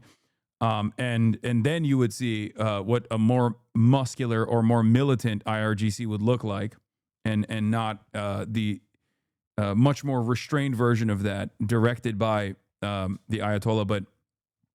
But ultimately, it's not like you can't do a decapitation, right? You just can't do a decapitation of the head of state in Iran and then it's over. You know what I mean? And then you install your puppet. You can't really do that anywhere. You need to have like certain aspects of the military on your side, and I don't think that they have that in Iran anyway, like for Western intervention. So at most, a lot of the conflict is led on the sectarian infighting side. You know, you got the Kurds, you got the Turks. The Azeris are actually kind of on board, and so many of the Turks are as well, on top of the Persians. But then you also have, you have people with different interests inside of the country that are not very fond of, you have the Balochis as well. And yes, current Ayatollah is Azeri Turk. He might not be Turk, but I like to say that he is. The reformists perform well electorally among the Kurdish and Azeri areas. Yes, but the problem is the reformists don't actually end up bringing about reform. Also, Azeris are Turkic too, for the record, just so you know. You're uneducated on this, so just wanted to point that out. They are Turk. They are Turkic.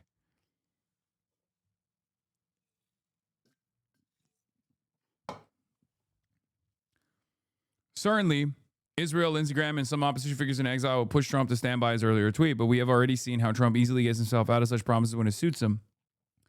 He claimed that the protesters killed thus far have died in stampedes. No one I have spoken to knows what he's talking about. And the main reason he was convinced to go as far as he has gone with issuing threats, etc., is that he was sold the idea the regime is extremely weak, has no fight left in it, and as a result, his military intervention would be easy, smooth, and quick. Trump is, in my assessment at this point, more likely to explore a deal with Tehran or with elements within the existing regime to seek advantage of Tehran's dire situation without risking the instability that a complete collapse of the regime and the state would bring about. See his choices in Venezuela. As I understand, the channels do exist and are activated.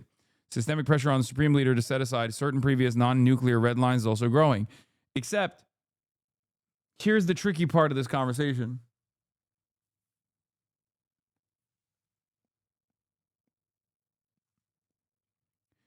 In many ways, America's dealings with Iran has nothing to do with Iran. It has even less to do with, obviously, like Iran not being a liberal democracy or whatever. America's dealings with Iran have everything to do with Israel and China. But more importantly, Israel. Okay? Israel even more importantly than China. Because Chinese trade negotiations and dealings with Iran is ultimately marginal, and it's not like the American allies are not selling a tremendous amount of oil to China anyway. They are. Everyone else is selling oil to China. Iraq, after the American intervention and invasion, still kept selling oil to China at fucking bottom of the barrel prices. And Saudi Arabia still sells oil to China. Like, sure, it's a good lever to have control over if you ever want to pull it, but let's be fucking real. There's no indication that, like, whoever runs Iran is going to stop selling oil to China, and Venezuela is not going to stop selling oil to China either. And one might even wonder why China wants Venezuelan oil. It's more so probably to help the Venezuelan government rather than, increase China's stockpile of heavy crude. So it's more so about Israel. And even though Israel's dominance in the region is aligned with America's interest in the region, America's dominance in the region, Israel is the one country that definitely wants Iran to be a failed state. Okay? That's it.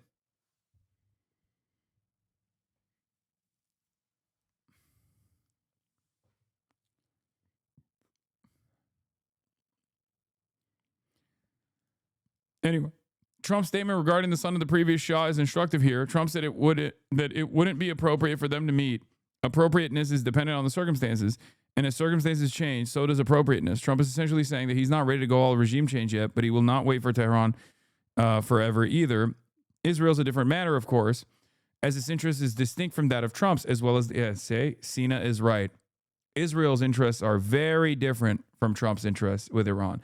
Trump will play ball with the Ayatollah. He doesn't give a fuck until Israel makes the boss call and says, no, no, no. The situation is not only very fluid, but with the blackout, information is very limited and even more difficult to verify.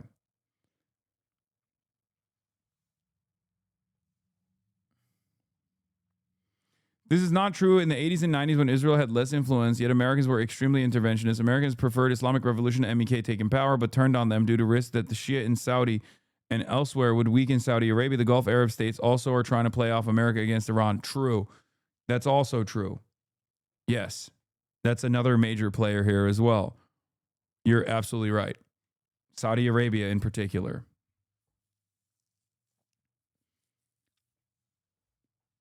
But the reason why we don't talk about that is because that's just brownie points for America. The real player here is always going to be Israel. Israel must enjoy total security, and for that to be achieved, the rest of the region must be in a state of complete insecurity vis-a-vis Israel. Back in August 2025, I wrote in Foreign Policy that Israel was likely to restart the war in Iran before the end of 2025. Much indicates that Israel may do exactly this in the next few hours or days. Important to understand that it has nothing to do with nuclear weapons, freedom, or democracy, and everything to do with Israel's demands that no country in the region should be able to deter Israel. That is, Israel must enjoy total security, and for that to be achieved, the rest of the region must be in a state of complete insecurity vis-a-vis Israel. Israel cannot achieve or sustain this on its own. It needs the U.S. There is no universe in which signing up to indefinitely sustain and pay for Israel's dream of a greater Israel is America first. True. So I think that ultimately we'll see what Big Daddy Israel wants here, considering that we have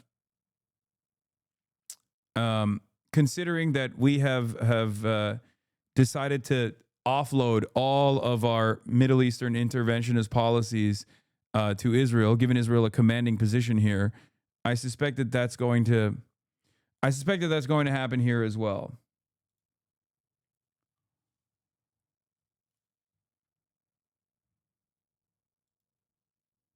Question.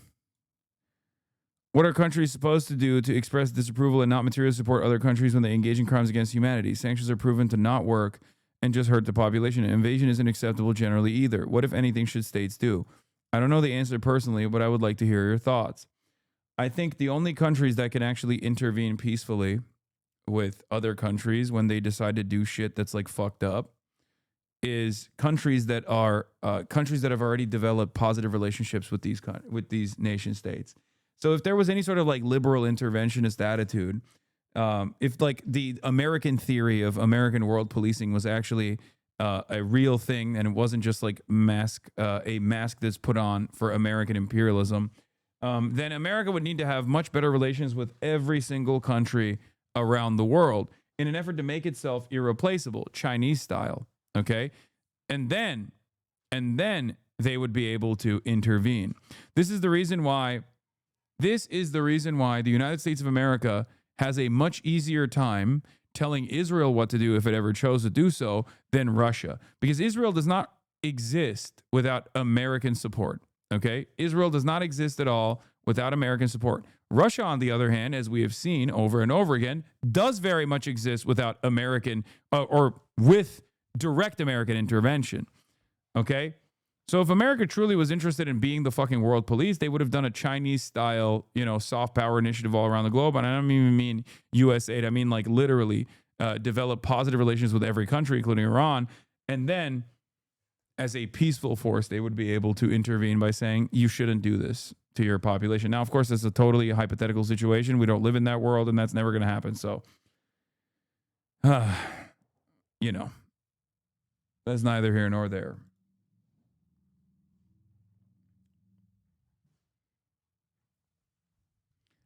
I have this mindset that if left to their own devices, countries would probably reform eventually.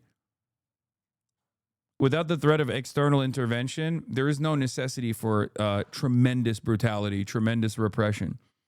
It is external intervention fears that cause governments to be ruthless to its own people.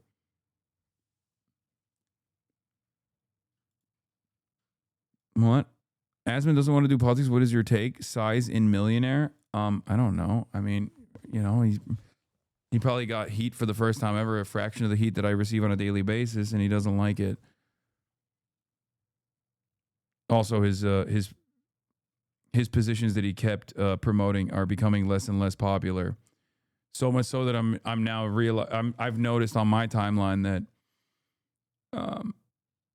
I'm noticing on my timeline even like people fucking calling into question his past actions, some girl that he was with or something. Like people, there's like super fucking viral posts about shit like that.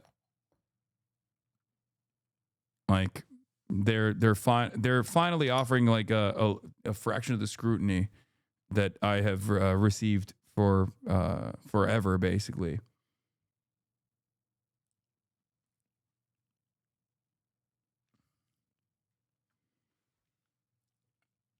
Like, if your goal was regime change in Iran, the most effective way to do that is by leaving Iran alone. Okay? Leave Iran alone. Let them fucking be a sovereign country and have a robust middle class. And slowly but surely, they actually successfully implement regime change, either by force or through different means, by consistently applying pressure to the government and making it untenable for them to sustain any sort of repressive attitude over the population. Now, of course, the problem there is a sovereign Iran is always going to be a risk for Israel. So you can't have that. You can't have a sovereign Iran. That's the real point. That's the real problem here. So anyone that talks about Iranian feminism or women like pulling off their hijabs as an act of protest or whatever, like these people in the West don't give a fuck, or at least they've been duped into believing that like America's ambitions here is that. No, they just don't want a fucking sovereign Iran. Iran could be the gayest, most woke, most fucking feminist place on the planet, and as long as they were sovereign and still had the same fucking intensity and still had the same weapons and arsenal and weapons producing capabilities and wanted to say, hey, Israel sucks to fucking suck. We'll show you what's what if you try to fucking intervene in other countries' affairs in this region, then Israel would still want to nuke Iran because it has nothing to do with fucking feminism.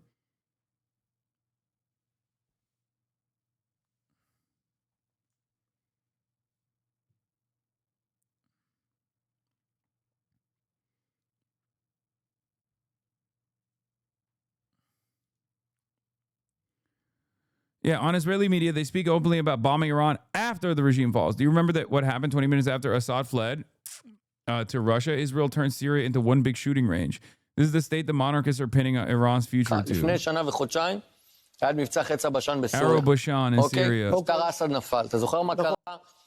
you remember what happened 20 minutes after he took off the plane to Russia? The state of Israel turned Iran, Syria into one big shooting range. True, but it's not some beautiful Freudian mistake. Why is Trainwreck so hot on Iran all of a sudden? He's literally fucking Iranian, man. What are you talking about? He's Persian. He probably has family there, I assume. You need to understand something, okay? Maybe I don't have that many friends that I know that are Iranian, that are directly pro Islamic Republic. But even those who believe that the Islamic Republic is the only pathway towards maintaining sovereignty in Iran are still very upset with the government, okay?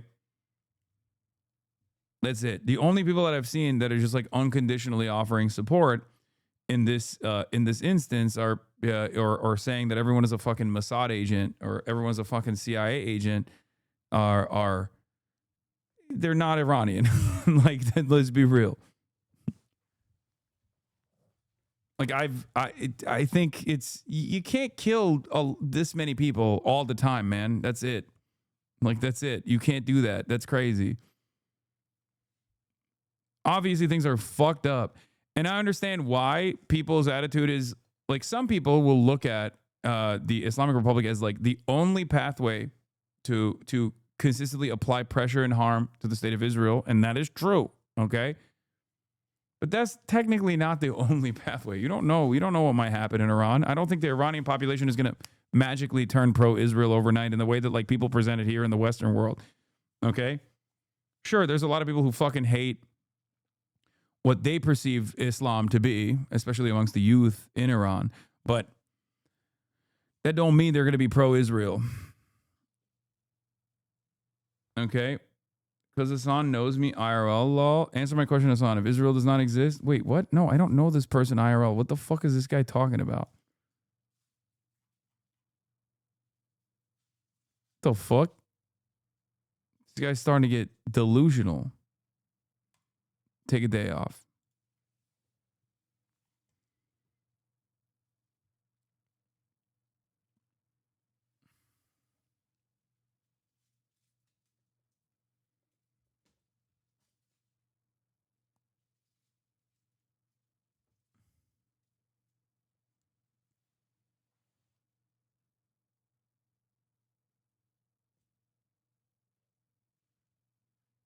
She's so cute.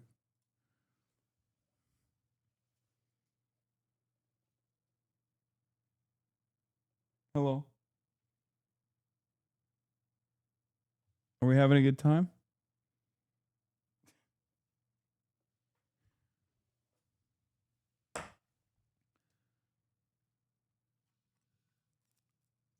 Anyway. Do you ever bite her fatness? All the time. All the time.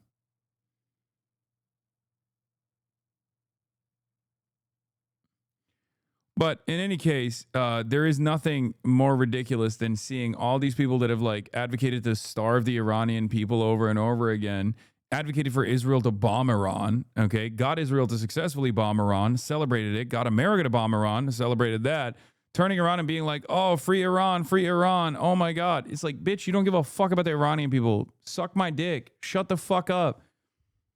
Shut the fuck up. If you are pro-Israel, you are not pro-Iran, okay? Everybody knows the game is up. We know you are Israel first. You're not America first. You're Israel first, okay? If you're pro-Israel and you're Israel first, you don't give a fuck about the Iranian population. Get the fuck out of here. If you're America first, once again, you end up still being Israel first, let's be real, and you definitely still don't give a shit about the Iranian population. It's so crazy. And it's funny because, like, as I showed you with the Asmongold situation, the motherfucker's not even America first. He's like, oh, let's free the people of Iran. It's like, bitch, you advocated to kill Americans. You advocated for this regime to kill American protesters. Fuck you mean? Like, what are you talking about? What the fuck do you mean? Free Iran? Bitch, free America from Donald Trump and free America from you. Fuck. Anyway, It's crazy. It's crazy. It's madness. It blows my mind that people don't even like question this when they don't go, wait a minute. I'm not so sure if you actually care about the Iranian people or not. For the last couple of weeks, you've been talking about how the American regime should kill American protesters. Interesting.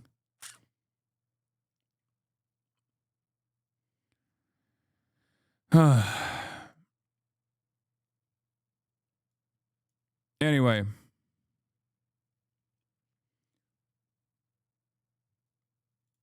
We got Lindsey Graham and we got Matthew Petty. Matthew Petty says the point of the U.S.-Israeli investment in Pahlavi satellite channels, etc., is not to make the Iranian opposition more effective, but to make them more dependent and therefore useful bargaining chips. It's similar to U.S. policy in Syria, where they backed rebel groups at first because they assumed Assad was going to fall no matter what, then later because they assumed the country would be stalemated and wanted leverage over the outcome either way.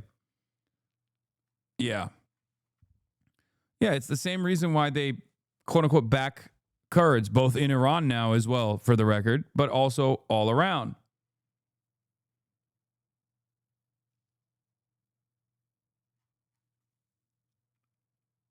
They will back these groups specifically to get leverage over the Iranian government and try to get them to do their bidding.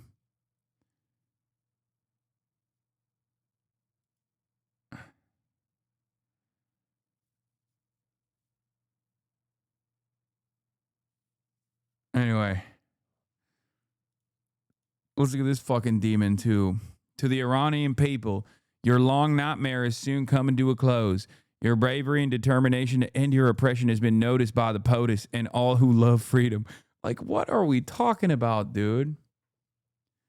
When President Trump makes Iran great again, Iran great again, it means the protesters in Iran must prevail over the Ayatollah. That is the clearest signal yet that he, President Trump, understands Iran will never be great with the Ayatollah and his henchmen in charge. Those to all who are sacrificing in Iran, God bless, help is on the way.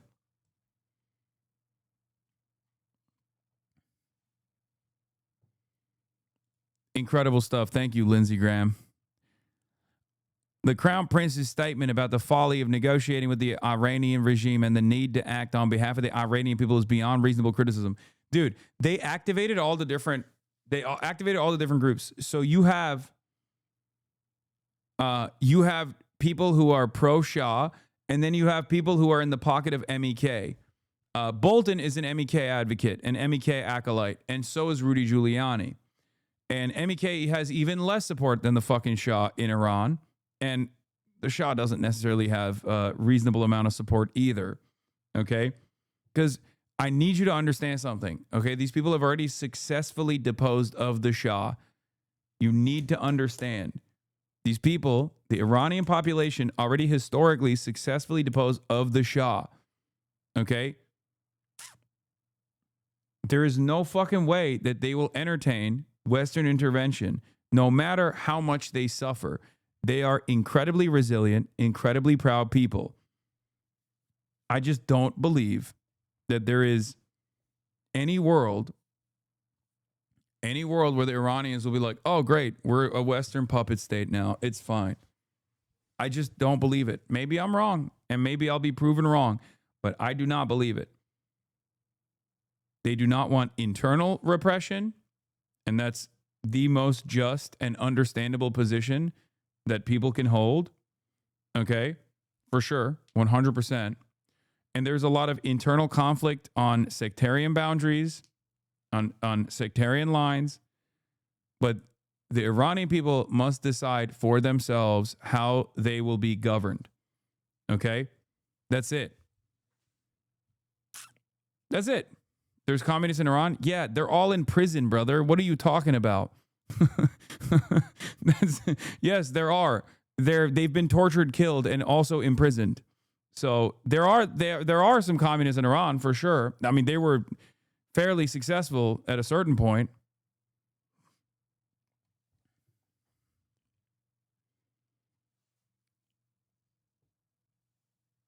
But, you know, they were the number one ops.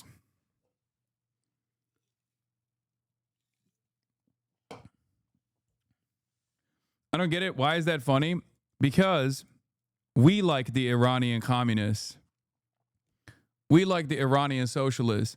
And it would be a very different situation right now if the major forces that brought about the Iranian revolution that ended up winning in the power struggle were the actual Soviet aligned, or not even Soviet aligned necessarily, but like Soviet agnostic socialist movement.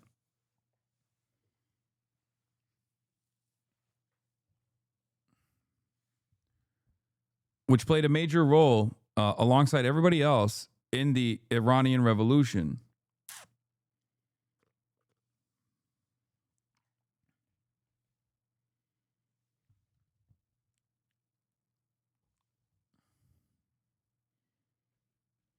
Was Mossadegh socialist? He was more of a social democrat, but even the modest amount of changes that he wanted to implement in terms of taking a new look at the oil contracts that were endlessly exploitative by British Petroleum was enough for the American government to come in and do a coup and get him out. And then put in charge the puppet, the Shah, which of course had no real legitimacy in the eyes of the Iranian population and therefore engaged in unlimited fucking cruelty. Okay? Secret police, like all of the things that people look at with the Islamic Republic now and say like these are very repressive elements, these are really fucked up. The Shah did, and then some.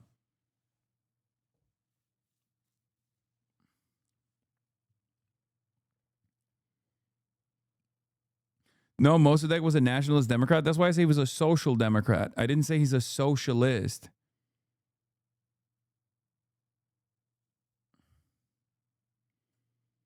Is Khamenei communist? No.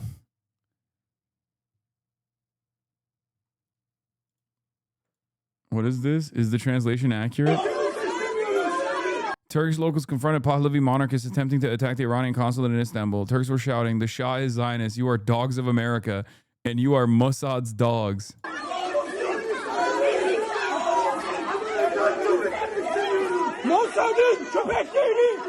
Yeah, he's saying Mossad's dogs. They're calling him the dogs of Mossad.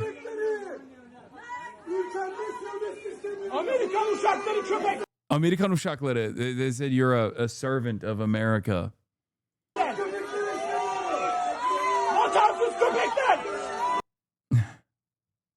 It's such a funny predicament in Turkey because like it's not like Turkey loves Iran either. Turkey fucking does not like Iran at all. Long-standing beef that spans across empires, if we're being real. So what's Iran's relationship with Turkey like? Not good. Not good at all. I mean, not great. Also, Turkey's a NATO country. Obviously, it's not going to be good.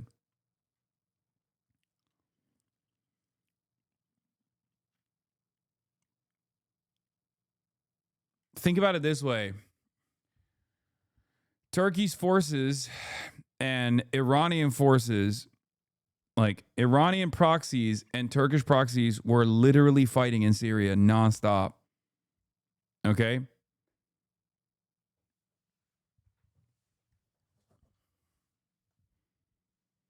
Yaşasın devrim ve sosyalizm, yaşasın halkların kardeşliği, kahrolsun Amerikan emperyalizmi ve işbirlikçileri. Ucube, ucube. He said, long live the revolution and socialism. Long live the brotherly bonds of all nations. Damn, goddamn, damn American imperialism and its collaborators in Turkish. How do Turks reconcile being so anti-American while being members of NATO? They don't. They don't even think about it. They don't even realize what it fucking indicates. Because the pro-American, pro-NATO force in the country are the nationalists. So it's not even like called into question. Everybody says they fucking hate America. Meanwhile, we're we're a NATO vassal. We're a NATO country. But Turks fucking hate. Like, Turks do not fuck with American intervention at all, not realizing that half of the intervention that the Turkish government engages in is at the behest of America and American intervention in the region. But it is sold to the public as a security concern. It is sold to the public as a matter of national security. So people kind of bite into it, because even with the Kurdish stuff, like Turks, in some ways, I think, understand that Kurds are seen as like a proxy, a militia force against Turkey, led by the United States of America. But they don't really think about how like America literally says, okay, you can go and slaughter the Kurds now. We're done using them, over and over again. Like, they don't even think about that. Like, do you think it's the might of Erdogan and the might of the Turkish military that America allows Turkey to fucking operate inside of Syria? No, it's because it's done at the behest of America. But having said that, there's also a lot of, a lot of drama currently between Turkey and Israel, which even got me fucking feeling a little, avspayrakları, if you will.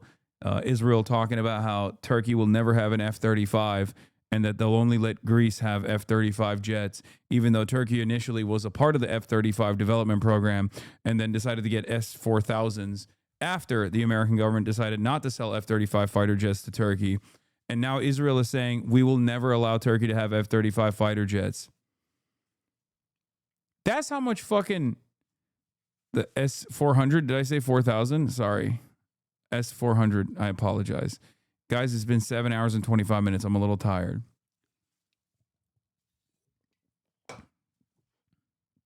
It's real. Turkey's Erdogan told Russia's Putin he's willing to return the S-400 air defense systems bought nearly a decade ago, a move that could prompt the U.S. to lift sanctions and allow Ankara back into the F-35 fighter jet program, according to Bloomberg. And then, literally, the Israeli government intercepted this and said no. Khomeini in the 80s was the only actually existing non-aligned third worldist out there. Guy was killing thousands of Soviet-aligned communists, but at the same time blowing up hundreds of U.S. Marines in Beirut. He was the only one who really was against both the East and West. That's why both the U.S. and USSR were arming Iraq against Iran. That is true. He was the actual real non-aligned third worldist. It's an interesting perspective. He did hate. I mean, but that's how Iran is. People are like, oh, why won't they align with China, myself included? And that's just how Iran is. I don't know how else to describe it. They literally don't do that. Like, the only country that they have like long-standing commitments to in terms of security has been Russia so far. Straight up. But at the same time, they had no problems doing JCPOA with Barack Obama.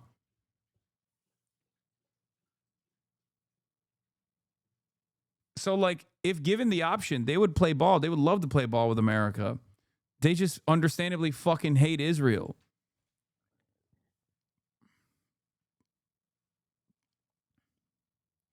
America respects Erdogan's intelligent monetary policy and wants to keep him as great inspiration for the American century of prosperity.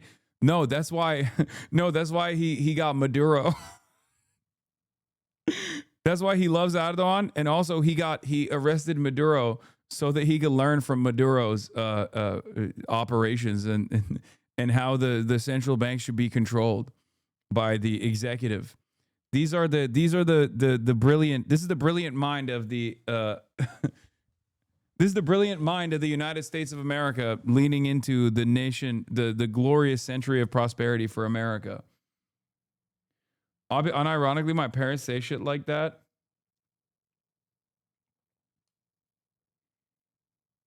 It's time for a Chinese American president. I agree.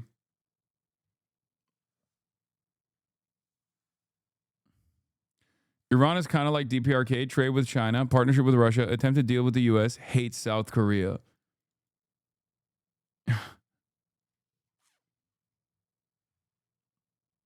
Every minute you're not streaming, Greece gets stronger. We get weaker. Wake up. We need you, dude. This is why I'm doing 7 hours and 30 minutes today. I cannot let Greece get F-35 jets and Turkey not have a piece of that action. Okay? That's right. I will not allow Greece to become stronger. Yesterday, Asmongold mistook a massive pro-Iranian government rally for an anti-government protest. There are so many people, he says with amazement. This is absolutely insane. Iran is cooked. Then he moves on until a viewer tells him to go back and read the description. Right after, Asmongold marvels at an AI video of a fake protest. He's the perfect representation of how Americans mindlessly consume propaganda. Today, millions of Iranians protest against American intervention following threats from Trump. Like the rest of Western media, Asmongold will surely dismiss them like he did for the protests in Venezuela. But you can see there are just so many people around here. This is absolutely fucking insane. Wait. This is Iran today. Absolutely massive crowds rising up against violence, U.S. Israeli-backed rioters and foreign interference. And not a peep from Western mainstream media, of course. And so, yeah, exactly. Damn, exactly. So you're seeing a tremendous, like, as I said, guys, it's circling the drain. It's the beginning of the end. I mean, whenever you get confused between the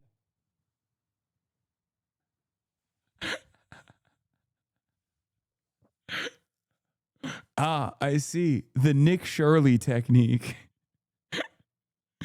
I can't even shit on him because they did this in Cuba. And it was Fox News that did this in Cuba, if you remember, because this is like technique that foreign adversaries apply all the time, where they'll fucking bring out the masses to the streets to protest against like American intervention. And I remember they literally did this during SOS Cuba, where they had like the pro-government protesters that had like the Cuban Revolution flag and stuff like that, and they straight up fucking lied and said, look at all these Cubans that are taken to the fucking streets. At least the Cuba opposition and government have the same flag. Wouldn't the giant Islamic Republic flag tip you off? No, he doesn't know what the Islamic Republic flag looks like. He doesn't understand what the difference is. He does not. What is the difference between this thing and fucking a lion from where he's standing? Nothing. Oh, that's really it. And wasn't that post-pro regime? I don't know if it was or not. Let me see what it says. Violent U.S. Israeli-backed backers. Oh, these are people. Oh, wait a minute. I see it. I didn't read it. I just assumed that it was one of the positive protests. But no, these are actually people that are supporting Iran. Well, these are all people. Look at this. Wow. And they're all in the, the robes and all of that. And they're all happy about it. So I did get it wrong. Okay. And so, yeah, it looks like there are a lot of people that do still support the regime, sincerely follow our leader. Yeah, well, we'll see what happens. Look at this. This is crazy. Oh, my God. I don't know if this looks like it's an AI generated video.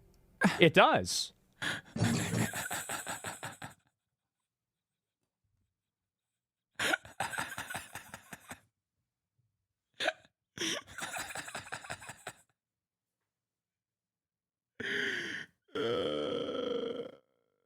Oh, does it? Oh, that's funny.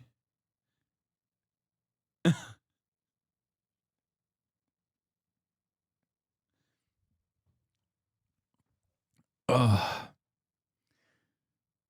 Oy.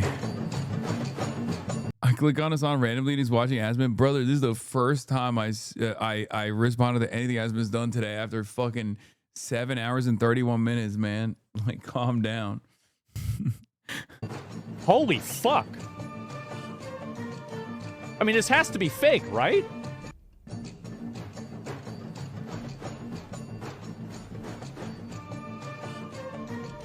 It is? Yeah, I mean, there's no way. I mean, this is incredible. And also, like, everything's all lit up. I thought they turned out the power. So, what?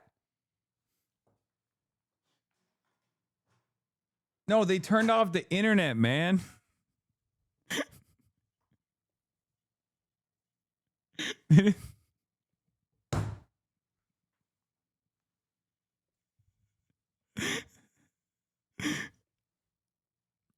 Also, even if they turned off the power, the phones could still be lit up. You know what I mean? The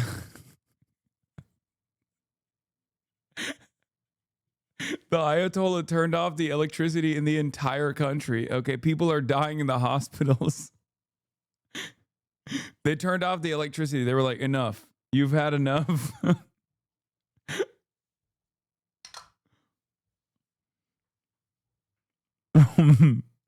Militants and mercenaries. Oh, it's awesome.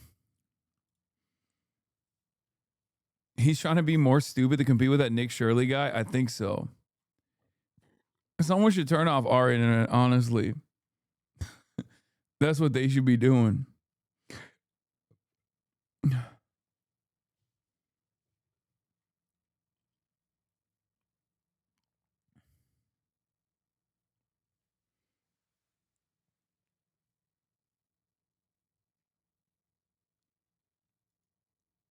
Is woke back? Star power. I don't know. Probably.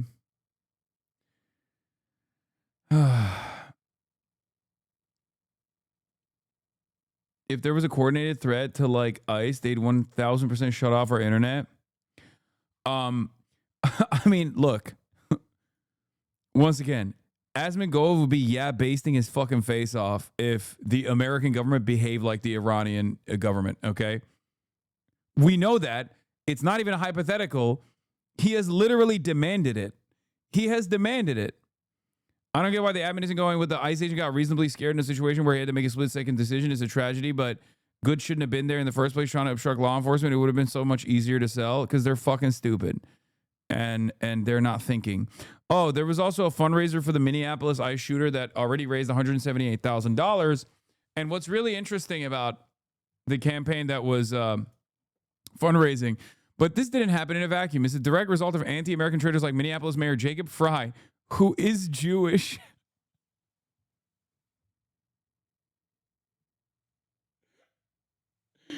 Oh, really? Interesting.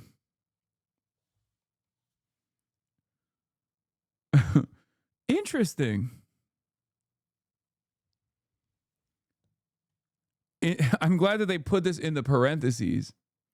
Fanning the flames of resistance, Fry blasted ICE after the incident, telling them to get the F out of his city, signing executive orders banning federal agents from using city property for deportations, and even warning that ICE agents get killed if they keep removing invaders from his sanctuary cesspool.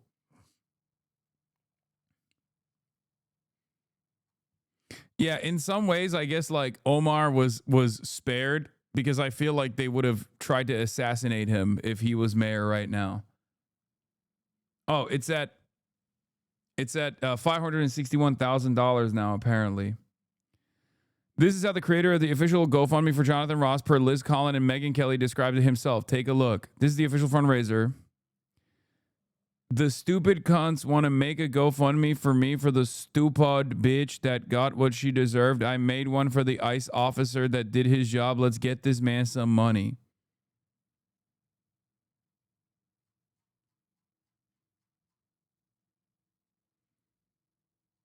Cool. Oh, paper beats rock. Wait a minute. What is that? What is that I see from Clyde Emmons? Oh, didn't even notice the PFP. Classic. Oh, wow. Just some classic wholesome memes right there.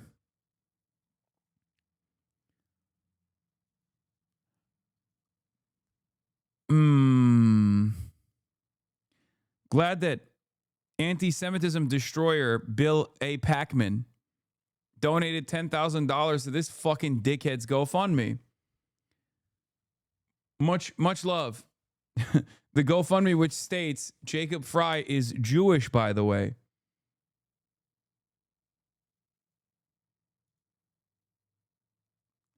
It appears billionaire Bill Ackman has donated $10K to a GoFundMe for Jonathan Ross, the ICE agent who killed Renee Good. Ackman has reposted a fundraiser but hasn't posted about his own donation.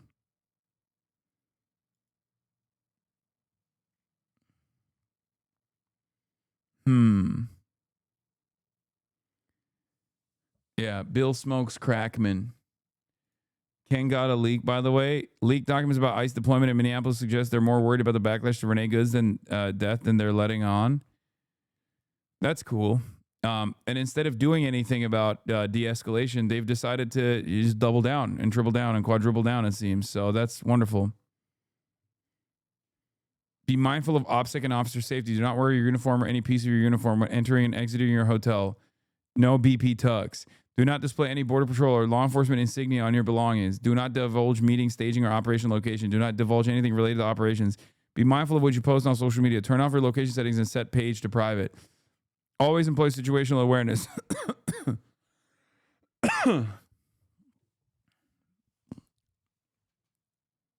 I mean, these guys are all above board, you know? Totally normal stuff. Totally cool stuff. I'm glad that they're, you know, trying to maintain their operations in secrecy. Border Patrol agent tells Ken Klippenstein that Kristi Noem lying her ass off the cover for ICE is sending a message to them that they can use force and not feel restrained. He continued, in a nutshell, it's us versus them on steroids, and I think some Border Patrol agents are more willing to use force and not feel restrained when you got DHS leadership lying to cover for them. For example, Kristi Noem lying her ass off on what happened is like saying to the federal agents on the ground, go ahead and do whatever you have to do. We got your back. We will find a way to justify it. I mean, that's the whole point, right?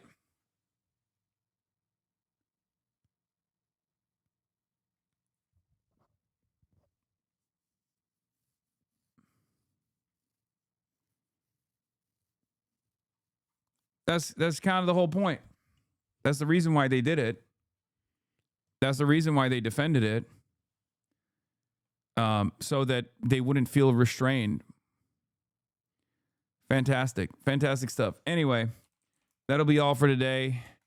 I'm tired. 7 hours and 40 minutes. You already know what it is. Hey. Love you all. And that's all I got for today.